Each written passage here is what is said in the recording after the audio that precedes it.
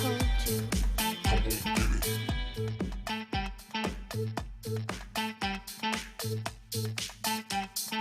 Everybody find somebody.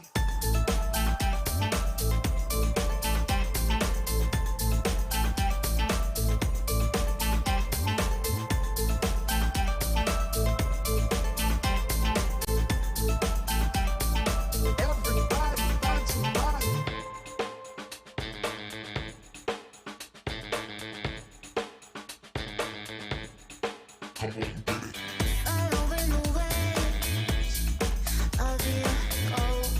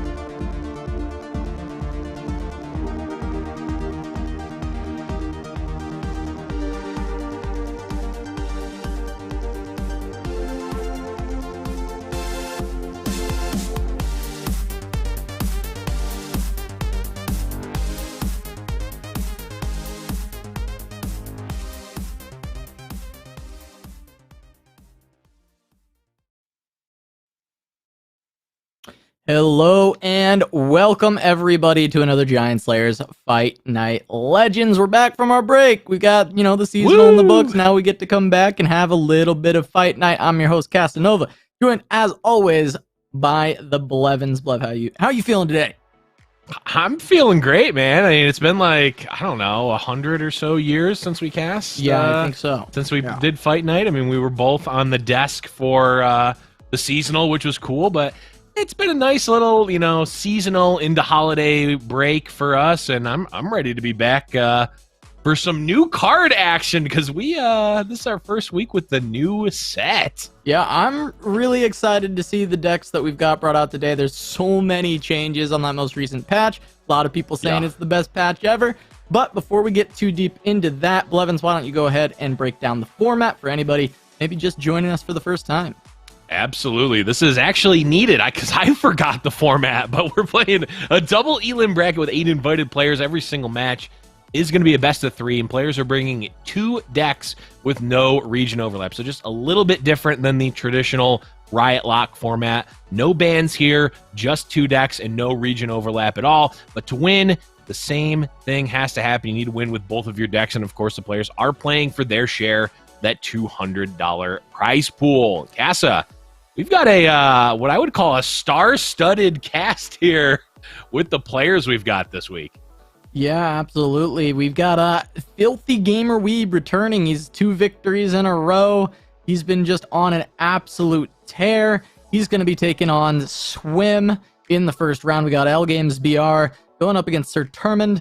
We've got Ian Noguera against What Am I, and Jocko Wacko going up against Big Ogre. But the first match of the day that we are going to look at, Blev, is going to be Swim versus Filthy Gamer Weeb. Absolutely. We've got the one and only, the Swimbiote himself. He said he's back. It's Tournament Swim is back. So I'm interested to see what we're going to see here. We see it right there. Favorite deck, Poros. And we see that PNZ Freljord deck. That is, in fact, the Poros. And that other deck is the deck I'm calling Ruben Zoo 2 Electric Boogaloo. It's a brew for you. It's a deck that Ruben hit rank 1 master relatively quickly with. But the Poros deck, that's a Swim original, but he's, of course, going to be playing against Filthy Gamer Weeb. And we were talking about this in the pre-show, Casa. Enough changes happen that even the disciple of FizzTF himself, Filthy Gamer Weeb, has left the order and is playing different decks. Yeah, and we'll see if that ends up costing Filthy Gamer Weeb. Is he truly a TF Fizz one trick? Because now he can't bring the deck, and will this be the first week that he doesn't end up making it to the final? He's going to be kicking things off against Swim. Swim on the Poros and the Siver Zed, or Ruben Zoo 2 Electric Boogaloo, as Blevins has been calling it. Going up against the brew for you. You have to put that part in there as well. You need to get more extraneous rhymes in there. The Filthy Gamer Weeb is going to be on Turbo Thralls and Ezreal Karma, the return of Ezreal Karma on this patch, with Karma going back to 5 mana. Couple other changes that were pretty nice. Obviously, Will of Ionia back to 4, as well as his huge Twin Disciplines being another great card. We only see it as a one of in Filthy Gamer Weeb's version, but also just want to get a quick heads up to those at home watching. We are having an issue with the way we display deck lists. So today we may not actually have deck lists to display on the stream. However, you can follow along with us with !decks in the chat. You can click, make sure you go to the week 37 tab. You can see all of the decks that are being played today, and you can kind of see the ones that we are talking about or referencing, like, for instance, of course, the Ezreal Karma deck. Yeah, the Ezreal Karma also, new card alert, the Time Trick, that is in here.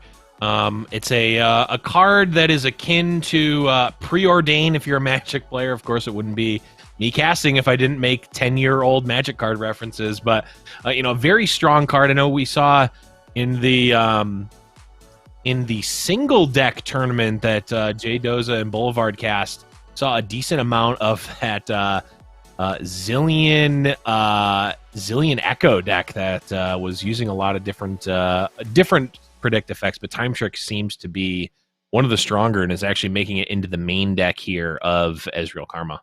Yeah, Time Trick, really cool card. I mean, just 3 options. It's 2 mana, draw a card, but you get to decide out of 3 choices what that card will be. That can be really nice, especially in decks like this where you have a lot of different one-ofs. One combination that I've personally been loving with PNZ right now is Time Trick with Gotcha in your deck, because you can, pull out basically you're spending 4 mana to play Gotcha, but you're selecting to draw it when you want it, right? So that does feel pretty nice. But in general, I mean, we could see that combo come out. First things first, this is going to be Ezreal Karma going up against Poros to kick off the very first match of the day. Yeah, we get the patented swim Poros. I've seen him playing this a lot on his stream this week, which was really really interesting, and actually, thought enough of it to actually bring it to the tournament, which is awesome. I mean, I think we've seen many different iterations of Poros, and they've always, let's be honest, they've sat on the fringe of like C+ tier. Maybe you can make you can maybe make an argument that they've been like tier 2, but they've never been a real player, and this deck seems quite strong from Swim, and he's been piloting it quite well. Yeah, I've seen a lot of rumblings that Poros might actually be a playable tournament deck at this point, with all of the support that it is continuing to get. Fabled Poro being a really nice pickup in addition to this list, and it's just continued to get buffs over time, with Aurora Borealis going from 7 to 6 a while ago, Poro Snacks from 4 to 3. Like, there's just been consistent buffs to this archetype. Patch Porobot being added in. There's just, it's just been so many small additions that we might finally be at the point where Poros are at least a tournament viable deck. Now, I don't claim to know exactly what lineup you're going to want to bring it in, what you're going to be wanting to target with it. I do not know the matchup tables for this list, but I do know that Swim has been kind of, rallying for it. He's been talking about really enjoying this deck. He's been playing it a lot on stream, and we get a chance to see how it does against, Ezreal Karma in this first matchup. It can be a pretty aggressive deck that can get out of hand with the early Poro Snacks, so I'd say there's potential for it to, get a pretty big, wide board of elusives early on and maybe run over an Ezreal Karma.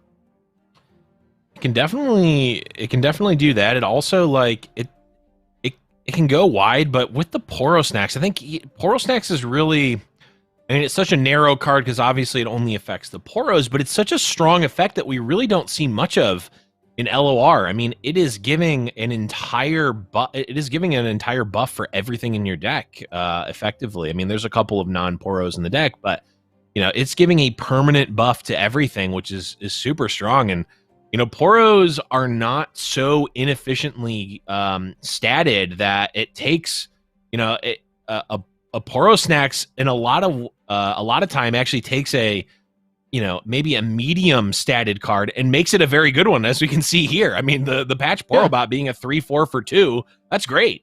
And yes, you had to cast the Poro Snacks, but once you already have it, I mean, now everything in Swim's deck is just, it's just overstatted now, right? Like everything is overstatted. It's a at premium. This point. Every card in every Poro in Swim's deck right now is a premium card, and every other card, I mean, Swim's not really running any what you might call meme cards. I mean, everything in Swim's deck are regular playable cards. Brittle Steels, Three Sisters, Troll Chant, Fury. I mean, Fury of the North is one that we don't see a ton of in main decks, but it's still like a reasonable card.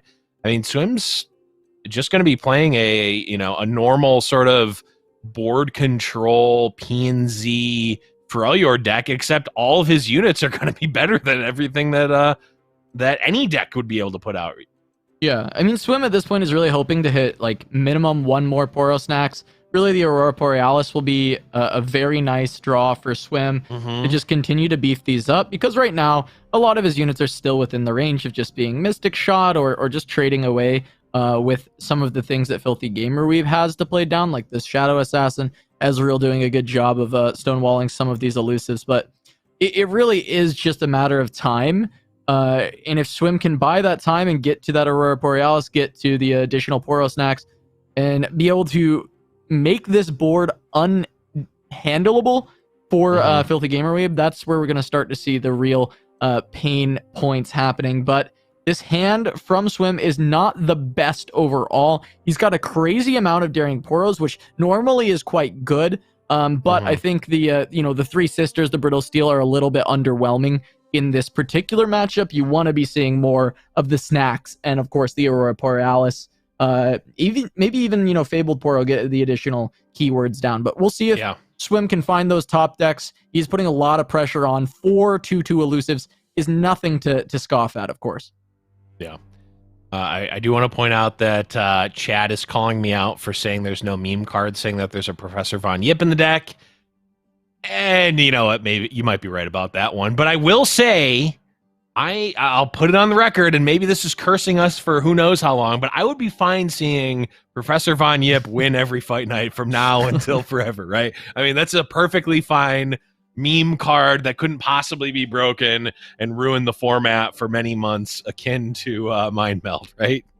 No, certainly just not. Curse us again. Certainly could not be. It's also just hanging out as a one of.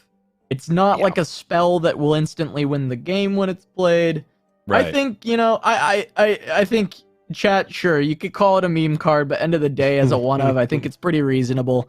You might have those spots where you get Yep in a bunch of like these Daring Poros, and you get to really go off. So I think it reasonably fits in the deck as a one of. You never really want to draw more than one of him, but in some spots you are going to find Von Yips that are actually quite useful. Absolutely. And Filthy Gamer Weeb, is a student of patience, if nothing else. I mean, just perfectly fine, passing back priority to Swim, lets all this happen, takes the favorable trade, and now is essentially going to start their turn, or start their actions once Swim has done everything. I mean, Swim obviously still has 4 mana to work with, but Filthy Gamer Weeb perfectly content taking a little bit of damage, taking a trade, and just being as reactive as possible. Yeah, I just want to point out just how brilliantly Filthy Gamer Weeb played around Troll Chant with that line, right? Because holding on to the Mystic means you take 2 more damage there, but you do get to trade your elusive for their elusive, right? And then if you had fired off the Mystic early to try and prevent the additional 2 damage, not only would you still take that damage because of the theoretical Troll Chant, but you would also lose the trade of your elusive into the opponent's elusive. You would remove nothing, take 2 additional damage. So Filthy Gamer Weeb's like, okay, if you're going to allow this to go through preemptively, then cool, I'll take my trade. I'll take that 2 damage. And then post-combat, I can fire off the Mystic. And if you want to save it with Troll Chant, you're only going to get half value on that spell. Yep. Absolutely fantastic play from Filthy Gamer Weeb. And it's the type of play that I think, just because of how turn structure works in LOR, and maybe because of a lot of players coming into the game from other games, we don't tend to see that style of play a lot in LOR, where it's like, I'm actually going to take some extra damage and use a Mystic Shot after the fact in order to play around these combat tricks. It's a relatively common practice in a game like Magic, where you would be more than happy to take a hit so that you can guaranteed kill a unit. But seeing Filthy Gamer Weeb play around it, just absolutely, like you said, brilliant. And part of the reason why Gamer Weeb has been destroying the Fight Night events the last couple of weeks. Yeah, I mean, they just play so cleanly time and time again, and just proving the versatility that they have.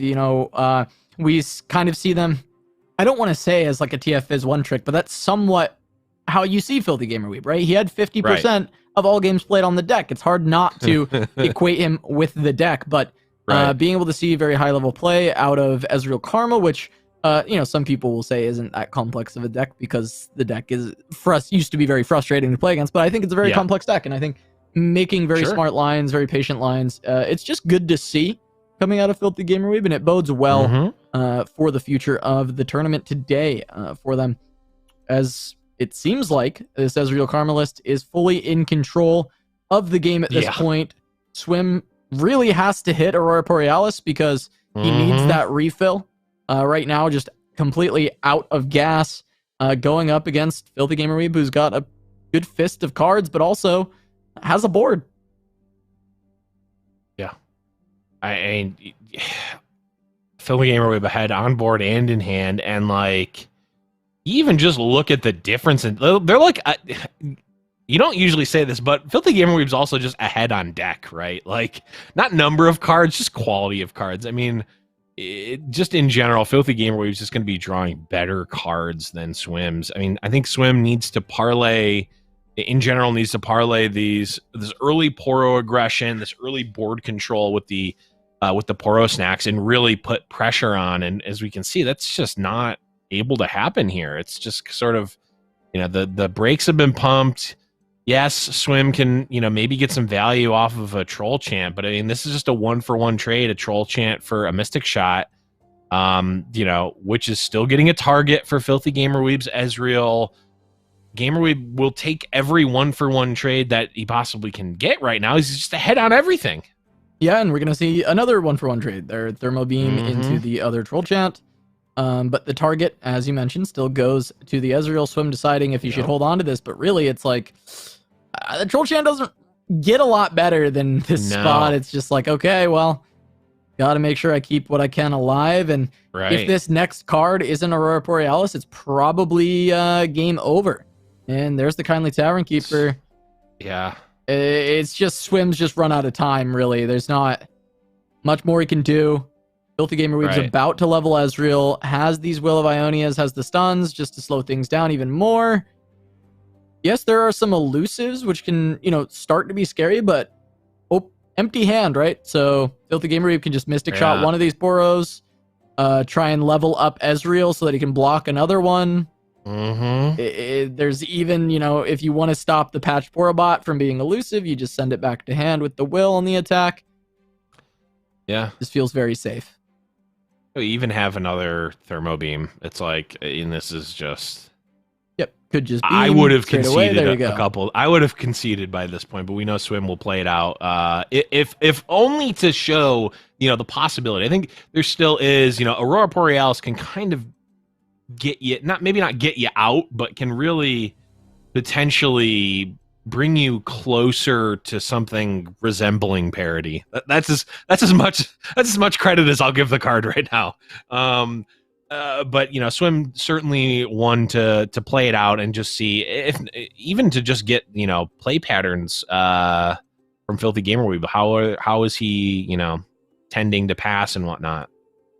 Yeah, I mean, we see Swim hit the best possible Poro off of his Poro Herder, sure, but still not really feeling like that's quite enough. We are going to see a Shen emote come out from Swim. Yeah, he'll probably continue to play this out, but this Mystic is just going to clear away yet another piece from the board.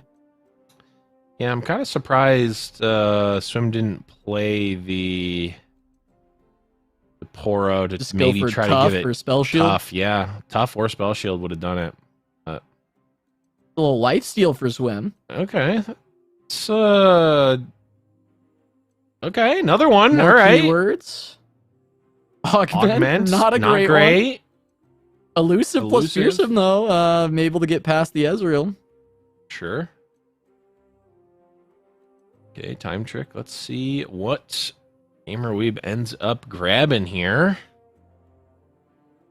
Trying to think of like what... Ooh, there's a Karma. Yeah, I could go for the Karma.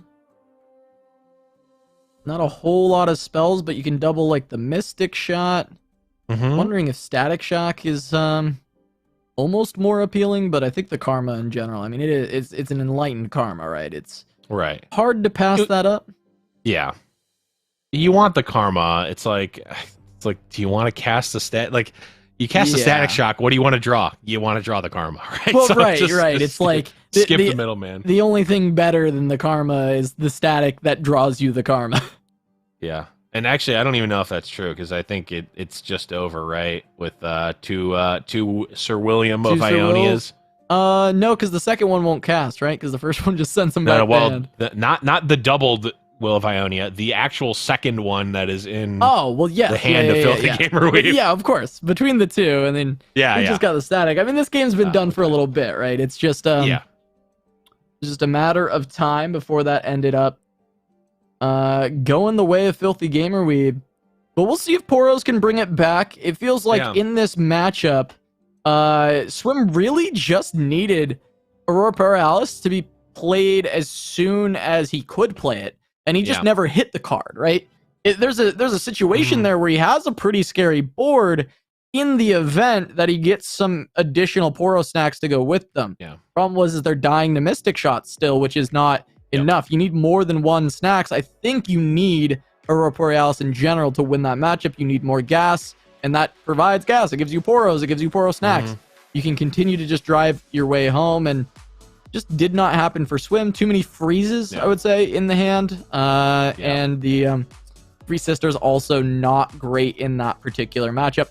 But the other matchup will be Turbo Thralls, and there is still potential for the Poros in the same vein, right? Where the Turbo Thralls are starting to get the Thralls going, and you're going with a huge wide board of Poros. We'll see as Swim's taking a look at Filthy Gamer Weeb's Turbo Thralls himself to see what he's got to play around. We look at the mull, get an idea of what Filthy Gamer Weeb's going to go for. Maybe you can keep Avalanche in this matchup. That's actually a pretty nice pickup, but Patch Porobot available for Swim. Probably just toss the rest here. You like that on turn 2. Yeah, I mean, this is a very clunky hand from Gamer Weeb. And I do want to just point out, because it does look a little weird, especially if this is your first time, this is an open deck list tournament, so players are able to freely look at their opponent's deck lists at any time. So no foul play. In fact, encouraged to grab deck lists so that you know exactly what's in your opponent's deck when you're playing against them in this tournament. So yeah, I mean, very clunky hand. Of course, as I say that, the Frozen Thrall comes off the top, which is basically what you always want in this deck, at least from what I have learned in the little bit that I've played it. And I think it's big that Filthy Gamer Weeb is able to actually find that first Thrall. It actually helps a ton of their future draws. That was a really scary opening hand, as you mentioned, because there was no Thrall. Now, there is one, in fact, 2 to get going. And we'll see if Filthy Gamer Weeb finds some further draws to actually turbo these Thralls. But really, it is just about finding the first Thrall, because a lot of cards in this deck are able to help you out with advancing these. Yeah, there certainly are, but I mean, Swim has got a pretty decent, pretty decently aggressive start potentially. You know, is of course going to have the ever looming threat of an Avalanche or a Blighted Ravine. But one interesting thing to note here, I'm looking at Swim's deck right now, and there is one possible card that can be Rite of Negation. And that is an Entomb off of a Three Sisters. So Rite of Negation, actually a blank card in this matchup, I think. So Filthy Gamer Weeb has an even more awkward hand than this mix of cards might usually be. Yeah, pretty dead. And we have Swim starting to go pretty wide. I'm imagining he's just continuing to play around something like Avalanche, so he doesn't go for the Daring Poro. He might even just set up to go Fabled Poro here and continue to buff up the Poros he already has on board. I also wonder when this Poro Snacks is going to come down. Whether we just see Poro Herder, Daring Poro Snacks, or... Yeah, it's actually, it's interesting. The lines are interesting here. Because you can do Poro Herder, Daring Poro, but you will lose Daring Poro to an Avalanche. However, that's kind of okay because the rest of your board survives it, and Poro Snacks is just going to give you a pretty aggressive attack. Going to be able to get in a good chunk of damage. Yeah, I mean, if you're trading a Poro Snack, or if you're trading a Daring Poro for an Avalanche, I feel like you got to be pretty all right with that.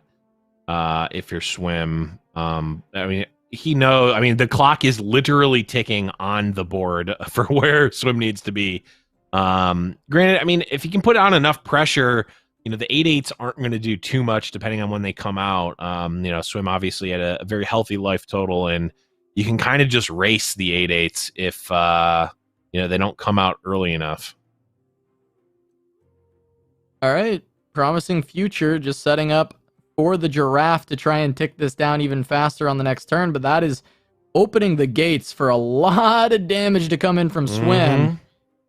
The Avalanche does not even come down to kill off the Daring Poro.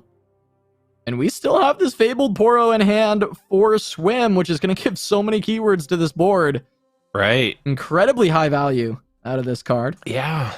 The interesting thing is, Giraffe will put this to 1, which means we're going to have a 4/4 and 2 8/8s for Swim to deal with on an open attack. But, I mean, we're off of Ice Shard mana. We're off of Avalanche mana right now. The door is open right now for Swim to commit. What if we just go Daring Iterative, right? We can just go wide with the elusive board. Yeah. Threaten to just end the game immediately. Yeah, I think you really don't need to play Fabled Poro. Like, what are you really looking for? You're looking for elusive, right? I guess to give one extra unit elusive, but why not just get it anyway? You can guarantee an elusive Poro here.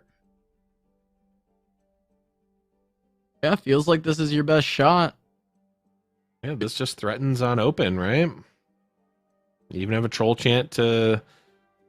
I mean, it would really need to be 3 Sisters, which Filthy Gamer Weeb does have. But yeah, this is certainly... Is it worth going for Poro Cannon to get 1 more? Well, let's see. We're attacking for, if 1 gets frozen, you'll be 3, 4, 5, 6, 7. Actually, it is, I think. To get another 2/2 because there's no harsh winds, so it guarantees it, I think, actually. Because I don't think there's enough mana for double 3 Sisters. There's going to be how much mana next turn? Oh, is it 8 exactly? 2, 4, 6. Yeah, it'll be exactly enough to 3 Sisters twice. But I think it's worth going for that. It's worth putting them on 2, 3 Sisters. This 2/3 does nothing. The Troll Chant does nothing. Like, yeah, I like this a lot. Your open attack, you're threatening to beat everything except for exactly 2, 3 Sisters. I think. I guess technically 2 Ice Shards would also stop this as well, which is also possible. Right. But I mean, that just is what it is, right? And neither of those are the pickups for Filthy Gamer Weeb. So we are going to see Poros taking a game in this first set. And we're going to get an opportunity to see the Sivir Zed in action going up against Turbo Thralls. And I think this feels like a matchup that can get out of hand for Turbo Thralls very quickly with a Zed just ramming down the door. Yeah, it definitely can. That deck, very, very strong. Kind of, I won't say came out of nowhere because I think it was Manitas had a version of that pre-patch that he was having a lot of success with. Ruben, I think, popularized it this season, but it's definitely a very, very strong deck. The Turbo Thralls deck, I'm not gonna lie I'm a little surprised that Filthy Gamer we brought it because he's usually one to bring decks that he thinks are the best, right? I mean, and I really don't see Turbo Thralls as that, but clearly he has a different read than I do here. But we're gonna have to see. I can't say that I've seen this matchup at all. Yeah, I mean, I just have to imagine that this is Zed Sivir favored, right? Like this, it just feels like Turbo Thralls tends to be just slow enough that the Zed should have a good time getting through early on. Yeah. But it will be interesting to see if the Turbo Thralls can get going quick enough, because yes, Turbo Thralls is called Turbo Thralls for a reason. Sometimes the Thrall just gets off the ground so fast that it doesn't matter. And then at that point, yeah, I think that Turbo Thralls has a chance. They do have some freezes, which are good against Zed, right? Yep. There's a possibility of finding an answer, but a Rune Runner keep out of swim and finds the Zed and the flurry. Oh boy! For turn 3. It's pretty good. Unfortunately for Swim, not attacking on odds, but I feel like he's got to be pretty happy with this hand. Gonna go with the Rock Hopper. Still has the ability to, play the Zed and the Flurry on his attack turn if he can bank a little bit of mana. That's a big pickup to get that Avalanche. It just protects you against the Zed being played here. Now, of course, for Swim, now it doesn't. He wouldn't play the Zed if there was Avalanche mana, I would imagine. Right. He'd wait. And now that there's no Avalanche mana, I feel like you can just go for Zed and then pull Lysandra with the Rock Hopper and go for the open attack with the Flurry and just force a lot of spells to come out as at least a potential line. Yeah. Now, here's the question. Does Swim pre-commit the Flurry? Because if he does, he's going to get he's going to get blown out essentially by the freeze. But if I guess it won't blow him out. You'll still get the token, but yeah, if he doesn't pre-commit, he can respond with the Flurry and then really get him. Yeah, it can pretty much guarantee. That is such a good pickup. Wow, that's a lot. Yeah, I mean, you could guarantee the level up by holding it back, but now he doesn't even have to hold it back. He can still guarantee the level up. Yeah. I don't. I like pre-committing. I like pre-committing the Flurry because it won't kill the Lysandra because you're not pulling with the token. Yeah, I don't know that you need to pre-commit either. This is interesting. I mean, this is what's going through Swim's mind right now. Right? I think what Swim should know at the very least is he wants to level Zed so that Zed is out of Avalanche and Blighted Ravine range. Yes. At least for this turn. Make both be used to kill your Zed, right? Right. So he does want to guarantee that this Zed does hit Nexus. The pre-commit is to give some additional damage going forward if Filthy Gamerweeb does not have a freeze. But if he does, then I fully anticipate to see the Shaped Stone get played down, get your level up through, and then, if Filthy Gamerweeb has to commit a ton of stuff to remove your Zed, you might be able to just follow through with the rest of this hand, that Ruin Runner as well on 5 being pretty instrumental in that. I like how technically Zed has quick attack and double attack. And now Gamerweeb in a bit of a precarious spot. I mean, this is what, 12 damage? Could just take it. It's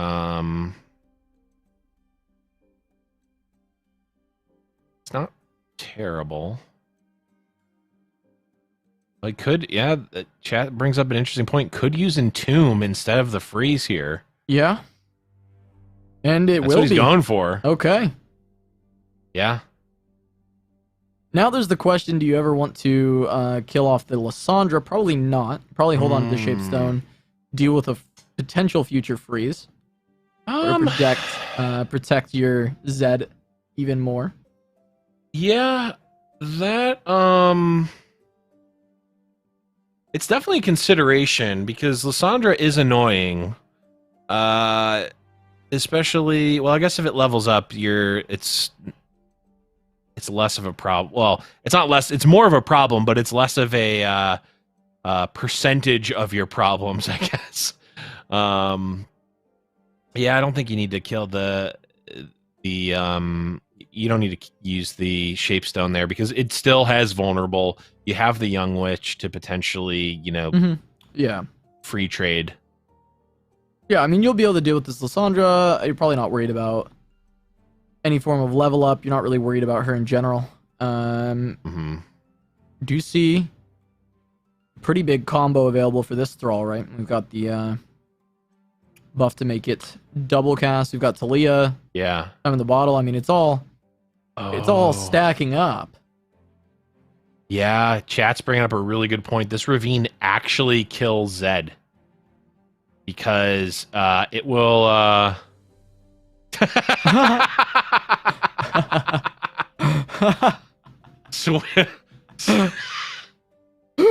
Filthy Gamer Weave, I don't know. I'm pretty sure that it's going to come back first because it's going to be Swim's turn, and it's going to be, Also, I don't know if Filthy Gamer Weeb doesn't know is. I mean, I think Zed's dead here. Oh, Zed, I'm pretty sure Zed is dead, but what I'm questioning is the fact that Filthy Gamer Weeb claims that he doesn't know that Zed is dead. That's cap. That's cap for sure. Yeah. He knows. He definitely knows. This would be a Jim Halpert looking into the camera moment and just smiling. Like. I mean, I guess we'll see in just a moment whether or not he's joking, because I'm sure if this doesn't kill Zed, then he actually didn't know. And True. He's just trying it. That is true.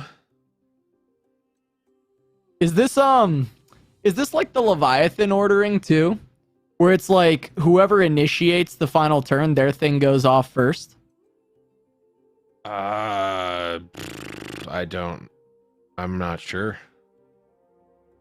Yeah, I wonder, because that was an old Leviathan thing with like Leviathan Swain mirrors, or I guess Swain Yasuo mirrors, which is there was only a very small point in time that actually mattered. But it was like something that was figured out is like the ordering in which you ended your turn actually created a difference, and I wonder if this is a situation where that actually mattered. I'd love to test that spot and see if Filthy Gamer Weeb was the one who had hit end round instead of Swim there. If their Blighted Ravine would have gone first before the Entomb. I'm not sure if this is one that follows those orders or if it follows a different ordering. I cannot claim to know that. But I know that that's a thing with Leviathan. And so it matters for certain sequences. Yeah, I also one of the things that at least Umbridge has said is, they specifically don't have like a comprehensive rules like they would for a physical card game, because obviously stuff like templating, but also like it's reasonable for a thing to happen and you to learn what that like interaction is, like if it happens once in a digital card game, right? But in an instance like this, there's like so many different factors that could have done this that like I just want to know, right? Yeah, like it seems like a lot of chat is saying that there has been a change since then, and that it should be whoever has the attack token. So it seems like the instance that I'm bringing up is maybe no longer something that is happening. I just remember it was a big deal back then. It was like a thing that people were trying to lab and figure out. And if it is attack token, then this Zed was always going to die. Dead. Unless Swim pre-committed the Shapestone in response to the tomb, which would have kept the Shapestone on, which actually may have been an all right thing, because it's not like you're losing out the Shapestone damage because it comes back on your attack token. Yeah. Interesting. I mean, not that a reasonable person would be, playing around that specifically, but I would love if if anyone in chat actually knows or wants to go do the science and then tweet it at us. Let me know. Yeah. If you can figure out if that Zed was always dead. Was always dead. Obviously, we're not talking about the Shapestone thing. Like, yes, you could save your dead theoretically with that, but if Zed was always dead there, or if it could have been saved by Swim, I would be interested to know. Yeah, same. But as it stands, looks like Swim is going to be facing down a pair of 8/8s and a 4/4. Is he actually going to be able to push through? Now he can Merciless Hunter push something to the side. Oh, it looks like those 8/8s can potentially be coming down this turn as well. But he's going to be able to push them to the side and go wide here. He's got the Shapestones, and this is all going to happen on open attack. This Avalanche is just not going to be able to be cast this game. Yeah, and Swim can actually just take 16 if he wants.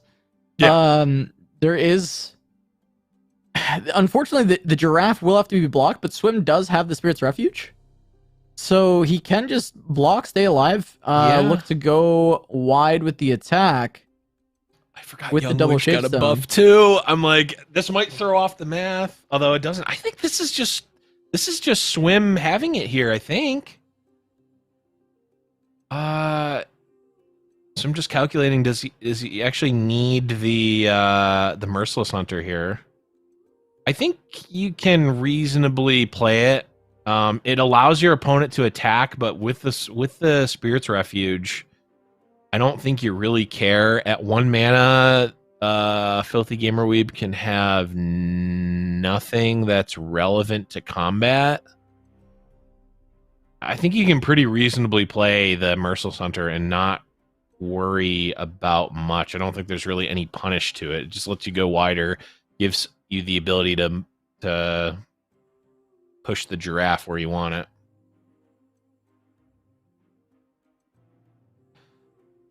This does allow for the attack, which if it's just 8/8s. Yeah, if it's just the 8/8s, you can just take that damage. Yep. Well, wait, maybe not. Let me see. There is the thought of double Ice Shard, I guess. So maybe you don't want to go down to 2. True. That is actually true. Now obviously that's not the it's highest only a odds single that eight. that's gonna come. Oh, a single one you Why always is take only that. 1 8/8 coming in? Yeah, I'm not sure. Feels like an interesting decision. I mean, it's not like it's not safe, but I feel like the second 8/8 is also pretty safe. That is very peculiar to me. I can't exactly figure out why we're only doing 1 versus 2. Like, if it's let's say there's 3 Shapestones, there's no way that you're keeping it alive. I guess if there's a Spirit's Refuge, it's only 1, right? I mean, this isn't adding up to me. I might just be missing something for sure. But it feels relatively safe to be able to block with both. But either way, attacks coming through. Swim takes the Spirit's Refuge block. Not really going to need the Spirit's Refuge on the attack here, and this has just got to be an open attack, right? It's just going to be, where is everything? Where's everything going? What order are we pulling in? Yeah, you want to try and level Sivir as fast as possible to give everything the quick attack. Yep. Should be able to just play Shapestones in response as well to the blocks. Yep. And this is just wrapped up, right? I mean, this is pretty straightforward Swim win here, unless for some reason he doesn't go for it. Which, I mean, Would be at this point, what, 2 freezes? Which, yeah, it would have to be double 3 Technically sisters, and I don't possible. think Yeah, you want to which would be be playing all around that 3. again, right? That would mean yeah, all which would 3 be had been all played. 3. Yeah. And once, I mean, he was in the same circumstance last time with Boros, right? Do you play around the double 3 sisters? And Right. I think absolutely not. That does not feel correct. Now, granted, I guess it doesn't have to Right. fully be 2. You could have like an Ice Shard as, well, actually no, because burst speed. Never mind. Yeah, it would have to be exactly. It has to be double Yep. burst speed to get rid of it. So Yep. yeah, Swim's just It's gonna be able to gonna find be it. Gets the Ruin Runner through. He kept in the opener, knowing that Yeah. he wanted that additional oomph once he got to that later stage to try and finish off the game. And yeah, it works out. The Ruin Runner going to find exactly enough damage, get through Swim with Poros and Sivir Zed, going to take down the returning champ, the multiple time returning champ here in Yeah. round 1, taking out Filthy Gamer Weeb. Yeah, I mean, we see this happen from time to time. We see Tournament Swim activate. Of course, generally, Swim has been on the broadcast for the seasonal, so of course can't play. But, I mean, if you don't know, now maybe you do. Swim definitely a veritable tournament player when he actually is able to play in the tournaments. He does quite well. Has won, I think, definitely one, maybe even two fight nights. He's got 2 fight nights. Yeah, two fight night two victories. fight night wins, which is nothing to scoff at for sure. And is on track here to potentially get a 3rd under his belt. Yeah, I mean, he's going to be advancing through round 1, taking out Filthy Gamer Weeb, who has been pretty much infallible in the past few weeks on a fight night. Just absolute domination. And guess what? Once we lost TF Fizz, Filthy Gamer Weeb loses around 1. I don't know. I mean, certainly you can look at that. I see it less as losing TF Fizz and more of gaining Turbo Thralls. That's where the fall from grace happened, in my opinion. But I mean, Turbo Thralls has certainly been a deck that I don't want to say has proven itself. It's certainly been there and has done all right in certain metas, but wasn't good enough there. Turbo Thralls are really fast at advancing landmarks and very fast at advancing through bracket by losing twice and getting knocked out of the tournament. So you advance a little bit faster than a lot of the other people in the tournament who might still be in there. You finish very quickly. You're done. Yeah, countdown. Your tournament ends. It's the Anakin Padme meme. Yeah, so my tournament ends, and you won, right? and you won, right? Oh not god. Quite. Yeah, we've not seen the best out of Turbo Thralls, but we are going to see the bracket and see where we ended up after round 1. It is going to be Swim taking down Filthy Gamer Weeb, going to be going up against L Games VR, who took down Sir Turmund. And on the bottom side, What Am I? Took out Ian Nogueira, and Big Ogre takes down Jocko Wacko. Those two will be advancing on the bottom side of the bracket here. We've got quite a few bangers in the lower bracket with Filthy Gamer Weeb and Sir Turmund, and Ian Nogueira and Jocko Wacko. Yeah, I think we're going to be going to What Am I and Big Ogre next round, which is, I mean, what are we watching? A seasonal top 32 again, guys? I mean, a lot of seasonal competitors hanging out here in this fight night. And of course, Big Ogre really had their breakout season in Guardians of the Ancient. Had a pretty fantastic seasonal overall. What Am I? Multi-time seasonal top cut player. Made it to the top 32 3 times now. Had his best performance so far in Guardians of the Ancient. And looking to continue just having good tournament performances as he comes into this fight night. Takes down Ian Nogueira in round 1.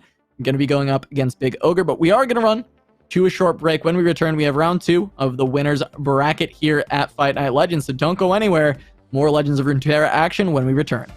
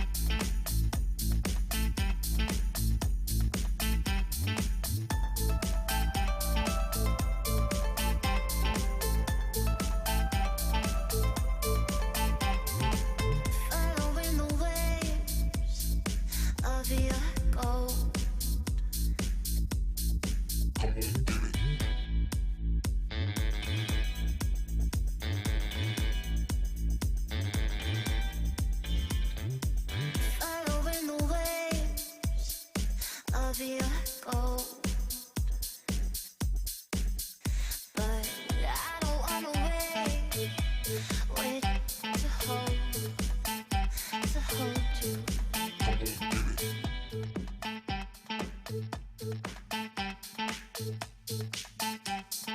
Everybody find somebody.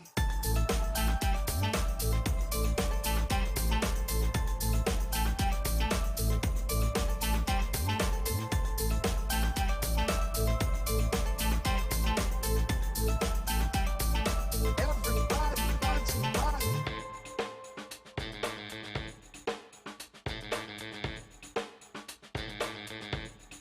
Come on, get it.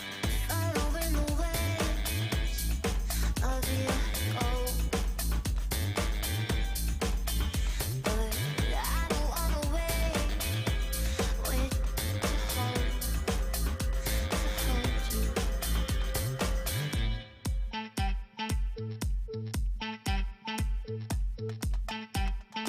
Everybody find somebody. I can take your pain away. I can take it. I can take it. I can take your pain away from you. I can take your pain away. I can take it. I can take it. I can take your pain away. Hello and welcome back to Giant Slayer's Fight Night Legends presented by Wisdom Media. We have our first round in the books already. Swim takes down Filthy Gamer Weeb, who's been on a tear through these fight nights over the past couple weeks. Well, we had a couple weeks off, but before those weeks Couple of off, fight night it weeks. was all Filthy Gamer Weeb all day, every day. And now Swim takes him down in round one with Poros. You finding a win in round one? Yeah. Going to be moving on to the next round to take on L Games VR. But the match that we will be following is going to be What Am I versus Big Ogre. Excited to see these two play. Big Ogre is actually someone we have consistently memed about because we love his name. And we haven't actually been able to see them on broadcast as much as we would like, but we have followed the success that they've been having so far, especially following the Guardians of the Ancient Seasonal. And they've been doing a really good job in tournament recently. And we're excited to have them on Fight Night to actually bring them in to face off against What Am I, who has just been a consistent powerhouse in tournament play. Yeah, What Am I? Just one of the best LOR players, period, right? But, Big Ogre, as we saw there, their Twitch is, I think, Chimerol or something to that extent. And during the seasonal Swiss rounds, myself and Croc are looking for matches to find to show on broadcast, and see this person on Twitch who didn't reach out to us and just says, oh, top 10 NA player, and it's Chimerol. I'm like, I've never heard this name before. I don't even see him on ladder right now. And of course it turns out to be Big Ogre, who was top 10 the whole season and then ends up making the top 32. So of course I end up looking like a fool as is usual, but there is no fooling that Big Ogre is definitely one of the best players in LOR right now. I'm not sure what they've been on this season, but they certainly, they were at the top of the ladder pretty much the entire ranked season last time, and of course did end up making that top 32 in the seasonal. Yeah. I mean, I'm pretty excited for this matchup too. None of the decks here are like insanely different from things we've seen, but there's a couple cool cards that I'm excited about. So Big Ogre is running Shen J4, which is, this is a deck we've seen once Fiora got nerfed heavily. We saw Jarvan kind of replace her, and Jarvan even getting more buffs recently. It just makes this even better to run Jarvan. But there is a copy of Sacred Protector, which is the Shen bow in this deck, which is, that's kind of dope. I'm excited to see this. Allies with Barrier have double attack. That's a pretty powerful effect. Yeah, but it's hard to get it on board and get it rolling. That's why people have kind of been sleeping on this card, is because it's hard to make that effect actually work in practice. But if you run Sacred Protector and Brightsteel formation and you hit both of them, you're gonna find some pretty big turns where everything's got double attack. There's a lot of power. I don't think it's a very consistent card. It's not always gonna be great, but it draws you a Shen anyway. And It does always draw you Shen. 8/6. It's a 7 mana 8/6, which Yeah. stat wise is fine. That's pretty solid. And it Yeah. gives you a Shen. So at the bare minimum, you know, you're getting to draw a card and play a decent late game bomb that just has a lot of stats. And it has a massive upside if you ever actually get to pull off the additional card text. Yeah, I mean, definitely great. But and if you just look at the decks in general, I mean, you know, Shen J4, like you said, sort of the spiritual successor to Shen Fiora, a relatively consistent deck. You look at the other deck, Draven Ezreal, probably the pinnacle of consistency of decks. So Big Ogre, you know, really just saying, you know what, let's go tried and true and just play the best decks, or at least the very consistent decks. Conversely, we go over to What Am I, who's playing Lee Sin Karma, and it's a deck that I know What Am I has been a fan of. I'm not sure what the consensus on that deck is, but either way, we're going to be seeing the Overwhelms deck instead as the first deck for What Am I versus that Shen J4. Yep. We do have the Overwhelms from What Am I. This is an interesting deck for What Am I. I feel like I don't normally expect him to go in this direction, but we're so used to seeing him play triple Targon, which is not allowed in our format, so maybe that's why it feels a little bit off. We've been watching a lot of What Am I in Riot Lock, and he always runs 3 Targon decks, so... It's old What Am I. There's Battle Furies here. Something's going to be different. Yeah, you're right. This is old What Am I. He's got some Battle Furies. That makes sense. But What Am I has also been really partial to the Karma addition to his Lee Sin. This is not the first time that we've actually seen this. Instead of playing Zoe with Lee Sin back when that was really popular, What Am I played Karma in order to put Zoe in a different Targon deck in the lineup for the seasonal. And it seems like with the Karma buff that we just got, maybe What Am I is just even preferring Karma to Zoe now in this deck. Yeah, he certainly could be. He certainly could be. I mean, he still gets to play Star Shapings, which, of course, I think at this point would be, you know, you can't be a What Am I lineup without having Star Shapings. Without having the maximum number of Star Shapings. Whether that's 3 or 9, it just depends on the format, but it's still maxed out. Whatever the format is, however many Star Shapings you're allowed to bring, What Am I will bring that many Star Shapings. And once again, we do see him bringing the maximum. The Troll Chant Dance of the Sharp Sight. This is overall positive to What Am I, because the Renekton gets progress towards the level up. So even though they're just trading cards back and forth, What Am I is a lot more happy with this outcome. Can go for Ruin Runner plus Exhaust to potentially get a more favorable pull for the Renekton. Can just pull the 3/2, and it is going to be fine to pull the Brightstone Protector, but it might be even more favorable to pull the Shen in this circumstance with the Exhaust. Yeah, I feel like, I mean, you're kind of fine with both, right? I mean, you're going to get 2 favorable trades. You have a backup Exhaust. It's not useless to keep backup spell mana, but at this point, I feel like What Am I is going to be more than happy to just spend, get as much value as you can. I'm wondering, I kind of like pulling these in the opposite order, because I think, well, I guess it's possible that What Am I values the Ruin Runner over the Renekton, but I think Big Ogre is, of course, going to want to favor saving the Shen, and also I think would choose to kill the Renekton, and if you put the Shen on the Renekton, Big Ogre potentially can do both of those things.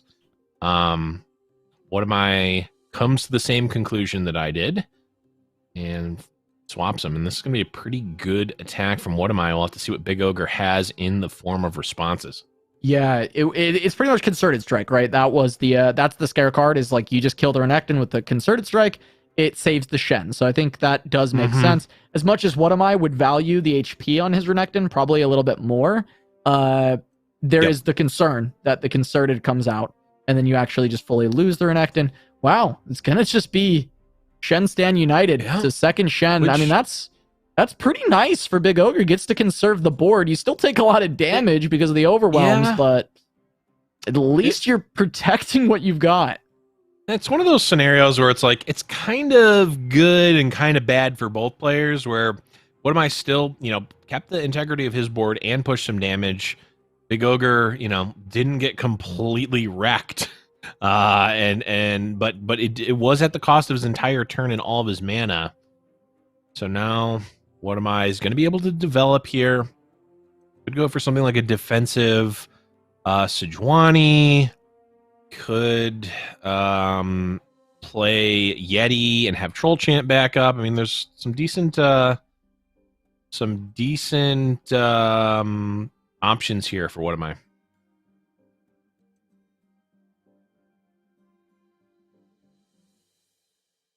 Yeah, he's just considering the options because, yeah, Sedge seems pretty good on to Screeching Dragon, even though you will lose out on the aggressive properties of Sejuani, being able to use that vulnerable on an attacking turn. However, this does protect your board. You could just take the full damage of this attack, go in with the wider board with all these overwhelms to try and get that final 9 damage through.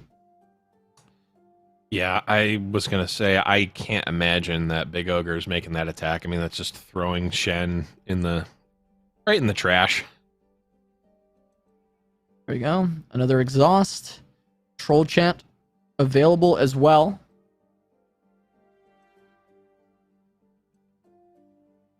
Gonna go through with the open attack. It's a lot of overwhelm damage. Yeah, this is it's a ton of overwhelm damage, and I think it's going to be doing 3, 4, 5. So is actually going to have to block the Ruin Runner. Yeah, I mean, the thing is barriers are actually so ineffective against overwhelms because you're still just taking all of the punishment. Right. Yeah, the barriers are not useful, and they're not even with the Troll Chant. They're not even really going to provide anything. The Shen leveling up is interesting. I'm wondering if Troll Chant is still okay, and a Sharp Sight. Okay, so Refuge plus Sharp Sight, that should be keeping alive. It does keep Big Ogre alive, but we are going to be able to save the Renekton and I guess effectively deal 2 damage by causing the Big Ogre to gain 2 less life, which arguably is one of the best possible modes of Troll Chant that is rarely seen. You do 2 extra damage. Yeah, getting to deal the 2 extra, bring Big Ogre down to 3. You still have a wide board, and you've got 3 more units that you can play down, plus the ephemeral from the treasure seeker on the attack turn as another potential option. There's Renekton, great level up animation. Yeah, Renekton's so sick. Although pretty rare that we actually see the level up. That is true. That is very true. I will say that Rek'Sai kind of has outshone the level up animation in terms of like creature emerging and triumphantly screeching. That Rek'Sai kind of owns that world now. Yeah, I have not been doing my job as a caster and like playing a bunch of different decks so that I have a good idea of everything. I have only been playing Lurk. That's it. Normally, I'll just like play a couple games on kind of each deck to get a good idea of each one, how it plays. But nope, I just played like something like, I don't know, 50, 60 games of Lurk and nothing else. So, and then there's no Lurk today. There's no Lurk in not in the even Americas a single today. Lurk deck. In Europe, it made it to the finals. I don't remember if it won, but made it to the finals of Europe.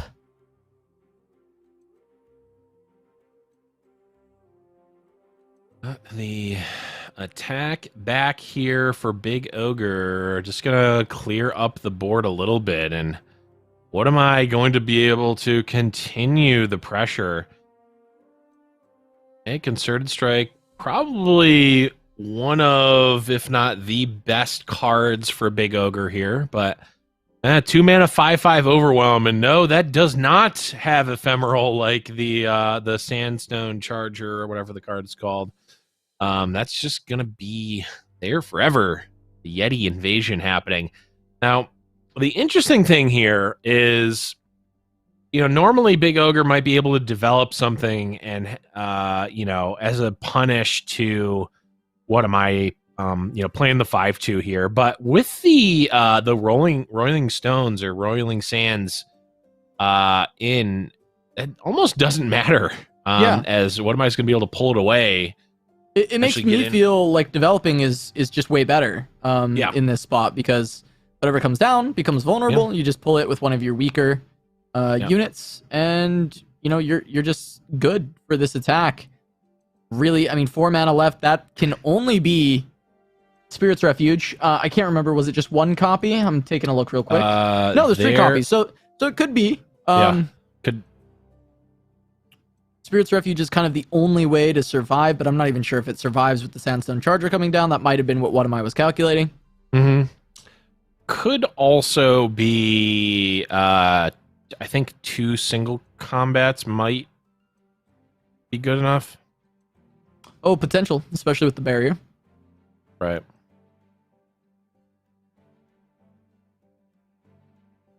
Although I wonder if there's a weird line where you could pull Jarvan with one of the Overwhelm units and kind of prevent the 2 single combat line.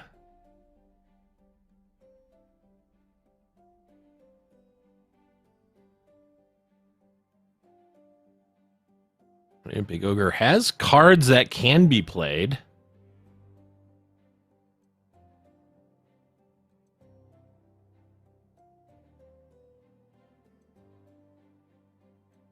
Okay, this is potentially the double single combat. Yeah, I mean, there's the there's first one. Sure. Oh, to draw an additional spell might give you another chance. Sure. To find the second one. Yeah, and this, so now this doesn't really improve. Well, I guess it still does. And it's still very wide. Just better to wait to do that. Well, I guess if you needed the draw. If you needed a second, if you didn't have a second single combat, then. But now it's still just gonna be game. Yeah, still game.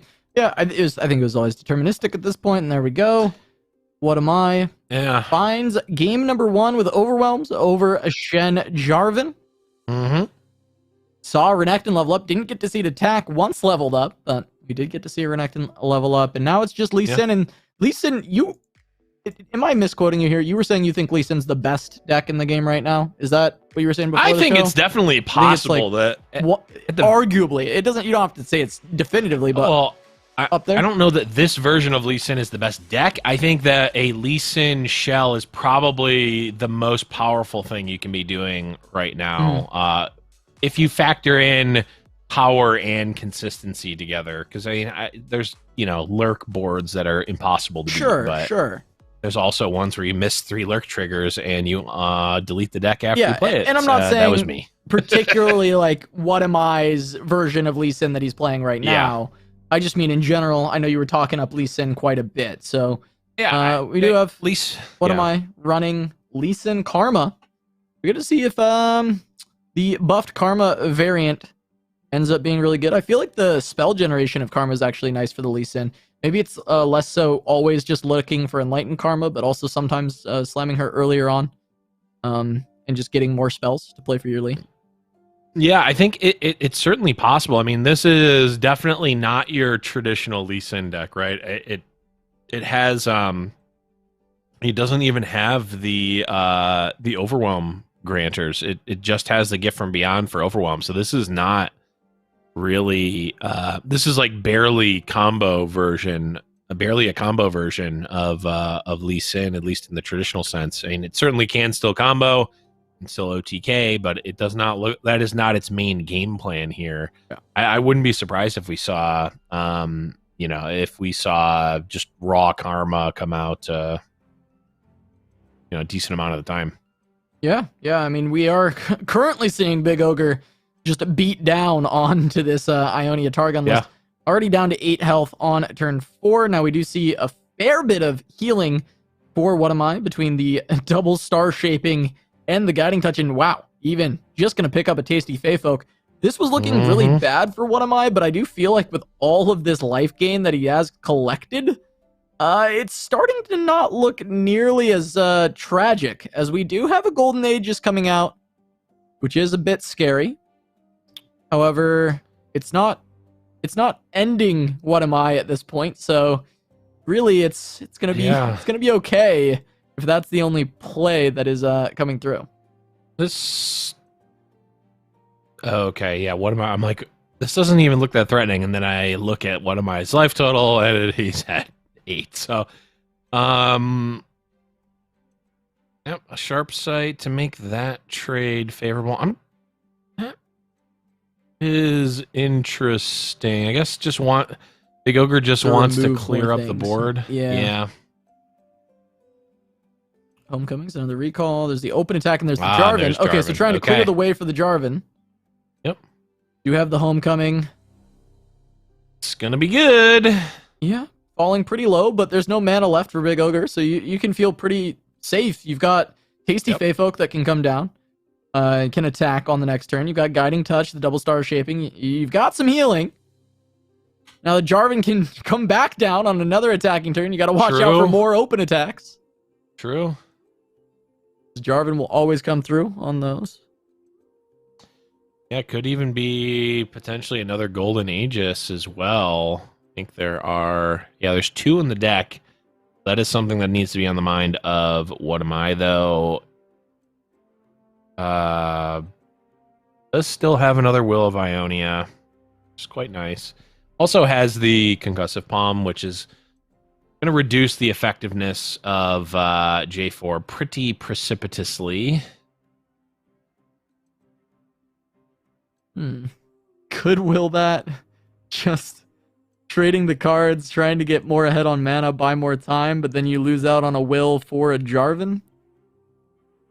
Yeah, this is a will to save your 4-1, which you really don't care about, and prevent your opponent from drawing a card. And while preventing the draw is certainly good, I don't think that's the world that What Am I can be living in right now.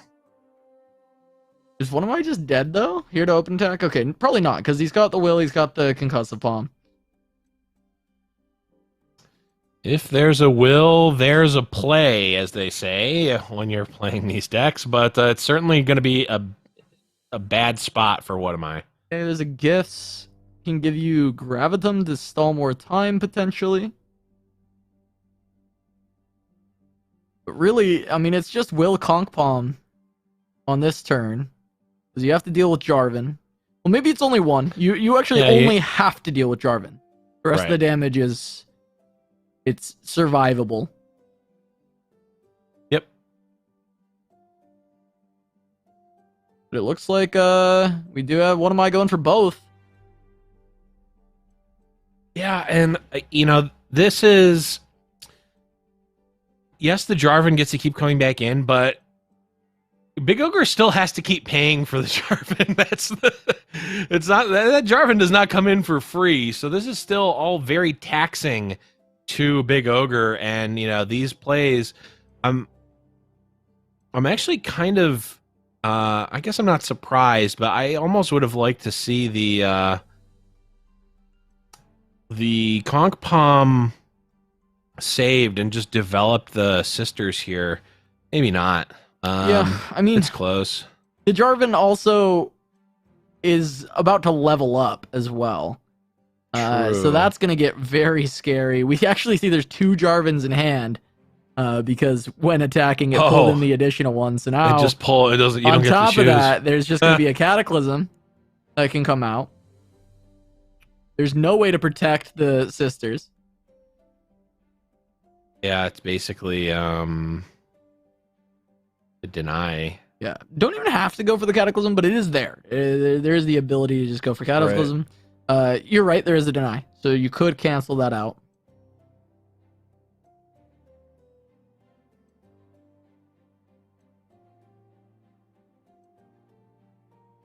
There's a single combat. Would still have the Cataclysm on the back of this, but also can just hold on to that extra Jarvan until it really matters.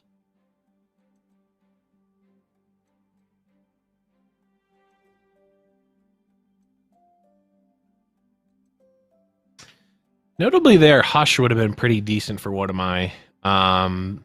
So that might actually be putting Big Ogre on something like a Sharp Sight to play around that.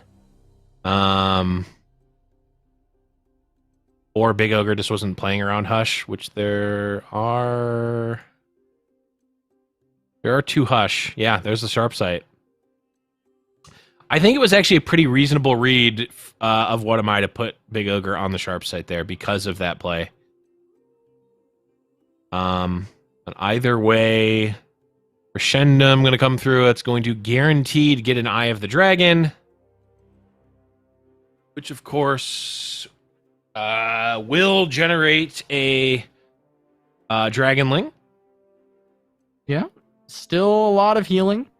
And if Karma comes down, the Star Shapings heal for a lot, but that's a you gotta big get boy. to that point first. Gotta get to that point first. I mean, I guess this is still, What Am I is going to be able to block out a decent amount. Yeah, I mean, you can still go Karma plus Star Shaping and heal for 8. You can get your blocks down, keep your Karma alive. You can heal even more. Maybe with this Deep Med, that gets you there. I mean, there's certainly going to be a lot of cards on the side of What Am I. There's a Will of Ionia. Yeah.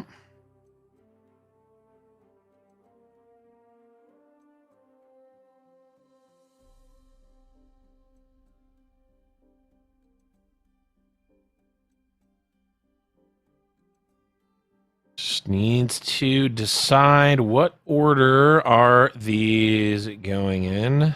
Okay. Casting Will on Jarvan. There's still a lot of card draw available for What Am I with these Pale Cascades, being able to double cast. It's going to continue to allow What Am I to refill very heavily and find more ways to just continue to slow down this game. Here's a question. If your first spell with a leveled up Karma is Pale Cascade, do you draw off the second one? Yeah, I imagine so. I would think so too, and I'm very surprised that I haven't seen that interaction happen before. It's been a while since we've actually cast Karma, Blev. I think That's true. It's been quite a long time. Yeah, their times of prominence have not really overlapped. But it should, right? Because, another spell has been cast, so then it should Nightfall.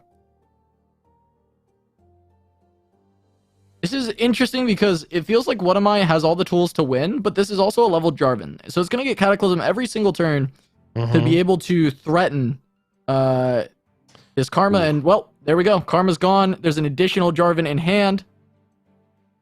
Yep. This went from being well within What Am I's grasp to it might be over. Yeah, it's not looking amazing. See if you can find another Karma. There's a Lee. Well, there's Lee Sin. Oh, yeah, this is a Lee Sin deck. Yeah. Lee's not going to instantly win the game. But Lee can at least send this Bright Steel back to hand if Big Ogre decides to slam it. Yeah, it would be interesting if he did. There's a Shen. That's still potentially worthy of kicking. I mean, you might as well, right? Not a lot of mana on the side of What Am I right now, though. Yeah, just enough to play a Sonic Wave and a Resonating Strike if you want both halves. Can be worth because you can get good lifesteal with the Dragonling. Yeah, I was thinking the same thing. Yeah, I mean, you can actually kill 2 units, right? I guess you can put both halves on the Dragonling, pull the Protege with the Dragonling, and then kick Shen. At this point, you don't necessarily care about killing the units because there's just so much so much mana worth of units tied up in Big Ogre's hand that it's like you can't play. I mean, you can play Shen and J4 on the same turn, but you can't play Brightsteel formation plus another thing in one turn. Yeah. Almost seems that's probably what am I is actually considering here is, are we killing this protege or are we killing Shen? Yeah. I mean, yeah, I guess the protege also removing that over a River Shaper is something to think about because the challenge can be quite good. But it looks like wants to kill Shen is the decision.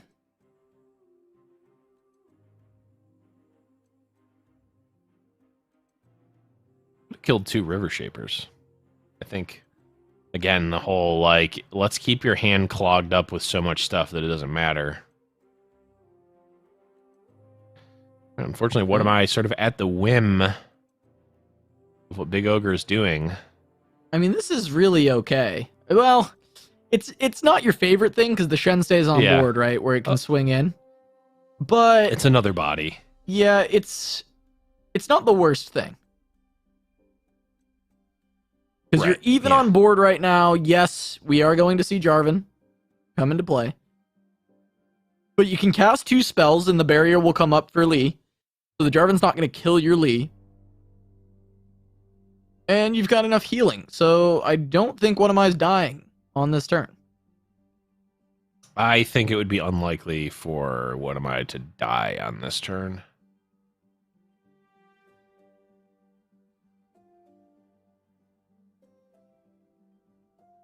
What am I is not even presenting, or sorry, Big Ogre is not even presenting lethal. Yeah, and I mean, this is great that the Twin Disciplines is there to keep alive the Eye of the Dragon. This is such an important card right now for keeping What Am I in this game.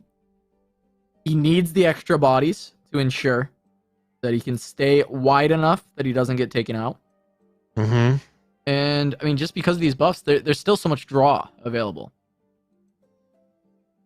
Yeah, and this is really interesting because What Am I honestly, all 3 of the targets for that Pale Cascade makes sense. The one that What Am I went with obviously gains the most life. But if you wanted to play around Sharp Sight, or if you wanted to play around single combat, you may have targeted one of the other 2. I could hush the Shen and just have removed that, but decides that the Jarvan is the target that What Am I most wants to kill. Goes for Hush Pale on to the Jarvan. Yep, I like this a lot. Shen is actually not providing anything. Basically, every unit that hits is close to lethal. Every unit is going to have barrier on attack because of the Brightsteel formation. So, Shen is just a blank, is essentially just a blank unit at this point. I mean, he is increasing the attack value of everything swinging into you, right? When the Brightsteel formation comes down. Yeah. And that does get scary because of the fact that anything hitting you potentially gets closer to killing you at that point. But there is still healing coming through from What Am I, right? That double Star Shaping's been sitting in hand the entire game. True. And he's been able to continue to top up his HP enough that he hasn't had to expend either of those. Yet another TSD Feyfolk is around as well. Potentially can get used on an offensive turn to try and heal a little bit more. Yep. There is Concerted, but that can be denied. Now the problem is then an additional Concerted can come out. However, then you can get the barrier, and then you're safe. Yeah, this is... this doesn't actually do anything, right?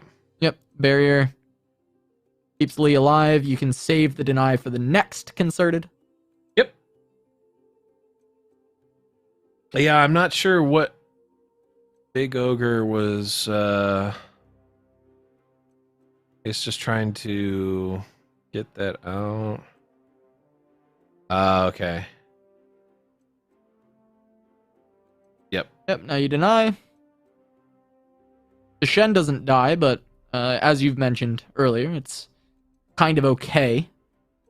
Yeah. Now that the Jarvan is gone, you're less happy about it surviving because you're actually almost to the point where you've removed all of the threats, but... Right. It's at very least it's an okay exchange for one of mine. He's happy with the deny on the concerted. That's kind of the main target that you want to hit. Deep Mhm. meditation is fantastic. Help you draw more of these spells. Refill. Still leaves up enough mana for double star shaping, and there's another deny, which is something you did want to hit because of the Yes. additional concerteds. You actually really wanted to find one more deny to go alongside with the rest of this hand. We are in deck count territory for what am I? Yeah. He should have actually still drawn arguably less because of how long those river shapers were on board. Yes, but also had a draw 4 with That's true. a There was karma a draw to deep four. med. There was a draw 4 at some point. And also like the decks of the karma decks of old, if we have 2 leveled karmas, you don't need to worry about your deck. You'll keep refilling it with more karmas. There's the star shaping. Yep. Actually gets a second to breathe and find a real win condition.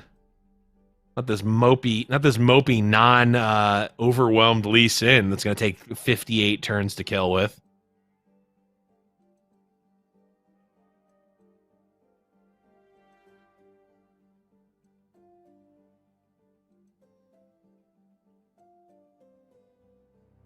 Just like that, what am I? Is almost back to full HP. Targon doing Targon things once again. What am I on the Karma Lee Sin deck? Weathers the storm, and it feels like we have reached finally that point of no return where what am I is just safe. For a couple turns there, it was starting to get close, but really that Karma very much saved the day with the draw 4. Able to just help keep one of my alive a little bit longer in order to stabilize the board with that first Lee Sin. Yeah, now what am I just looking at? Okay, how many concerteds are left? How many single combats are left? What can actually deal with this Great Beyond?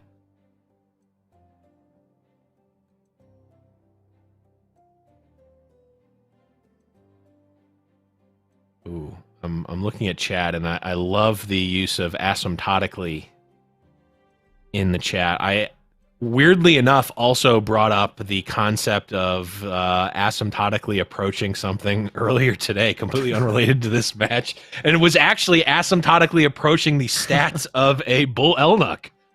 Oh my god. Casa can confirm. I did talk about that earlier today. Yeah. Yes, you did.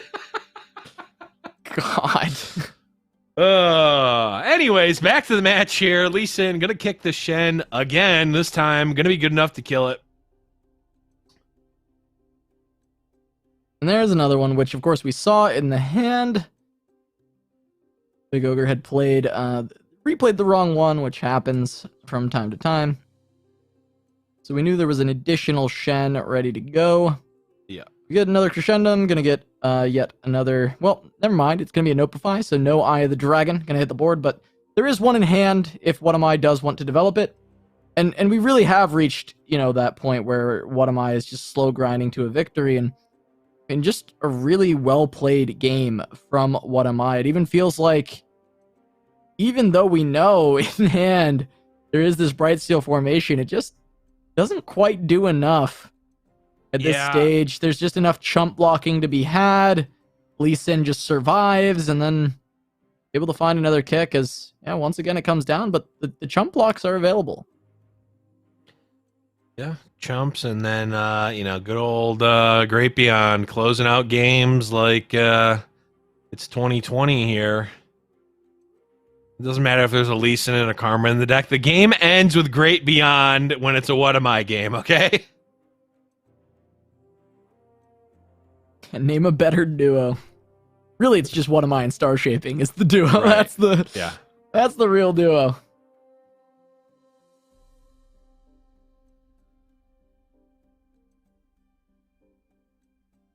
This game really has been quite over for the past 10 turns as one of my really sealed it with that karma coming down. Able to just deflect every single attack. I think killing off the Jarvan was a big step for one of my. Even though you could argue there was a slight misplay with placing the first Pale Cascade on to the Dragonling if he wanted to go for the Hush. Actually, wait, he may have drawn the Hush off the Pale Cascade. So really, you can't even think about it in that thought. It would just be, unless he was playing for that draw. It was, once he found the draw, realized he had an out. Hush allowed him to kill off the Jarvan, and since then, Big Ogre is just not able to put out the pressure to find the victory. Still, even the deny on deck in case there's a rally or a concerted. Yeah. This is a potentially precarious spot. I mean, there is another Lee Sin, so what am I can just let this one die if he wants. Seems to be the consideration here. Still no life gain, which is nice, but is the Great Beyond big enough to kill in one hit is the question. I believe it's at exactly 11 right now. I think it's... Okay. Yeah, Yes, there it it is. is. It's still, even with playing Great Beyond, one of my has enough mana to deny rally. So, can't even go Golden Aegis and push in. I'm wondering, how many Sharp Sights have been played? It's either been 2 or 3. There's the deny on the Golden Aegis. Yeah, I'm wondering if there's even a Sharp Sight left to defend against this Great Beyond, or if it's just done.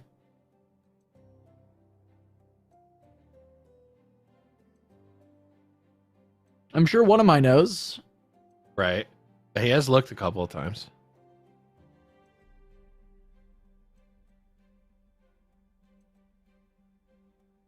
And is it going to be... I don't... I'm trying to think if there's a reason not to open attack.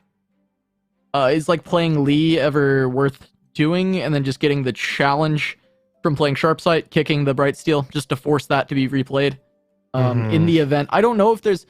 I'm actually really unsure if there's a third Sharpsight left, or if they've all been played. I'm very confident at least 2 have been played.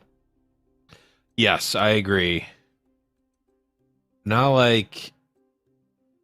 Spirit's Refuge is that a single combat? Perhaps double combat? Concerted. Oh, just a heal.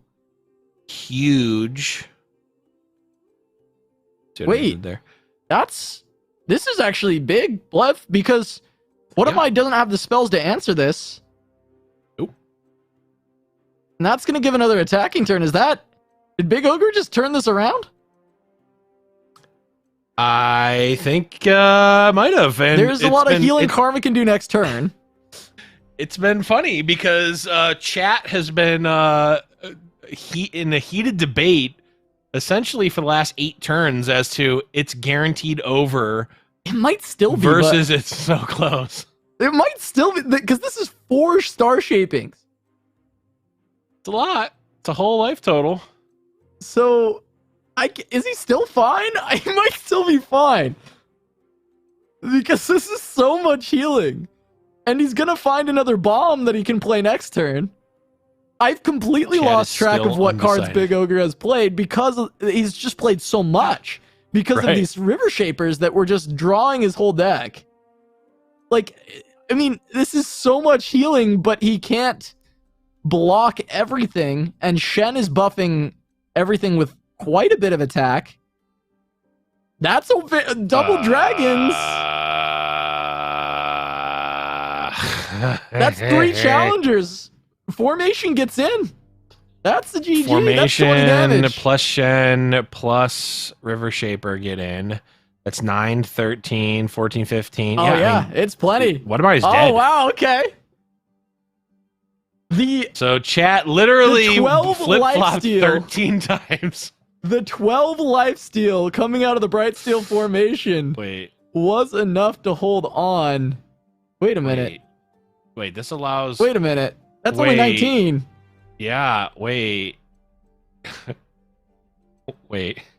He didn't pull What am I? You get to block 12 No, you instead should of block 7. the 12. It's only 19. Wait. We go again. Oh no! We what? flip Big flop Ogre! again. Big Ogre! Oh no. I mean, yeah, there's like a world where this is playing around something else, but it also feels like you gotta go there for your isn't. out. No, Right? there's not. You gotta go for your out. There's no way that's playing around anything. What is? No, that was just, this Yeah. can't possibly be over, so why would I pull? And instead, one of my lives on 1. And then It he is gonna gets be able to play. use Living Legends to just find another bomb. He already has 2 bombs in his hand. Yeah, I mean, I think Big Ogre might be ruining the day that he did not pull that unit.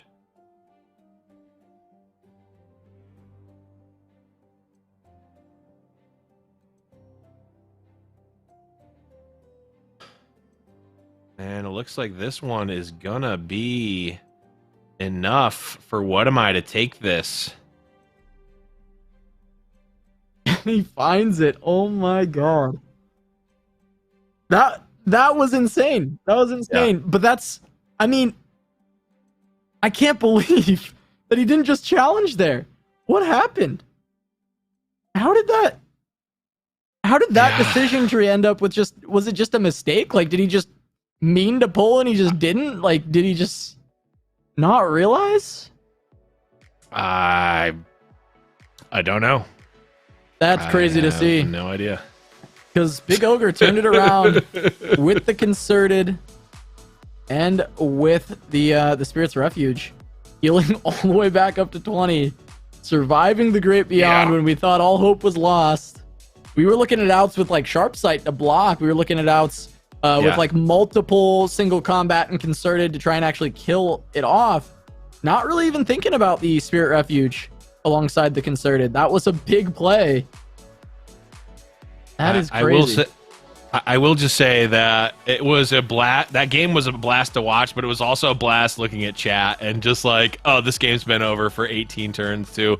Oh crap, it's back in Big Ogre's favor too. Nope. What am I's had this the whole time too? Oh god, he has open attack to win too. Oh, he didn't like it was great. I mean, I thought it was over too, because I thought, we were at the point where What Am I had really stabilized. And once you get to that point with the Karma decks and the Lee Sin decks, it becomes so hard to actually beat them unless you have some form of over the top, and even then there can be healing to answer you. And Shen Jarvan can be chump blocked. It can be slowed down just repeatedly, but Big Ogre just continued to chip through and through and through, and eventually it wasn't even chipping through that found the potential win, right? It was the healing. It was the defensive play from Big Ogre to heal for 12 that actually turned this around and made it possible to find the win. And just not challenging. Yeah. It's just the craziest game. One thing, we just got confirmation, so you may have seen the message at the end of that game claiming that there was an incorrect deck submission. We did look into that. That was not the case. There was the correct number 2 Will of Ionias in the deck of What Am I, so no need for any game losses or DQs or anything there. Just I don't know. An unfortunate misread from Big Ogre, causing him to think that there were only 2. But Big Ogre is still in. Big Ogre has dropped down to the losers bracket. What Am I will be advancing winners side, where we'll be facing off against the winner of Swim and L Games BR. But we are going to go to a quick break. When we return, more Fight Night Legends. Don't go anywhere.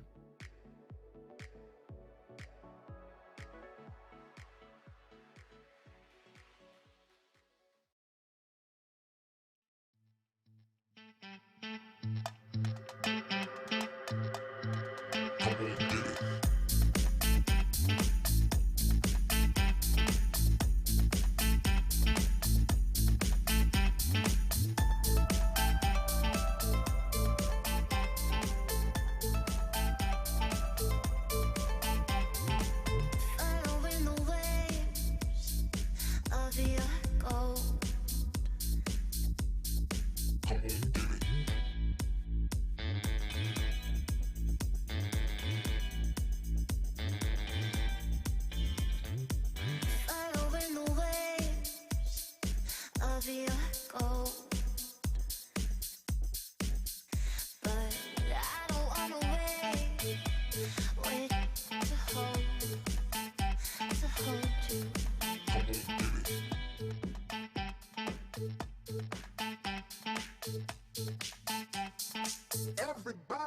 find somebody.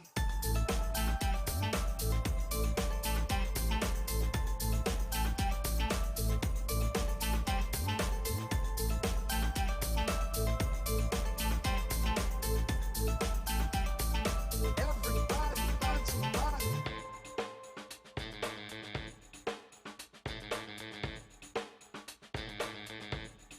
Come on, get it. Follow in the ways of your gold. But I don't wanna wait to hold you.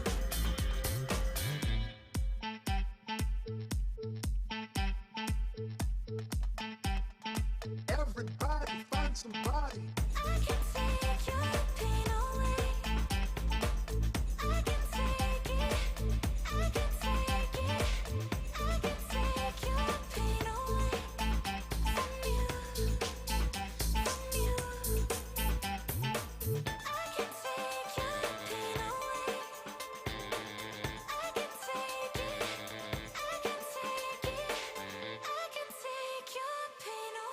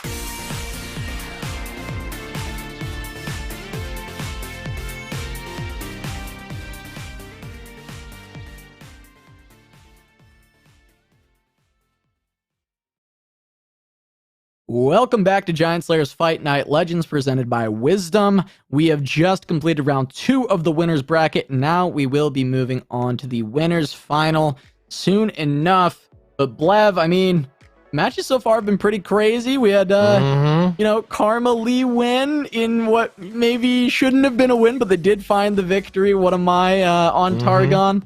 Once again, proving their prowess and advancing to the winner's final. What am I actually? I think Fight Night has been the tournament that he has struggled with maybe the most. Or I think a long time ago, back playing in Dur, he found a couple. He found some success, but since then, what am I? The since Targon. then, we have not seen it. Before Targon, Targon variant of pre-Targon, what am I? Yeah, not seen Targon. What am I really find success in a Fight Night just yet? But we've got him here. Moving on, winner's side into the winner's final. We're gonna take a look at the bracket, see who will be joining him. It will be L Games BR going up against What Am I? L Games taking down Swim. Swim going to be dropping down to face off against Indiguera. And we saw Big Ogre all the What Am I going to be playing against Sir Termund, who took down Filthy Gamer Weeb. We lose TF Fizz, Wow. and we get the 0-2 out of Filthy Gamer Weeb. Interesting to see, but I await the return once Filthy Gamer Weeb finds the new deck that they want to completely dominate on. Yeah, it's kind of crazy, though. I mean, I think this fight night would have, if Filthy Gamer Weeb won or even finals this fight night, I think it would have broken like 3 or 4 different records, which is kind of crazy. But I think for now, he certainly still does have a couple, but not going to cement, any more than that. But yeah, I mean, this matchup is really interesting. There's a deck being played by L Games here, Casa, that I know you're quite excited about. Yes, very excited about this Hecarim Trundle Harrowing list. It's also running 1 copy of Feel the Rush. Pull out your Hecarim and Trundle. That can be pretty terrifying of an attack. Hecarim, of course, getting the extra toughness on the most recent patch. I think it can make a big difference between getting 1 or 2 swings with a Hecarim, and that's massive.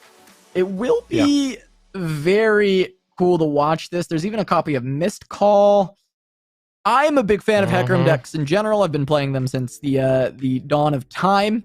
You know, Mist Wraiths, Ephemeral Hecarim, the old Teal Red list, Blood Riders, right? Like all these Hecarim lists that have come through have been things that I've really enjoyed playing. And once again, we're getting a Hecarim in Fight Night. It makes it all the way to Winners Final. Yeah. Feels like a lot of times when we see these Hecarim lists randomly pop up, they have good tournament showings when they arrive. They don't tend to stick around in the meta, but it feels like every once in a while we get a Hecarim come through and spike an event, and maybe L Games will be the one to do so. Well, I'm looking at this list and I'm going, wow, this is such a new and innovative build. And then I'm like, I'm Scooby-Doo memeing, and I pull off the mask, and it's just Zombie Ash. It is. And L Games BR is just an anagram for Nola Gold. Wait, what? He was here all along, and he would have gotten away with it too. But no, I mean, this is a list. It's, you know, it's a deck archetype that has existed forever, right? It is Shadow Isles, Freljord, Control. Now, there are many different flavors and variants of that. The most popular recently, of course, was TLC, which, you know, RIP TLC. Yeah, I mean, it had a good run, right? But it is, I think, unlike Azure Aurelia and arguably TF well, TF is kind of also dead, but unlike Azure Aurelia, it is actually dead. I don't think we're going to be seeing anyone trying to push the TLC agenda anytime soon. Yeah, it felt like you know, Shadow Isles Freljord was chasing waterfalls when it should have stuck to the rivers and lakes it was used to, with some more balanced control lists instead of just being a little bit gross on the tier 1 spectrum there with TLC.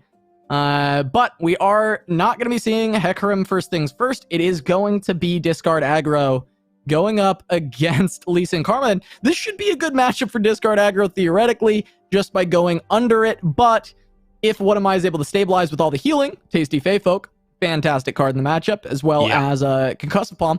So 2 of the better cards in this matchup. There are ways for What Am I to stabilize and then find the victory, but this is a pretty great go wide hand from L Games, and I think that it's going to be tough for What Am I to deal with it. However, as I mentioned before, having that Tasty Fey Folk and the Concussive Palm is going to be a big help. Gifts from Beyond to be able to find an Eyes of the Dragon is also going to be rather huge. Yeah, it definitely is, or at least it could be. But with the Flame Chompers, the Draven, the Battlecasters, it's going to be, I mean, this is going to be very wide and very, very strong board on the side of L Games. It's going to be tough. Yeah, I mean, the fact that you can go with just this axe onto the pull alongside having double Battlecaster, this is a very scary attack that can come through. Early Conch Palm going to try and slow it down. And, I mean, it will be pretty successful in slowing down the attack because of the fact that Chompers getting buffed up by both of these was massive in the fact that it was going to allow the removal of other potential cards on this pull-in. It would have allowed for the removal of the Kong Palm at the very least. Yeah. We are going to see how L Games decides to go for this swing. Yeah, it's interesting. If because the Chompers can't come out without the axe, like you said, it's only going to be one attack, which is certainly less good. And it looks like L Games actually just potentially not even going to play it, but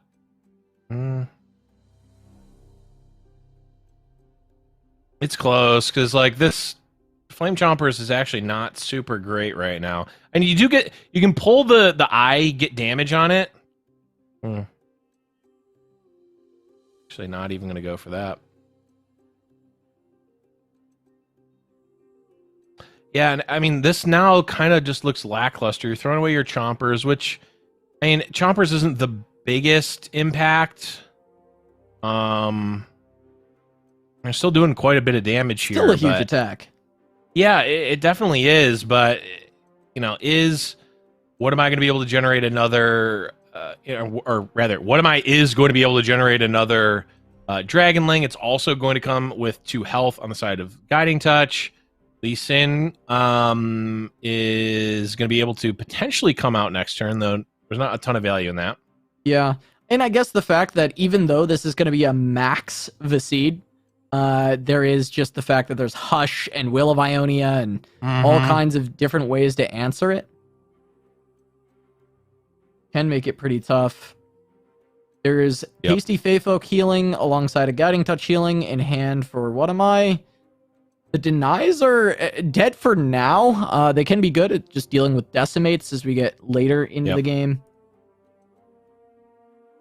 Sorry, I mean, wrong deck. Not Decimates, but dealing with things like the Jinx Rocket or Get Excited. Some of the other face damage. Yep.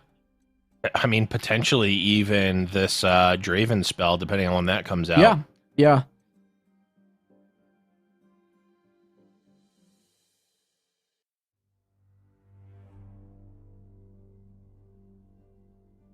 Okay. This is a really good pass from L Games because there is no cast of spells, so there is no Dragonling. It does make for a very good open attack. Yeah. Continue to save resources. Try and tax What Am I as much as you can. Weirdly enough, I was thinking it was a good pass on the side of What Am I, because it was taxing the mana of L Games, who has a bunch of cards in hand, which, you know, if you're not playing those cards, it doesn't really matter how many you have. And also their board was full. You know, L Games could have made that max power Viscid. What Am I says, you know what? If you want to make a max power unit, or if you want to, you know, develop something, it's going to be at the cost of another unit, which, you know, makes L Games resources more taxed. And now, you know, What Am I going to be able to go down to 2 here? And gets to play more defensively and start kicking away at this board a little more methodically, perhaps with this Lee Sin on the next attack turn. This almost feels okay, though, from L Games. Like, you get your opponent down to 2 health, and you still have mana to redevelop, and at this point, you can go for the max Viscid if you want. You can go Draven, plus maybe just Legion Rearguard, and then you just lead with Viscid on the following turn.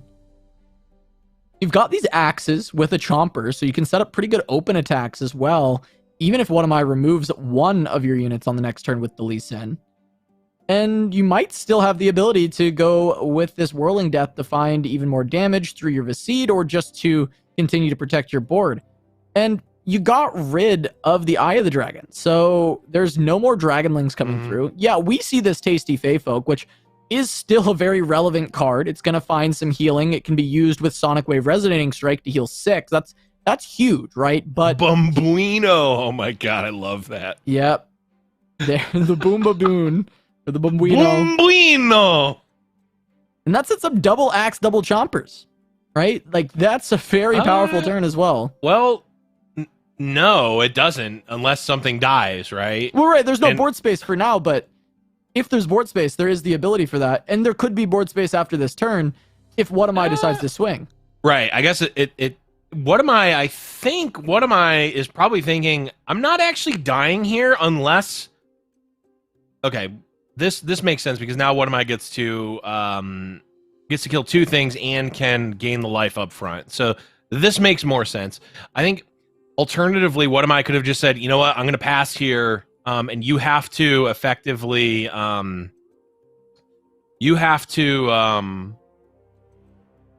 kill something to develop a chompers because otherwise I can just block. I can just block how I want.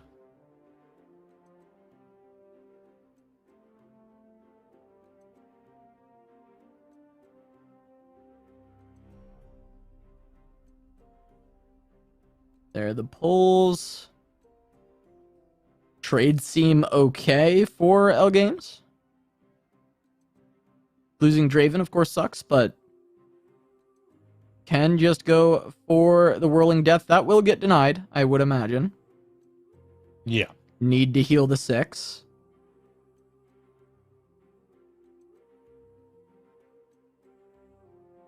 But it does mean solo Lee Sin. 10 health. Think you just develop the seed. You could even just develop the Chomper with the axe on this turn and go for the open attack in that way, but obviously you can just develop the seed. The reason I say that is just to get one extra buff on the seed would be for the Chomper. I know you can do it at the same time. But yeah, goes for the additional buff on the seed.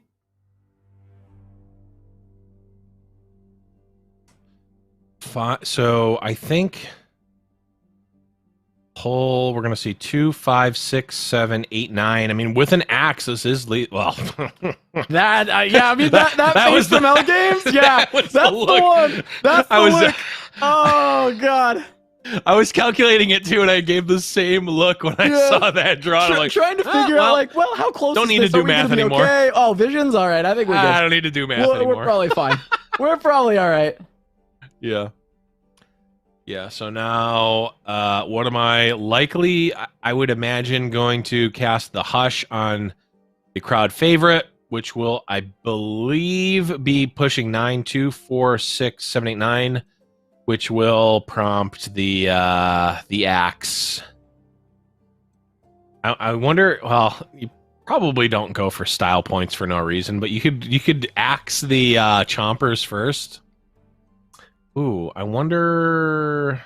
Oh, I don't think changes anything. Yeah, I don't think that changes anything. Although we will. It stops more damage than Hush. Right, 3, 4, 5, 6, 7 plus 4 is 11. Still too much. It's still plenty with the visions. Yeah. Pretty good. That's gonna be L Games BR. Taking game number 1 with the discard aggro versus what am I? And Casa, your wish has been granted. We're going to be seeing the Trundle Hecarim deck coming out. Yeah, I mean, and I expected to get to see it. I felt like discard into the lineup from what am I was fairly well positioned. I really was anticipating it to find a win. And it of course did against the Carmelise Sin. Now we get to see some a little bit of Trundle Hecarim into the Carmelie. This is, of course, an Ionia deck, so Harrowing gets a little bit dicey because you have to deal with the denies. Will is very good against Hecarim. There's a lot of difficulties to get around with this deck, but it is still possible to find the victory for L Games. I gotta say, the Portuguese names for these cards are way better than the English ones. I'm just putting it out there. Bimbuino is my new favorite card, by the way.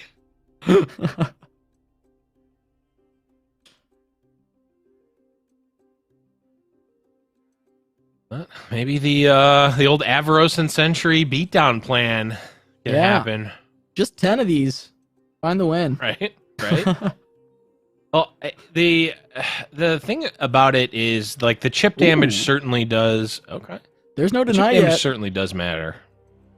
No. Yeah, there's no deny yet, and what am I only has 6 turns to find one. Yeah, I mean, and that's also if L Games goes for just pulls the trigger. just because I think in this matchup, it's one of the biggest ways that you win is just by calling the bluff of being like, you don't have deny. I think a lot of times when you try and play around it too long, you end up just losing guaranteed. Yeah. I mean, I know only the OGs will remember this, but the Tofarian Gambit, you know what? Sometimes they just don't have it, and War Mother's Call just resolves, right? Like, rip Topher. We miss you, buddy. But yeah, I mean, hey, I mean, sometimes you can be put into a situation where you are forced to play it, but sometimes you just rip it, right? I mean, it's only one of, which sucks if it gets countered, but it also, you know, is clearly not a pivotal piece to L Game BR's plan. So I mean, you can just rip it, and I mean, it is definitely a huge tempo swing against you. So you can be a little more picky with when you're playing it, but you can still just kind of rip it depending on the situation. I mean, it's also like there's 3 denies, or I think there is. There might be only 2. There are 2 denies, but you have 3 harrowing and 1 FTR. So right, if you can keep the game going long enough, at some point it can't be countered anymore. Right. True. You just need to not get yourself in too much tempo trouble, I suppose, in order to make it happen. Yeah, I think if you're playing in a tournament match, it's also worth noting how many cards your opponent kept. I think you're probably keeping a deny in this opener. I think it's probably okay. Against the harrowing deck, I think it's reasonable. So if I wasn't paying attention, but if one of my kept 1 or 2 cards, I think you can reasonably put them on a deny. But if they mulligan their whole hand, I think all of a sudden you're more favored. It's more likely that they don't have a deny, right? I mean, maybe the math doesn't perfectly check out there, but that's a bit rough too. Yeah, Trundle just getting eaten for free, not great. There's a 50-50 about to happen. The monk and he just rips it. He's just gonna rip it, and I got the Trundle. Oh, rewarded. He got the Trundle. Oh, that's big. That's big. Able to keep the Trundle up. Hey, sometimes you just gotta rip it.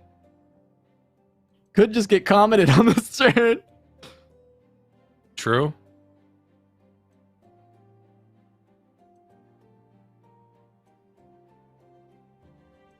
Well, we do just have the swing in. Could get killed off again by like a Twin Disciplines or something, but true.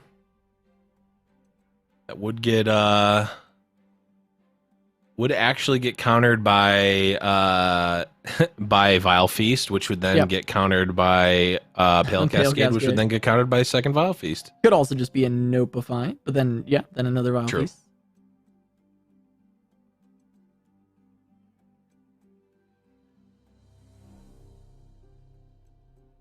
Still a few turns out from being able to play this FTR. Just gonna see a avalanche setup, it looks like. Just fire it off now.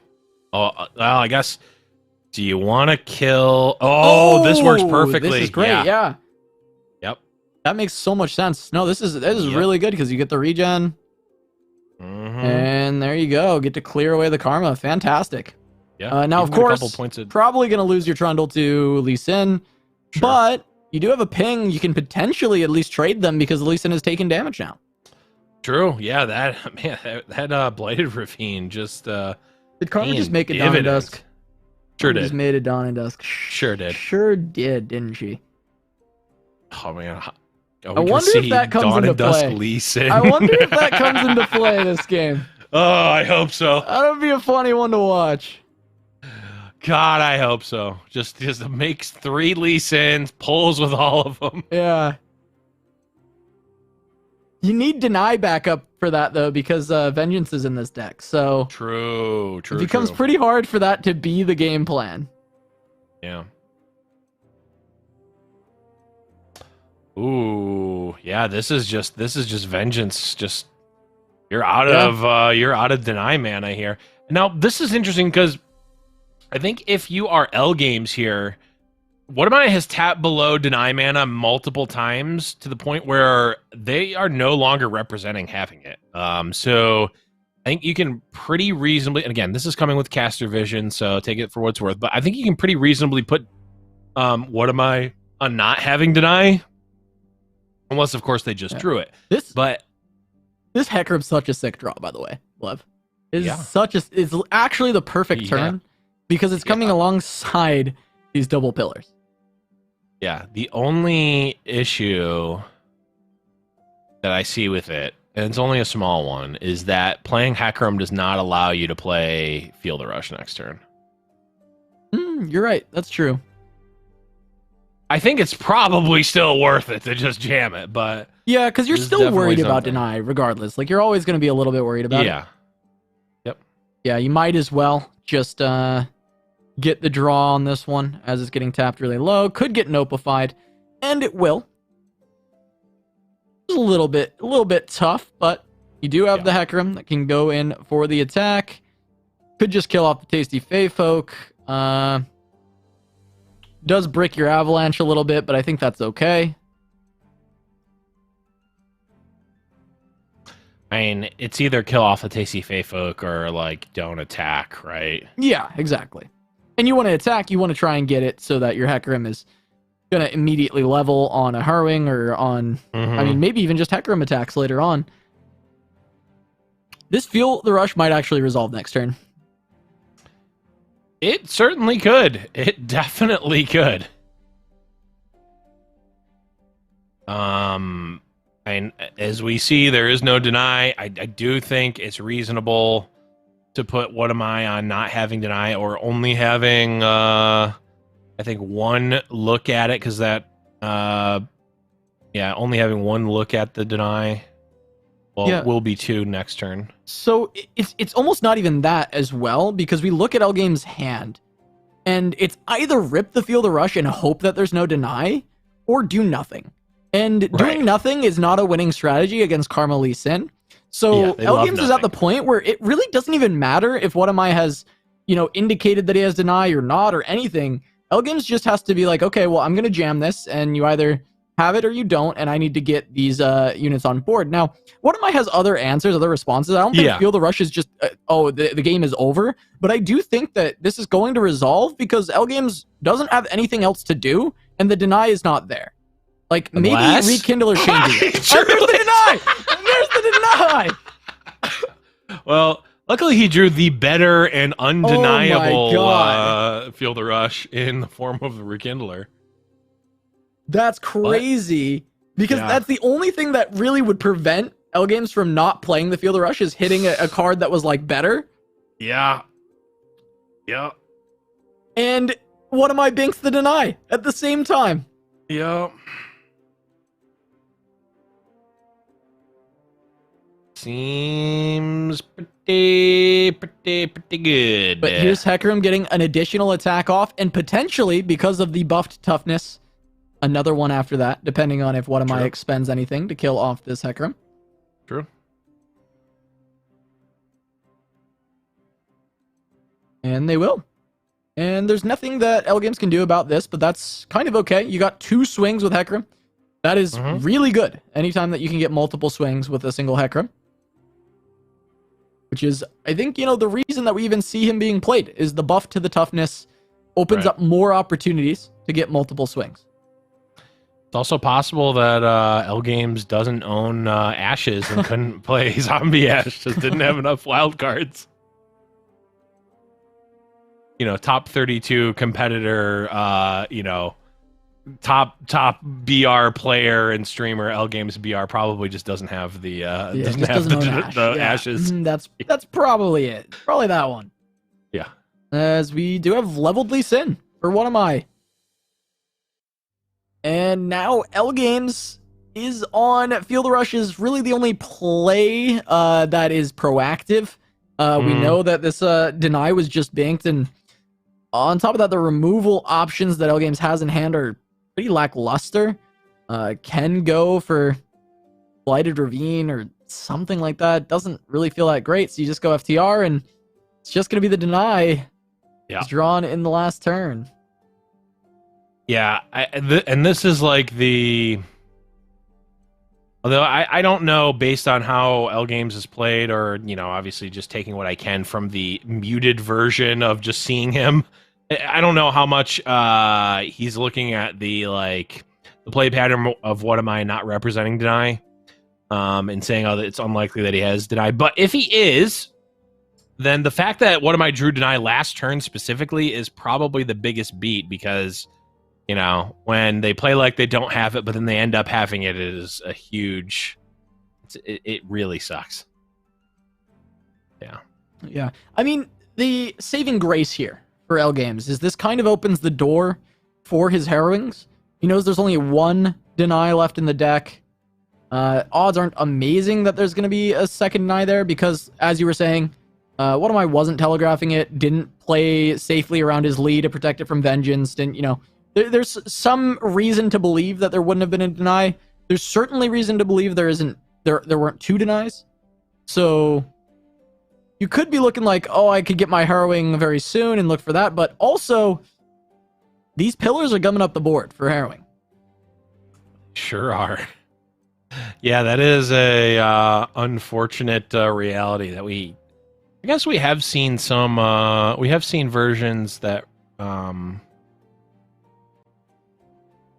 Have we seen does Zombie Ash usually run Trundle? I'm trying to think. No, I don't think so. No, I don't think so either. And I guess this might be why. Yeah, I mean, you certainly don't want to have pillars hanging out. Yeah. You really want those to die off. You know, L Games doesn't have the ability to play Harrowing yet, so maybe these pillars are still good. They might be able to find some chip damage, as we see here, getting What Am I down to 2. But 2 is not dead, and there's still a leveled Lee Sin and some star shapings rolling. And that we see it there. It was generated. We're gonna see 3 Lee Sins come out and win the game. It's gotta happen. Funny enough, there is no response available for L Games. Well, the life gain would be able to keep L Games alive, because I think even if you oh wait, no, 6, not with the not with the two Lee Sins. The 2 Lee Sins. Now you would have to use both, right, to guarantee the lethal, which would be 24 just the most insane thing to do. That's 12 you mana. got it. All I'm saying is that in the caster tournament we played in, every single person would have gone for that play. Yeah, I'm just saying.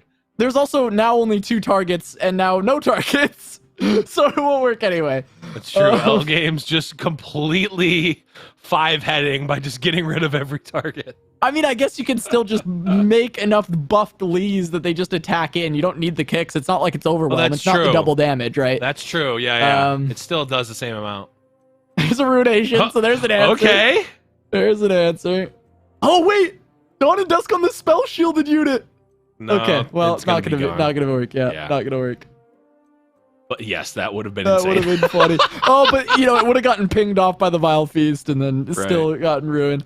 That still would have been a very funny scenario to have happen. Did he draw deny? Oh. No, but it has a homecoming that can't be used. There's no... You can't target your own units. Yep. Well, yeah, you can't. You have to target exactly one of your own and exactly one of your opponents. Okay, so Harrowing off the top is, unless, you know, we see a deny from What Am I, that's just gonna do it. Hecarim almost gets there. Does he get there actually? We're gonna find out. Well, no, because he doesn't quite get there, right? Yeah, it's definitely not going to get there because we see we see multiple responses to Hecarim. It's only, it was, okay, Homecoming, right? And then Hush would stop him from generating the spells. But that Supernova is not playable. So... Oh, you're right. So Hecarim was almost going to be just it, but the Homecoming now will allow that to be stopped immediately with this Eye of the Dragon, and then you can replay the Eye. Hush also would have kept What Am I Alive at 1, Mm-hmm. But Hecarim was a pretty big draw. It was the second best, well, maybe third best draw. Maybe, oh no, Rekindler is Sending the the one-up. message. Yeah, there you go. There you go. You gotta Rekindler was the send- you one-up, gotta so it was the second best draw to Harrowing. I mean, it's crazy because L There it games is. just need. There's Tormento. Oh, Tormento. Oh, Tormento. Yeah. I mean, L games only. The funny thing is, L games only needs to get in 2 damage because those Blighted Ravines are just. They're just gonna end it. Okay. Now, I mean, oh, 2 of them. Yeah, you definitely start ripping these. And make them have the denies. There isn't one. well, this is gonna get punished because open attack. Well, open attack actually plays around the stun. Now L games gets racked. Oh no. The problem is open Yeah. attack doesn't level the Hecarim anyway. So the riders are really not threatening. So but you actually need you a only lot need more. 1 to connect. Oh, for the double blighted, but then there could be Yeah. healing still, right? That's true. I don't That's think true. you can play Also, just for this blighted. is- You get a free this is Hecarim on just board getting- too, which is yeah, great. I'm dumb because this is just resolving. So Yeah, I mean, well, there could have been a deny theoretically. yeah, right? that's true. That's true.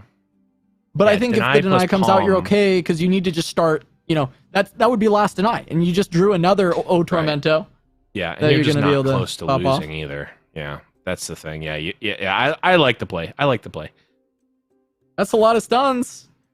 Hecarim It actually is. not leveling because of this. Funny enough, Nope. But but there is I think he's what? still dead though. Brett and Lethal. Yeah, Yeah, he's still dead. definitely still dead.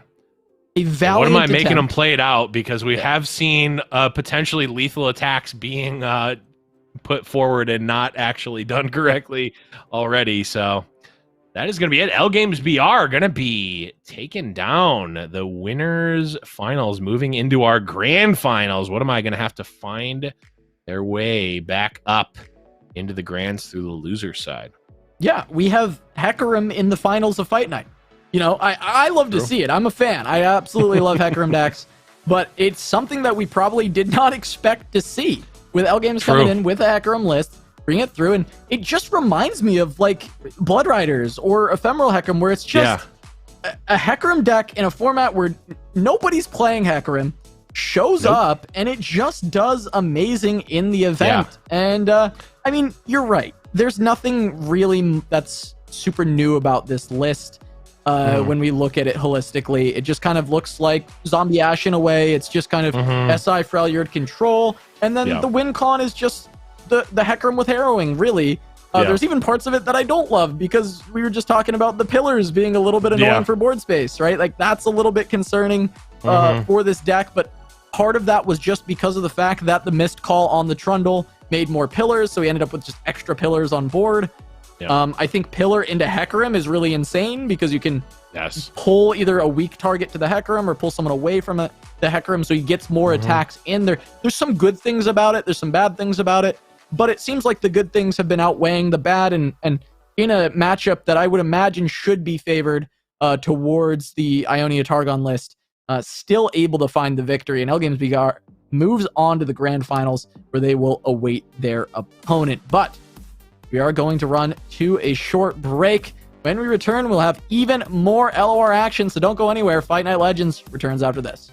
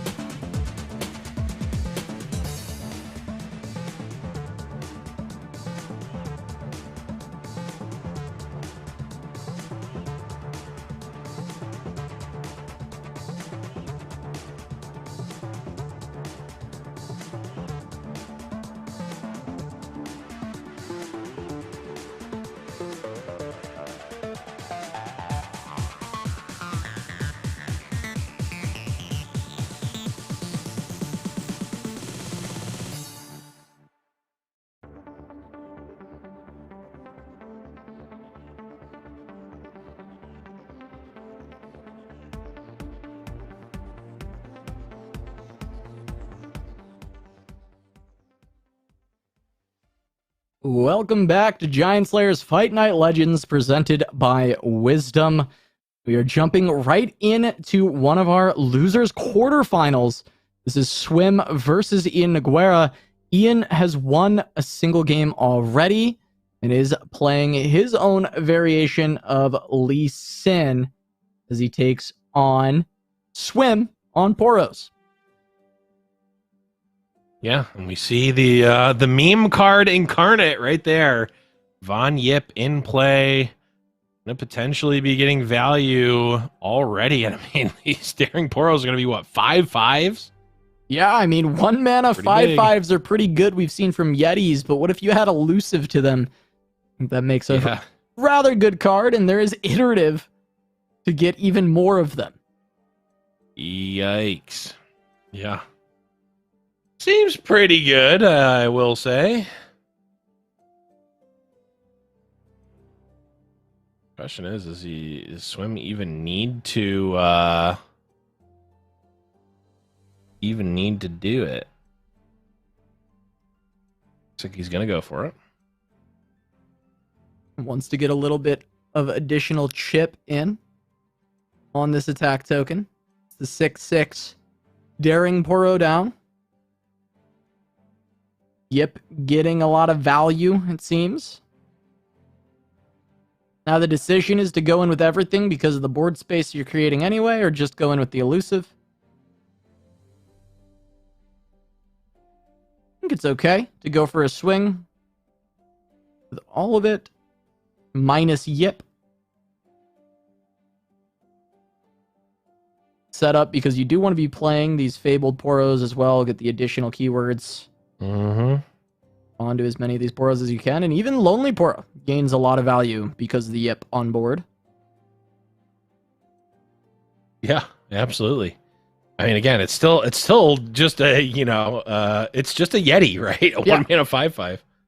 It's a normal Yeti that you can actually give keywords to because you've got the, Right. the Fabled Boros.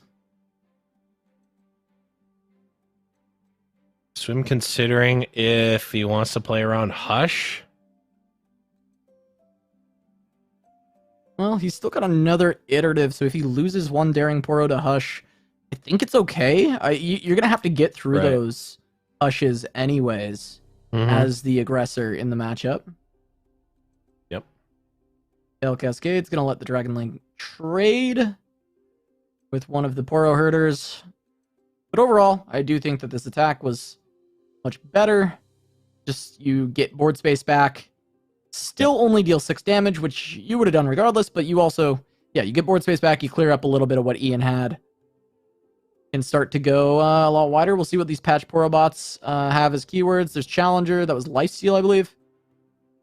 Mm.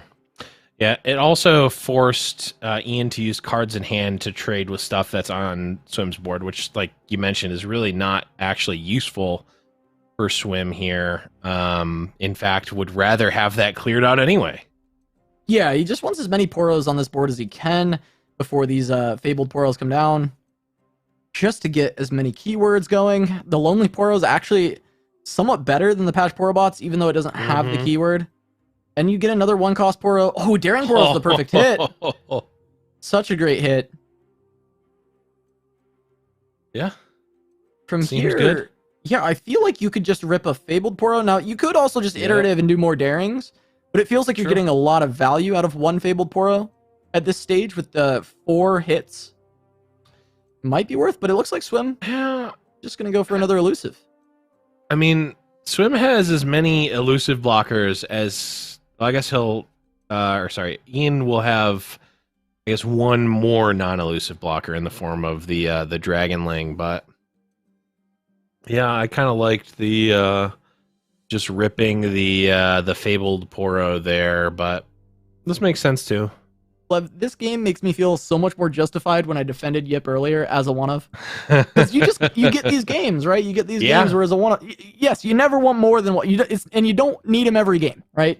But sometimes you'll have a game where you get your Yip, and he acts as, a top-end bomb because he just makes your board so powerful. Mm-hmm. Oh, is that an elusive patch Poro bot? Is going for, yeah. Oh no, it's Challenger. No, Yeah, I called Challenger. that already. Okay. Oh, it's to pull the Zoe. All right, that's fine. Fair enough. Yep, that makes sense.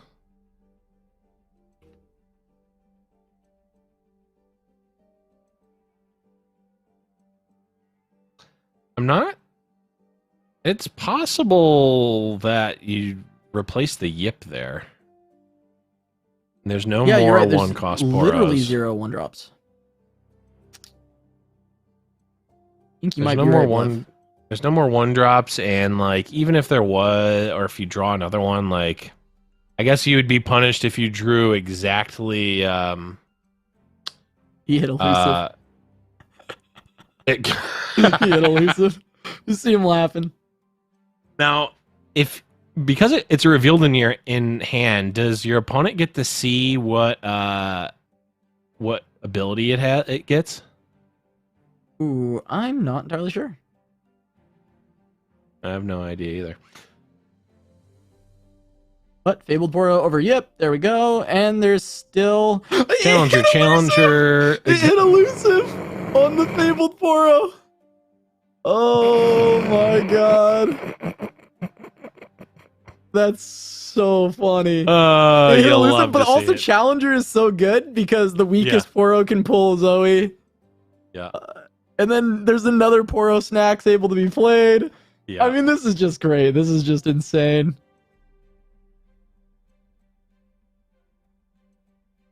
Yeah, I mean, Poros, really, do you baby. ever want anything more than this deck? I mean, let's be honest. This is peak Runeterra right now. Love to see Poros finding their way through the tournament. Now, of course, Swim will still have to find another victory over this deck, but I think he's gonna be able to lock this one up with the Poros at the very least. It's looking pretty good. looks all right for him. Yeah, gonna be pushing 20. Yep. And there's nothing in real hand. response. Yeah. So there we go. Swim with Poros. Gonna push it to a game 3. He's got Zed Sivir remaining, which that deck is just, it's looked really good so far. We've seen a lot of it on ladder recently. We saw Ruben hit rank 1 with it.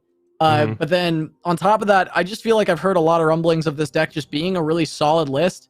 And it can get aggressive early, and it's going up against Zoe Lee, which can struggle with aggressive lists. So, hey, maybe this Zed deck is going to be able to bring it home for Swim, and the Poros will rage on.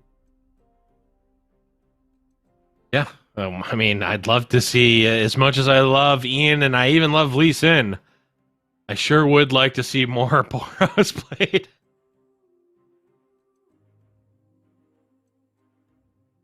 Zoe on 1 with not having the token, though.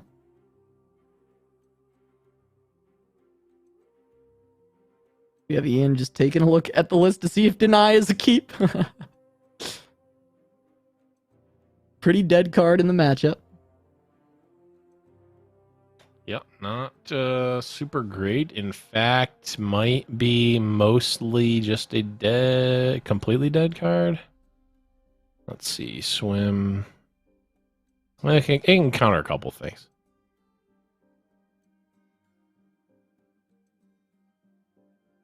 Certainly not high impact, though.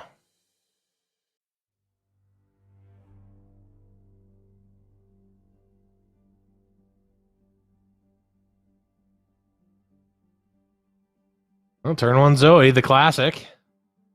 Yeah. Could get an open attack through. The buff to Young Witch lets it mark Zoe very well. That extra toughness. But we'll probably just see Preservarian. It looks like a turn 3 Young Witch instead. I mean, it could be played in either order, but it feels like getting the countdown is at least somewhat valuable. Try and get those draws a little bit quicker.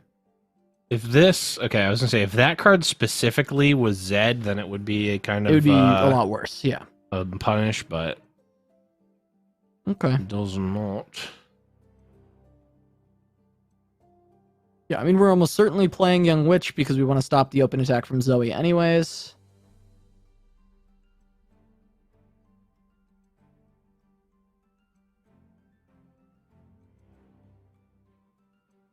Okay. Goes for the pass. Ian would lose more mana in this exchange with the pass, but could be okay just for Ian to take this. The slower the game, the better for Ian, I imagine. I would think so, but also like, I'm not actually sure. I'm not as familiar with this, with the Sivir Zed deck. I feel like it can be really explosive very quickly, to the point where like Swim can take the passes, and like if Ian keeps playing slow, Swim can like do a lot very quickly in terms of like amount of bang for your mana versus what Ian can do over like a 2-turn over the course of 2 turns. So that might be the plan for Swim, just like, okay, we're going to lure you into a false sense of security and then go like, threat. You can only like stop 1 and then get in. Yeah. I mean, we see star chart plus Zoe open attack to get a new star chart, which is what I thought Swim would want to avoid, but deciding to just value the +1 mana exchange that happened on the previous turn. And, I mean, Swim can go, what, Merciless Hunter or Double Witch? Or Sivir. Sivir is another option. Do you have one of those plays that you like more than the others, Blev? Because, I mean, for me, it feels like it's Sivir or Double Young Witch, but neither is like... I'm not, like, in love with either play. I don't really like the Merciless Hunter. I'd rather be mana efficient in this spot because you have so many cards to play. Yeah. I think it's Sivir. It's Sivir because next turn you can still go Double Young Witch if you want. You can also go Merciless Hunter Young Witch. You can also go just the Ruin Runner. In general, it applies a lot less in LOR because you get a mana crystal every turn. But in those situations, being more mana efficient means casting the more expensive card because it just gives you more options. If you have two 2 costs versus 1 4 cost, it's better to cast the 4 cost because you got more options with the 2 costs. As we see evidenced here. I mean, this spot does feel like Merciless Hunter Young Witch is a little bit better because we actually want to kill this Eye of the Dragon. Mm-hmm. So this is a spot where maybe we hold this Ruin Runner for a later time. But you could also just go Ruin Runner feasibly and just try and get your Sivir as close to leveling up as fast as possible by putting it out as much damage as possible. Well, you're actually doing the same amount of damage with Young Witch plus the buff. Merciless Hunter. Yeah. It's got to be Young Witch, Merciless Hunter. And then you still have enough for Twin Disciplines. Yeah. Yeah, this feels great. I mean, the Eye of the Dragon is kind of stonewalling you right now. Or I mean, you probably don't care as much about the Zoe right now unless it's like very close to leveling. Which I don't think it's super I don't think she's super close to leveling.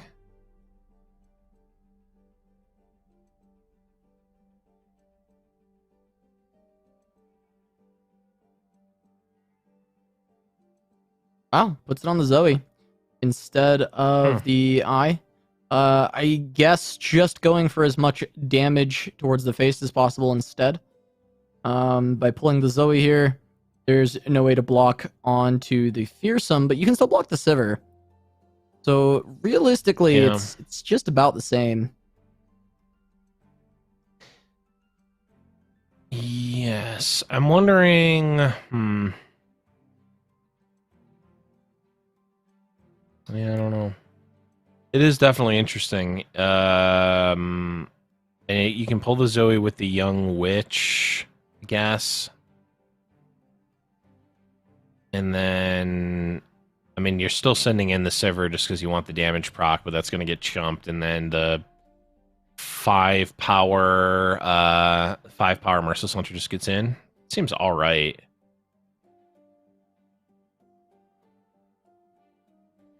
This is just you know what? There's a million cards in Ian's hand, and the Zoe could theoretically level pretty, maybe not easily, but can definitely level. All right, pulling with the Sivir means, I mean, technically this gets more damage in, funny enough. Yeah, it does. But this also plays around like Twin Disciplines. Even though Swim has an answer to that, you don't want to have to do it. You'd rather just, your Sivir's actually not doing anything anyway. Just kill the Zoe. Yeah, Pale Cascade would also just keep Zoe alive if Young Witch went for it. Now, True. Swim could have, he's got his own Twin Disciplines. He could stop it in that way, but this just feels better in general. Yep. Feels like a really good attack. And Ian is maybe just looking to see if there's a good way to stop damage. Maybe retreat return on Zoe to just try and keep Zoe alive. But even keeping the Zoe alive feels kind of like not a great line in general, because she's never going to get past the Young Witch. I think if she was really close to leveling, you could make an argument for it. Right. But like investing a bunch of, like, playing 2 spells to try to keep it alive, but if she was closer to leveling and also Ian felt like he needed the Zoe to level to win, then I guess you go for it, but it just gets blown out by so much.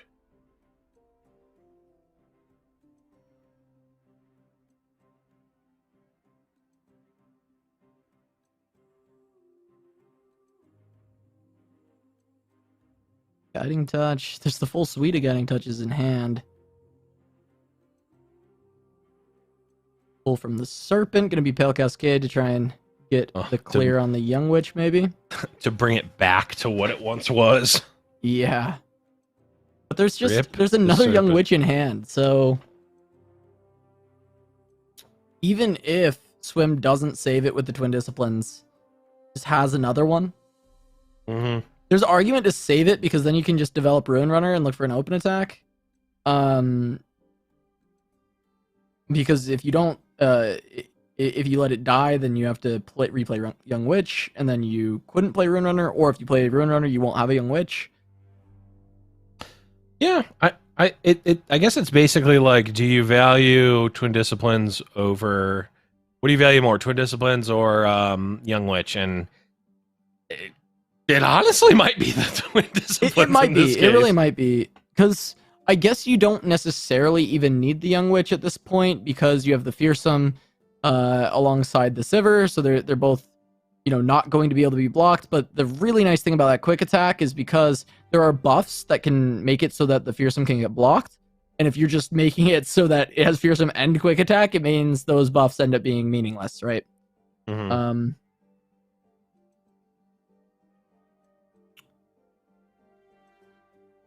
This is interesting. Putting your Sivir in the line of fire. Yeah, it Because gives you've got two Sivir. Yeah, it gives you Sivir more. Yeah, exactly. It gives you Sivir more level up progress, obviously, and then also Right. like if it dies, you take a card out and you go, okay, and well now these 2 blank 6-drops have turned into Sivirs. Yeah. I think the level up progress, I really like that because of the fact, you know, that you mentioned there's 2 Sivirs left in hand anyways. And the level up progress when we're looking at the flurry already available is so big because you get the Sivir leveled up, you just give her double attack and then you give your whole board double attack. And another Twin Disciplines. And how close are we right now? 17 of 30, so we need 13 damage. I mean, he can get there, so there is a lethal. Can he get there with... If Ian blocks and he Young Witch gives quick attack to the Ruin Runner, he can then do Twin Disciplines plus the Flurry and give double attack off of that. It can only be done in response to a block, but yeah, he definitely has the potential to just get lethal here because this is going to be a Ruin Runner with, you know, 10 attack, kills its target and does overwhelm and then hits again, right? Like there's definitely a way to find the kill here with the Young Witch giving the quick attack, the double attack coming through from the Flurry. Like it's there. And we don't see a way to proc the shield and also ooh, you're right. Get we see just the concussive palm, right? Yeah. Oh, is that something? Am I missing a card on the far left? No, it looks like it's just the pale, right? Yeah, there's nothing. Yeah. So Swim can theoretically pre-commit this, right? He can't pre-commit the Flurry, but what he should do is pre-commit the Twin to not even give Ian the out to just hit okay. Right. Right? Yes. So he needs to present lethal, so Ian has to block, and then you can play the Flurry. Yep. Oh, right, because it won't have quick attack yet. Right. Right. You know how I like learned all about these interactions, Lev? How is that? Playing that Shiraza deck I brought to the charity tournament. Learn the ins and outs of playing Young Witch plus Flurry and how to pilot it and do it. I mean, it's pretty obvious when you like think about it, but it is just like, you know, one or two. If you've never seen it, sometimes you don't think about it. Also, anyone who thinks that we thought about what we were doing with that in that tournament is gravely mistaken. I spent minutes, Blevins, I swear, minutes thinking over the interactions I put into that Shiraza deck. That's true. It took me tens of minutes to build my Emusives deck. Yeah, and this is just gonna have to be combo, by the way. I love the Young Witch plus Flurry. Yeah, this is just it. There's just not enough mana on the side of Ian to stop this, right? I mean, Ian's not gonna be able to pop the spell shield and stun, and there's just not enough mana. Yeah. There's 4 mana. I mean, Swim should know that he has the win at this point. With this Flurry in hand. I mean, he's even got the extra Twin. So there's even more damage ready to go. Even Lee can't stop the damage, right? Because you can just do the Twin, and I think it puts you well over pushing through. Yeah, it'll be 13, 14. So it's 28 minus 5 is 23. Minus 6 is 22. I don't remember how barrier works with Well, you still take the full damage that you would take over, but I guess the Lee body will be there for both hits. So that'll block like 12 damage total. So maybe that messes with my math. Okay. It's possible. Okay. Because it's the twin plus the flurry is another 4 damage. So it's 14, 6, 7. Oh, okay. They might be alive, actually.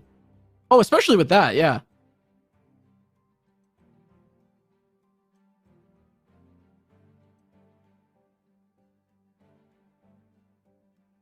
Oh, and does this kill? This actually kills the Ruin Runner too, doesn't it? Yeah, on the second hit, Lee strikes back. So it would. Wait. Is it just... Oh, he's off by 1. If Swim could stun and flurry, he doesn't have enough mana. Right.